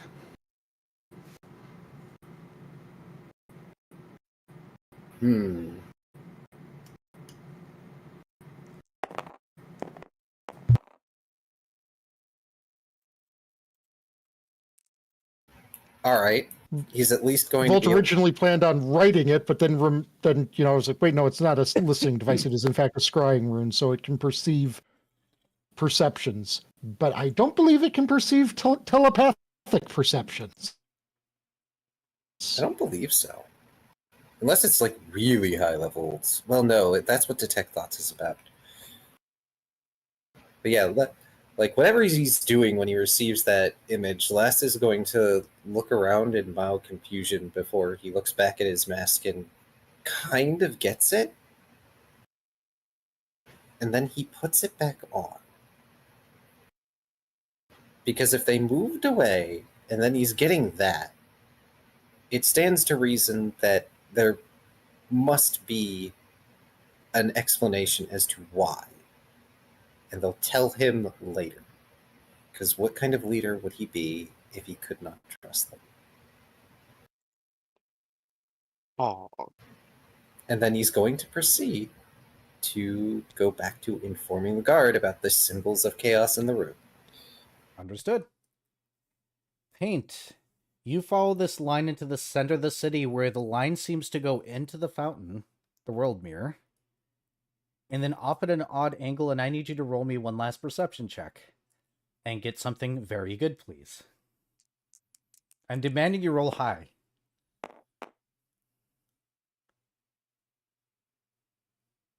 Well. 27 work? A 27 will work. You notice that the line that comes out of the world mirror, like in a very specific spot, like it's not in the direct center off to the edge or somewhere that's sensical, it's in a weird spot, bends at a line that maybe if you nudge Fred in the right direction, will line up with a certain thread that's coming off of him. And it also does not look to be the correct angle. The thread coming out of the... Oh no! The thread that is coming out of the the fountain also has that weird angle issue. But if you nudge them together... Well, Paint is going to stop at the fountain, at the world mirror, and look at that, and go over and start nudging at Fred's leg to get him in the right spot. Both those lines lead out to the west, which would mean that it leads out to the forest, but anybody with reason knows that outside the forest, where the infinity edge is, technically is the in-between.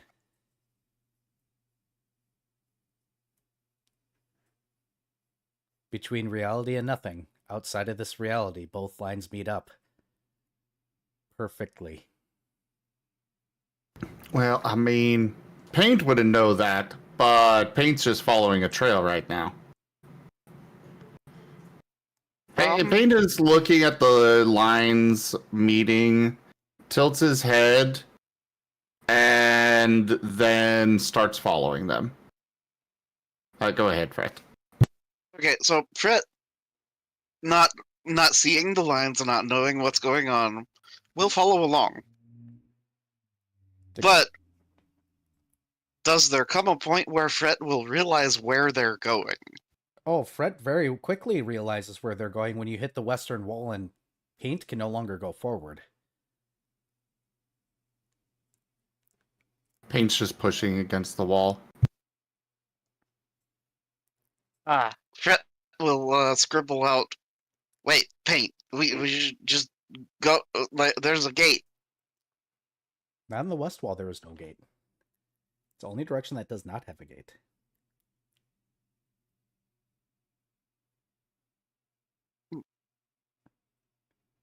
Well, in that case, nothing to the west, so why is he going that way? The only thing to the west is the in-between in the forest. Which means there's something over there. The perfect place to hide. Paint is turning and heading out one of the other gates, or heading towards one of the other gates. He's heading towards the southern gate because it is the closest one. He keeps glancing over his shoulder to make sure that line's still going off of Fred. It is. It's kind of Cool. an icky color. Fred will just follow along. So what'll end up happening is you guys end up leaving the city and start traveling through the golden thing into the forest. That is a security thing. It is literally infinite. You cannot reach the edge. So you guys could technically be traveling that way forever. Everybody but Paint will know this once you guys get to the forest edge. Whatever he's following probably isn't actually in Twilight. Oh, that's fun. It's probably just on the outside because there's that infinity barrier here to keep things from the in-between from just wandering in from the sides. Fred will scribble out, wait, we need our cough.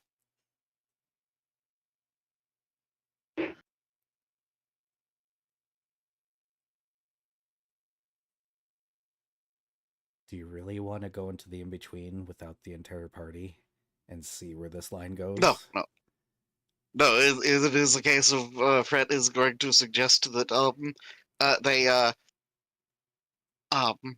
get lost, and then Well, we are in the middle of nowhere. Damn it! Stupid dog. He made me look bad. Ooga booga booga. God damn it, y'all! But get lost, get our cough, and then go out. Hey, Paint, do you think you found the thing that you were supposed to find that you're supposed to report to Erebane yet? Or do you think there's more? He thinks there's more, but he is thinking that he should go report to Erebane at this point. Yeah, but the party's suggesting to go and get Last and Lost, and then going to get Dextral, so... Sounds like He's shaking his head. Oh. He sends along the image of Doggo Erebane.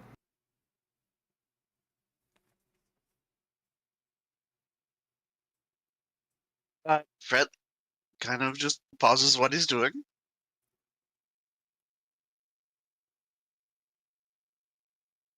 And looks at Paint, waiting the whatever further explanation.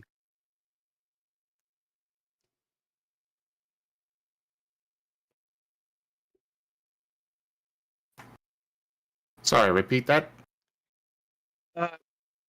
Fret stops what he's doing and just looks to Paint and awaits further explanation of what he wants to do. Paint is sending along the mental image of his quest from Erebane from before. But this time he includes an image of him looking through the glasses at Last Lost.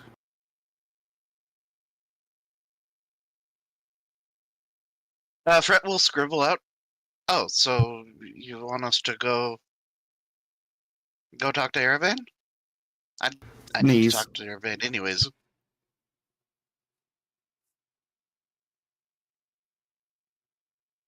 Sneeze. And Fret puts away his stuff and appears to get ready to get moving. I'm assuming no arguments from the party. Nope. I'm assuming Paint's going out to the Bridge of Nowhere. I assume Yes. he is going to walk onto the underside of the bridge, which probably scares the living shit out of everybody. Yeah, he's literally just gonna go to the end of it, go between the banister, and just, whoop. Soul just kind of sticks his head over the edge and just watches. He lands on the other And side then of the Paint- bridge through what looks like an illusionary wall that's not real. Blink, And blink. Paint But just was there- casually were there trouts three along. orange lines in front of it. Sorry, too many people spoke at once. What'd you say, Dr. Volt? But were there 3 orange lines in front of it? No. We're not making that joke. Oh. What'd you say, Paint? But Paint was saying he's just casually walking on the underside of the bridge over to Erebane. So probably out of sight. Fret will initially be very panicked at Paint just kind of descending, but then we'll peek over and then carefully crawl onto the underside of the bridge. Wow, it's like gravity is to the center of the bridge. Dr. Volt and Fret, or Dr. Volt and Shoal, you going to stay on the top side or the bottom side?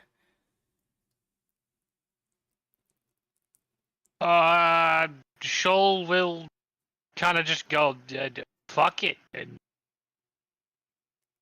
Yeah, I mean, if everyone else is on the underside, so will Dr. Volt. Yeah, Erebane's there, laying on his back. He looks absolutely so bored.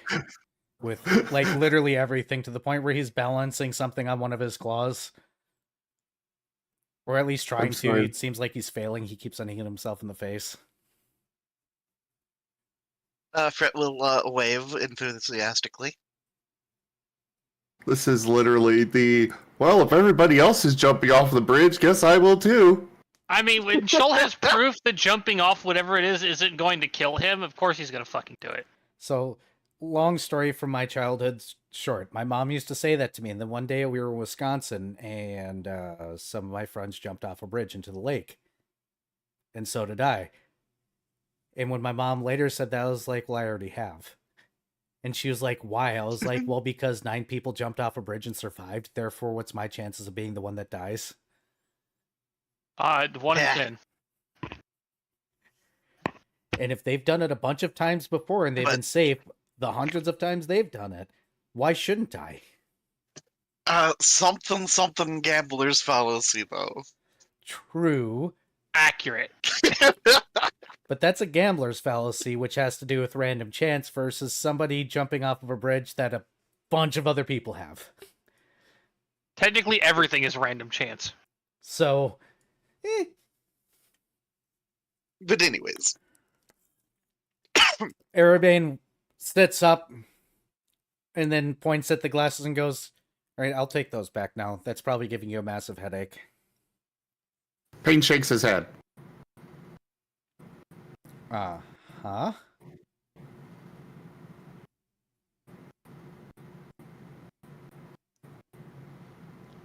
I'm assuming you saw something. He sneezes. Is this going to be a game of charades?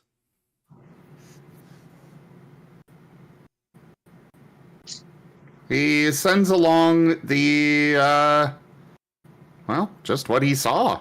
The line going off to the west, and the line coming off of last, and the same line going off of Fret. Well, Fret's was a different type of line. Yes, but it matched up at angle. Ah. That's the important note here. Ah. And Erebane goes, oh, okay. By the way, you guys, I'm not here. Just to make sure everybody's clear here, I'm not here. Everybody's realizing that I am not here, and that if you're asked where I am, it's not here, right? Right? Who said that? Fret gives a thumbs up. Cool. Erebane goes, Dr. Voltmimo just says, who says that? Who said that? perfect. So, good news or bad news? Well, it's all bad. Catastrophic. Fret scribbles out, I brought you a gift, though. He gives you a look like, oh dear God, why? And then holds up a finger and goes, let me get through this first. Then you can decide if whether or not I'm going to be possibly eating you back into Twilight at hyperspeed. Because whenever somebody Fret says that, looks- it's usually dangerous. Fret looks somewhat offended. But he knows it's true. Yeah. One way or the other. So, Golden Line, right? Gold lines are reserved for Divinity. That place is real. Paint. That you all saw, or he saw. So, it does actually exist. Good news. And some of his people are still around, I guess. Bad news. If it's being bent through the fountain and out into the in-between, or to the west, where the in-between is, he was directly trying to get you guys to walk to the same entity that stole his voice. Thumbs over to, Fret. Fret has a very concerned look. Oh yeah, I know where that is, by the way. It's not here, you're fine. Fret makes a sigh of relief. Sorry I didn't tell you. Shoal kind of like when the whole entity that stole Fret's voice gets brought up. Shoal just kind of gets angry cat posture. Oh, your hackles rise. Just immediate threat response. So, I'm pretty sure that the place is real, but it's definitely being redirected. Which means whoever was trying to do it knows about the threads of fate and how to redirect them. So, have fun. Can I have my glasses back now? Payne shakes his head. They're probably not useful to you.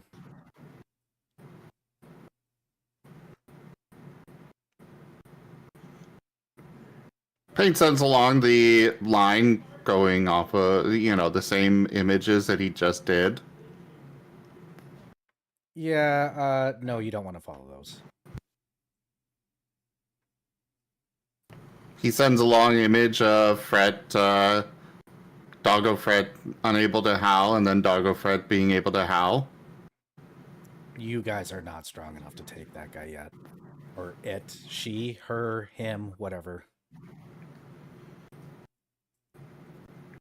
Payne sends along an image of a blob and paint and a large sheet of paper So, with a Shoal is bunch of going writing to on it. Shoal is going to interrupt here. Gesture at Era and go, do not let me know where that entity is until I am strong enough to fight it, please. Exactly why I wasn't telling you. Exactly why I'm trying to get my glasses back, because I am Not yet. I am morally obligated to go attack it if I know where it's at. I'm aware that's why I didn't tell anybody where it was yet. And why I'm Paint, give me my glasses back. I understand that you want to go and help, but it will... What happened to Fret is unfortunate, but lucky. Fret nods.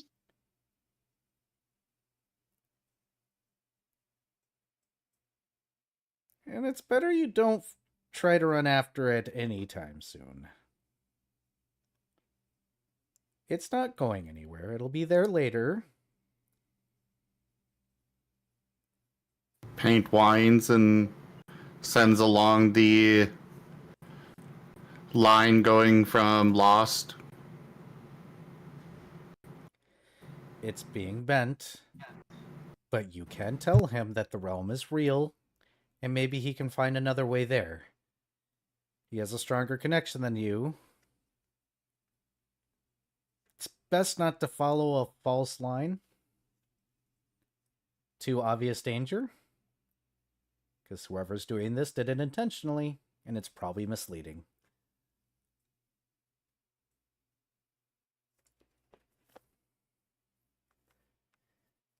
Paint sends Fret along will, the image of him following his own line to Lost.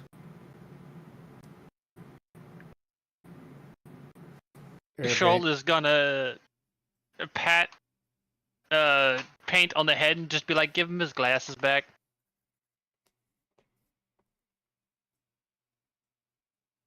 Fret will scribble out. So, there's other things going on that you might like to hear about. Arabane That's wavers also and goes, true. I can hear. I'll get the report later. I promise you. For now, what the fuck? What'd you bring into my city? Oh, Fret looks so excited. And pulls out a jar and offers it over to Arabane.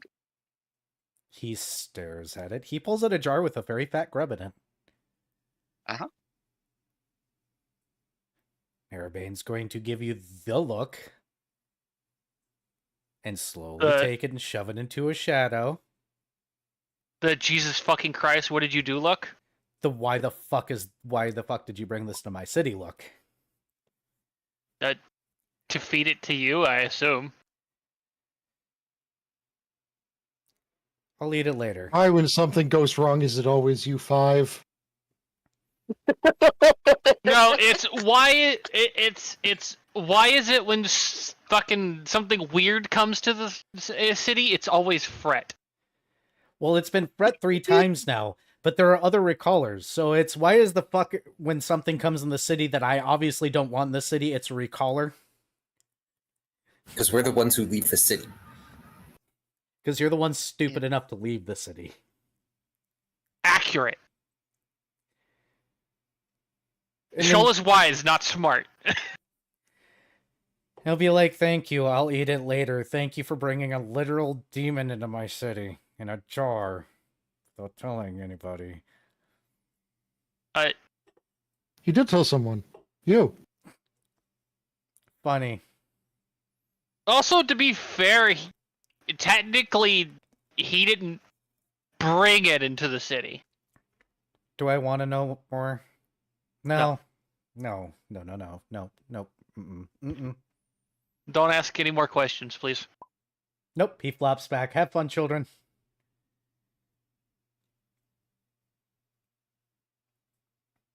Fret nods. By the way, don't bring the Huh? soul thing into the in-between. There's a lot of weird things out there, and it may manifest into something way worse. Oh, the soul fragment thingies that they had? Yeah. The soul echoes, don't bring them out there. Paint still has his. Yeah, that's why he's saying it. Okay, so just leave it at home. Leave it somewhere, just don't bring it out there, because if anything's clung to it, the in-between is a weird spot where things can exist just because somebody thinks it. And thinks it hard enough. Or it's, okay, I don't know how to explain it better than things happen there, because it's not real, but it isn't. But it is real. Does that make sense? Probably not. It's Schrodinger's reality. Pretty much so that thing might manifest into God knows what. And that God knows what could be very dangerous. accurate. After all, Could motions turn at into a Twilight. fae. No, in between is a place where certain fae have come to exist. Shoal Brett is will, saying that half as a joke, half as serious. Fret will just scribble out. Okay, enough of this conversation. Anything else we need to address here? I'm not here, I'm not here, I'm not here, I'm not here. Till last, he's a good boy.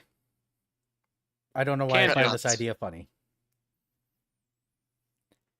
Y'all mortals are handling whatever situation is going on in the city right now. I'm hiding until I am absolutely sure that you guys don't need me, or you do need me.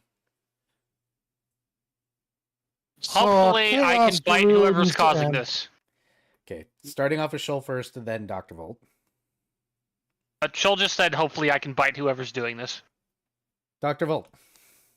So, chaos runes and interflux magic don't push you over that edge. Do you know how much of that's actually in the city?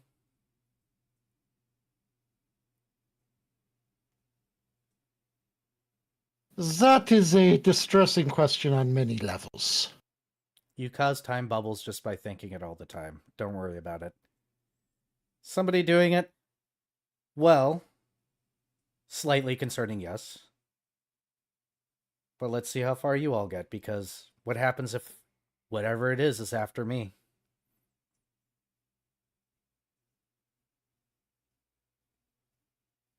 I would assume it's then you eat it.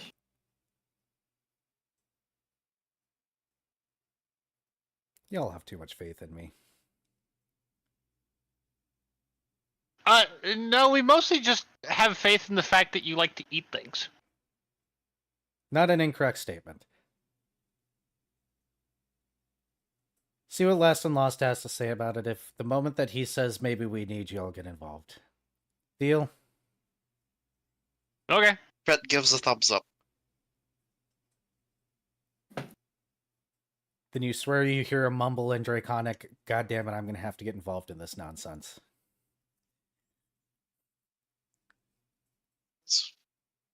Conic. Nope, he has no idea. And Dr. Volt will respond in Draconic with probably. do you all need anything else? Paint's already on the top of the bridge. Bye, Paint. Fret With the pulls out a glasses. Wonder Meal bar and offers it to Airbane. No, but give me my glasses back, Paint. Paint's riding back into the city, following the line to last. I will tug you through a shadow. Fret just looks exasperated and scribbles out, I'll get them, Okay. and then chases after Pain. What a dog. It's okay. If Not you- fret, No Pain. take, only throw. The funny thing is that Erebane was about to just open up a shadow in front of him, so he fell through and ended up right in front of Erebane again. But he'll let the That chase would be happen really for a good funny. 15 minutes or so before doing it to him.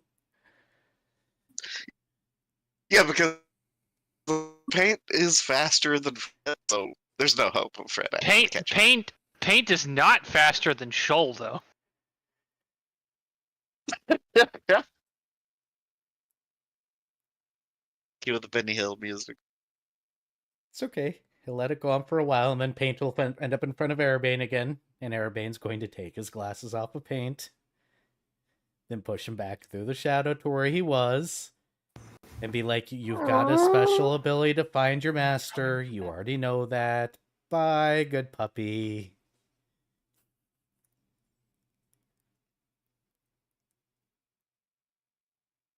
No, you cannot keep the relic. No, you But cannot they're run away with the useful. relic.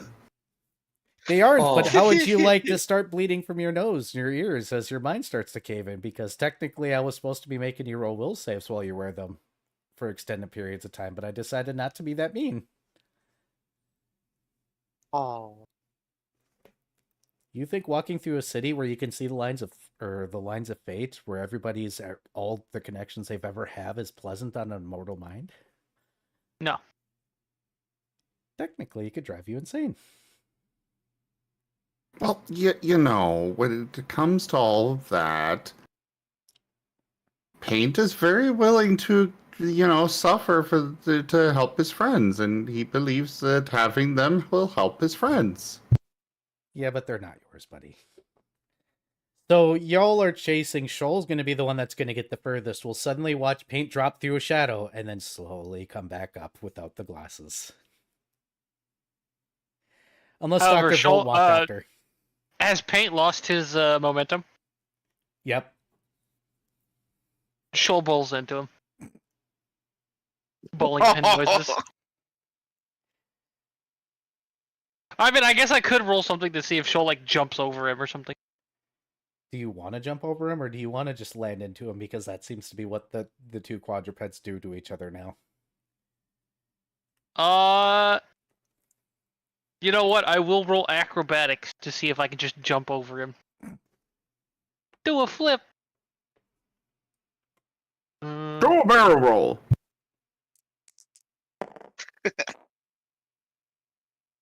I mean, that's a 24. You jump over him. No sign of affection for Paint.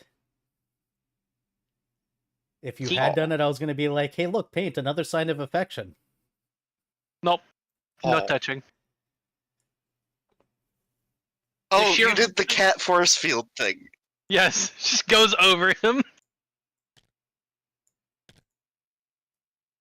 It's like Also, the. yeah,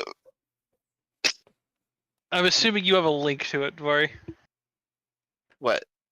Oh, I just assumed you had a cat No, gift no. that. No, I don't. Not for this one. So, But just the concept of a cat force field. The when you try to touch a cat and they kind of just they bend around your hand, like avoid. Like a liquid, yes. Yes. So I'm going to go ahead and skip time forward a little bit because I'm assuming Last Lost just reports in what he found in the office. That way more investigation can be done, correct? Yes. I'm assuming the group of you all are going to go and find Last and Lost. Correct. Shoal is only going to find Last, not Lost. Unfortunately, they share the same body. Damn it. Well, Brett is only looking for Lost and not Last. We somehow managed to come from two different directions to find him. I'm assuming Dr. Volt's going to be there, and I'm assuming Paint's going to be there, and I'm assuming you guys are going to go back to the bakery. Are you bringing? Yes. Are you doing anything specific with the master in this process? It's the only thing I need to know before I let you guys open the roleplay. Well,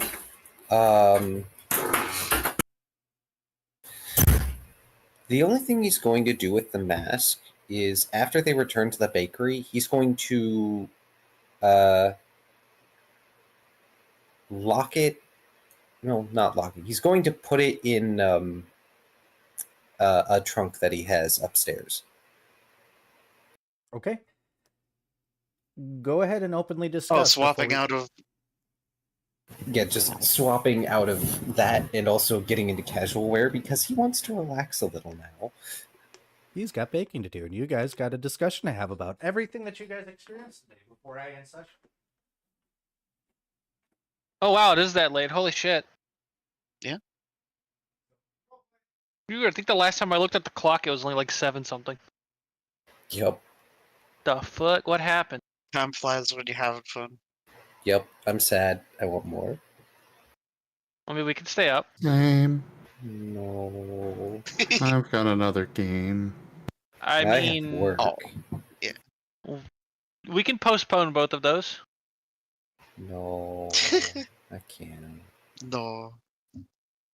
Go ahead and get in the discussion. Also, I would like to note that I am kind of.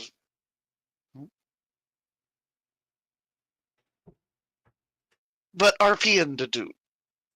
But yeah, I would like to note though that I also am kind of on the tired scale a little bit. Yeah, Vari, we have RPing to do.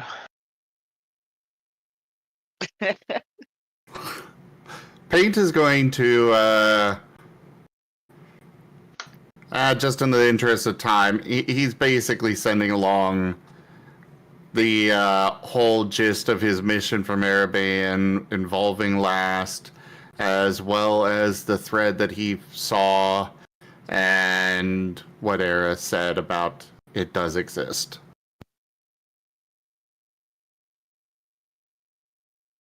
And Fret will scribble out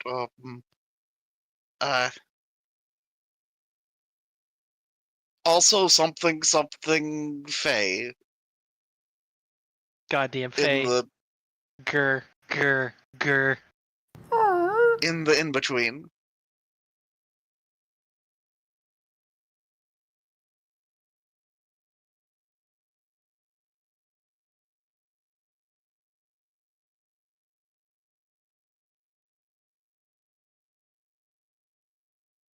Sorry, I'm doing note things. I will respond, I promise. Okay.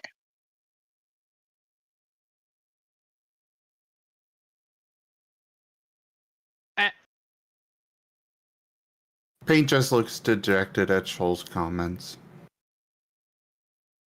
Oh.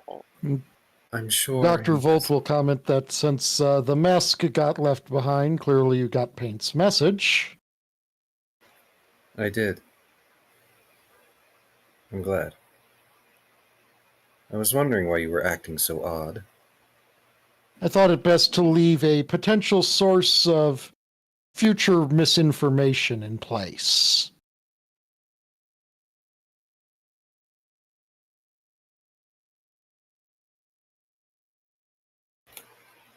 I knew I was being watched somehow. I'm just glad there's not a symbol of chaos written on the inside.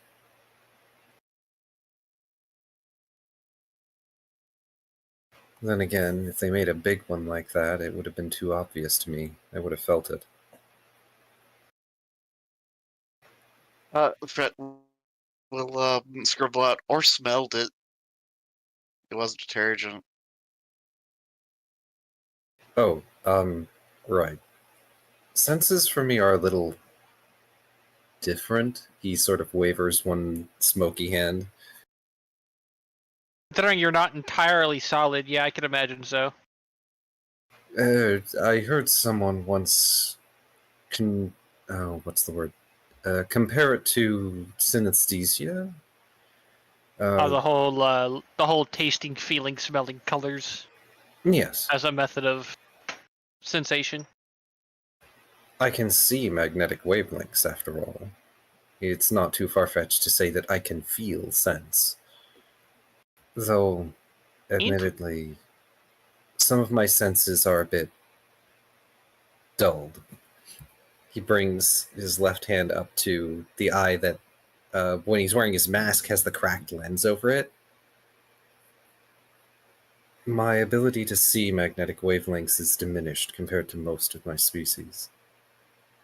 It's because of drug use. Squint. That was well over 100 years ago. Squint! There's no way to replicate any of that anyway. And I wouldn't want to go back to it. It was an escape. And not a pleasant one. Well, and now your method of escapism is petting the dog. He smiles. I was about to say Paint is pushing into Lost Lap. Lost smiles and pets over Paint. And I'm sure Shoal doesn't mean you when he's being so angry about Faye. Even if he says he is. As long as Paint follows the one rule I set, he can assume that I'm not talking bad about him in particular. See? Friends already. Ruffling over Paint's head. At best, we are an acquaintance. For a cat, that's friends. I will claw Fret you. nods. I will invite claw you- both of you. I'll take both of those clawings. Paint is too precious for it. No, not you. Or not Paint. Paint didn't do anything to annoy me. You and Fret. Fret does the kind of silent chuckle. Welcome back, Simple. His claws have gotten sharper since the last time he clawed you. Paint's To be just fair. wagging. Paint's just wagging happily, as everybody is getting a mental image of everybody as doggos together. Oh, Eh, this is bleh, a perfect bleh, time to have you all bleh. roll a reflex save, isn't it? No! Oh lord. No! Is someone bombing the fucking... Not the bakery! Bruh, someone's gonna die. Nat 20. Damn. Nat 20. Oh, thank God I didn't roll a 1. I mean, that's So that is a 31. 16. 23. See, it's a lovely day outside, just as it always is here in Twilight, unless somebody is requested for a thunderstorm to roll to. You guys barely have any time to react as you guys are standing by the front window of this bakery. There is a sudden sound that barely gets you all to turn around, with Lass standing right in front of the large window that leads outside, where a bunch of people seem to suddenly be jumping and looking, and the window blows in. And that is where we end tonight. Oh, Shaw is gonna kill the somebody. Window blew into the bakery? Yes, something outside just happened. Big explosion. Shoal is gonna kill a motherfucker. Oh, you think it's But exploding. yeah, so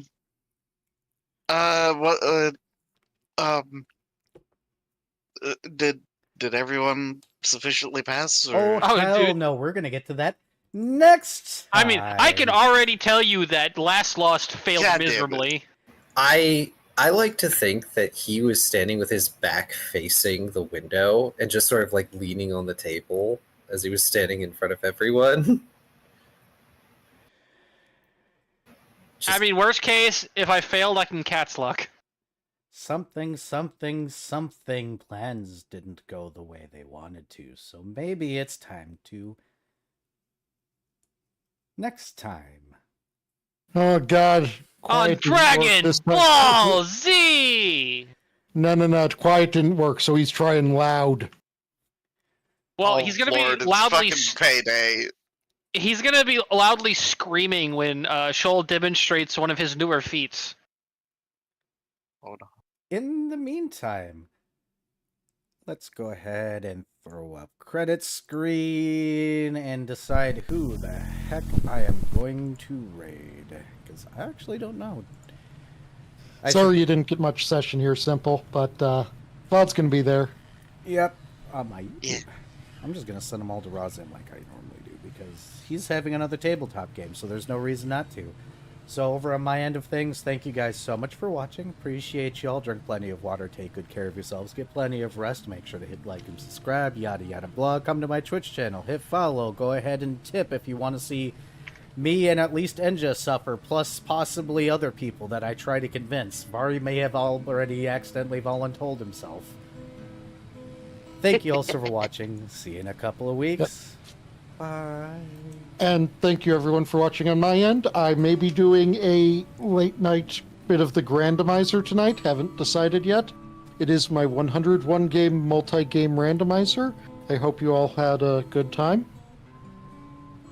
Bye. And over here on my end, thank you everybody for joining. I do plan to go very late tonight on stream, so, plenty more to see here. But check out our website, zgfgaming.com. We've got links for our Discord, Telegram, Mastodon, Blue Sky, Patreon, and more. They're on the website as well as down in the description below through our link tree. Thank you to my patrons, tippers, and subscribers. It is your support that keeps this channel alive and going. I cannot do this without your guys' help and your support, so thank you. Consider becoming a patron over at patreon.com/ZGFgaming. It is one of the best ways to support the channel, though we are adding a new feature to it in the very near future, where the support's going to be shared with Whiskers for more passive income for him. I got that, there it is. Yeah, Thank you, Era. It froze. But yeah, there's gonna be brain work. Right. So income is gonna be shared with Whiskers going on the Patreon, and his doodles that he does for the tabletop games and other streams are going to be posted there, and patrons will be able to vote on a doodle to be finished each month. So look forward to that. Consider becoming a patron. But for now, thank you all so much for joining, and I bid you the most fondest adieu. Bye.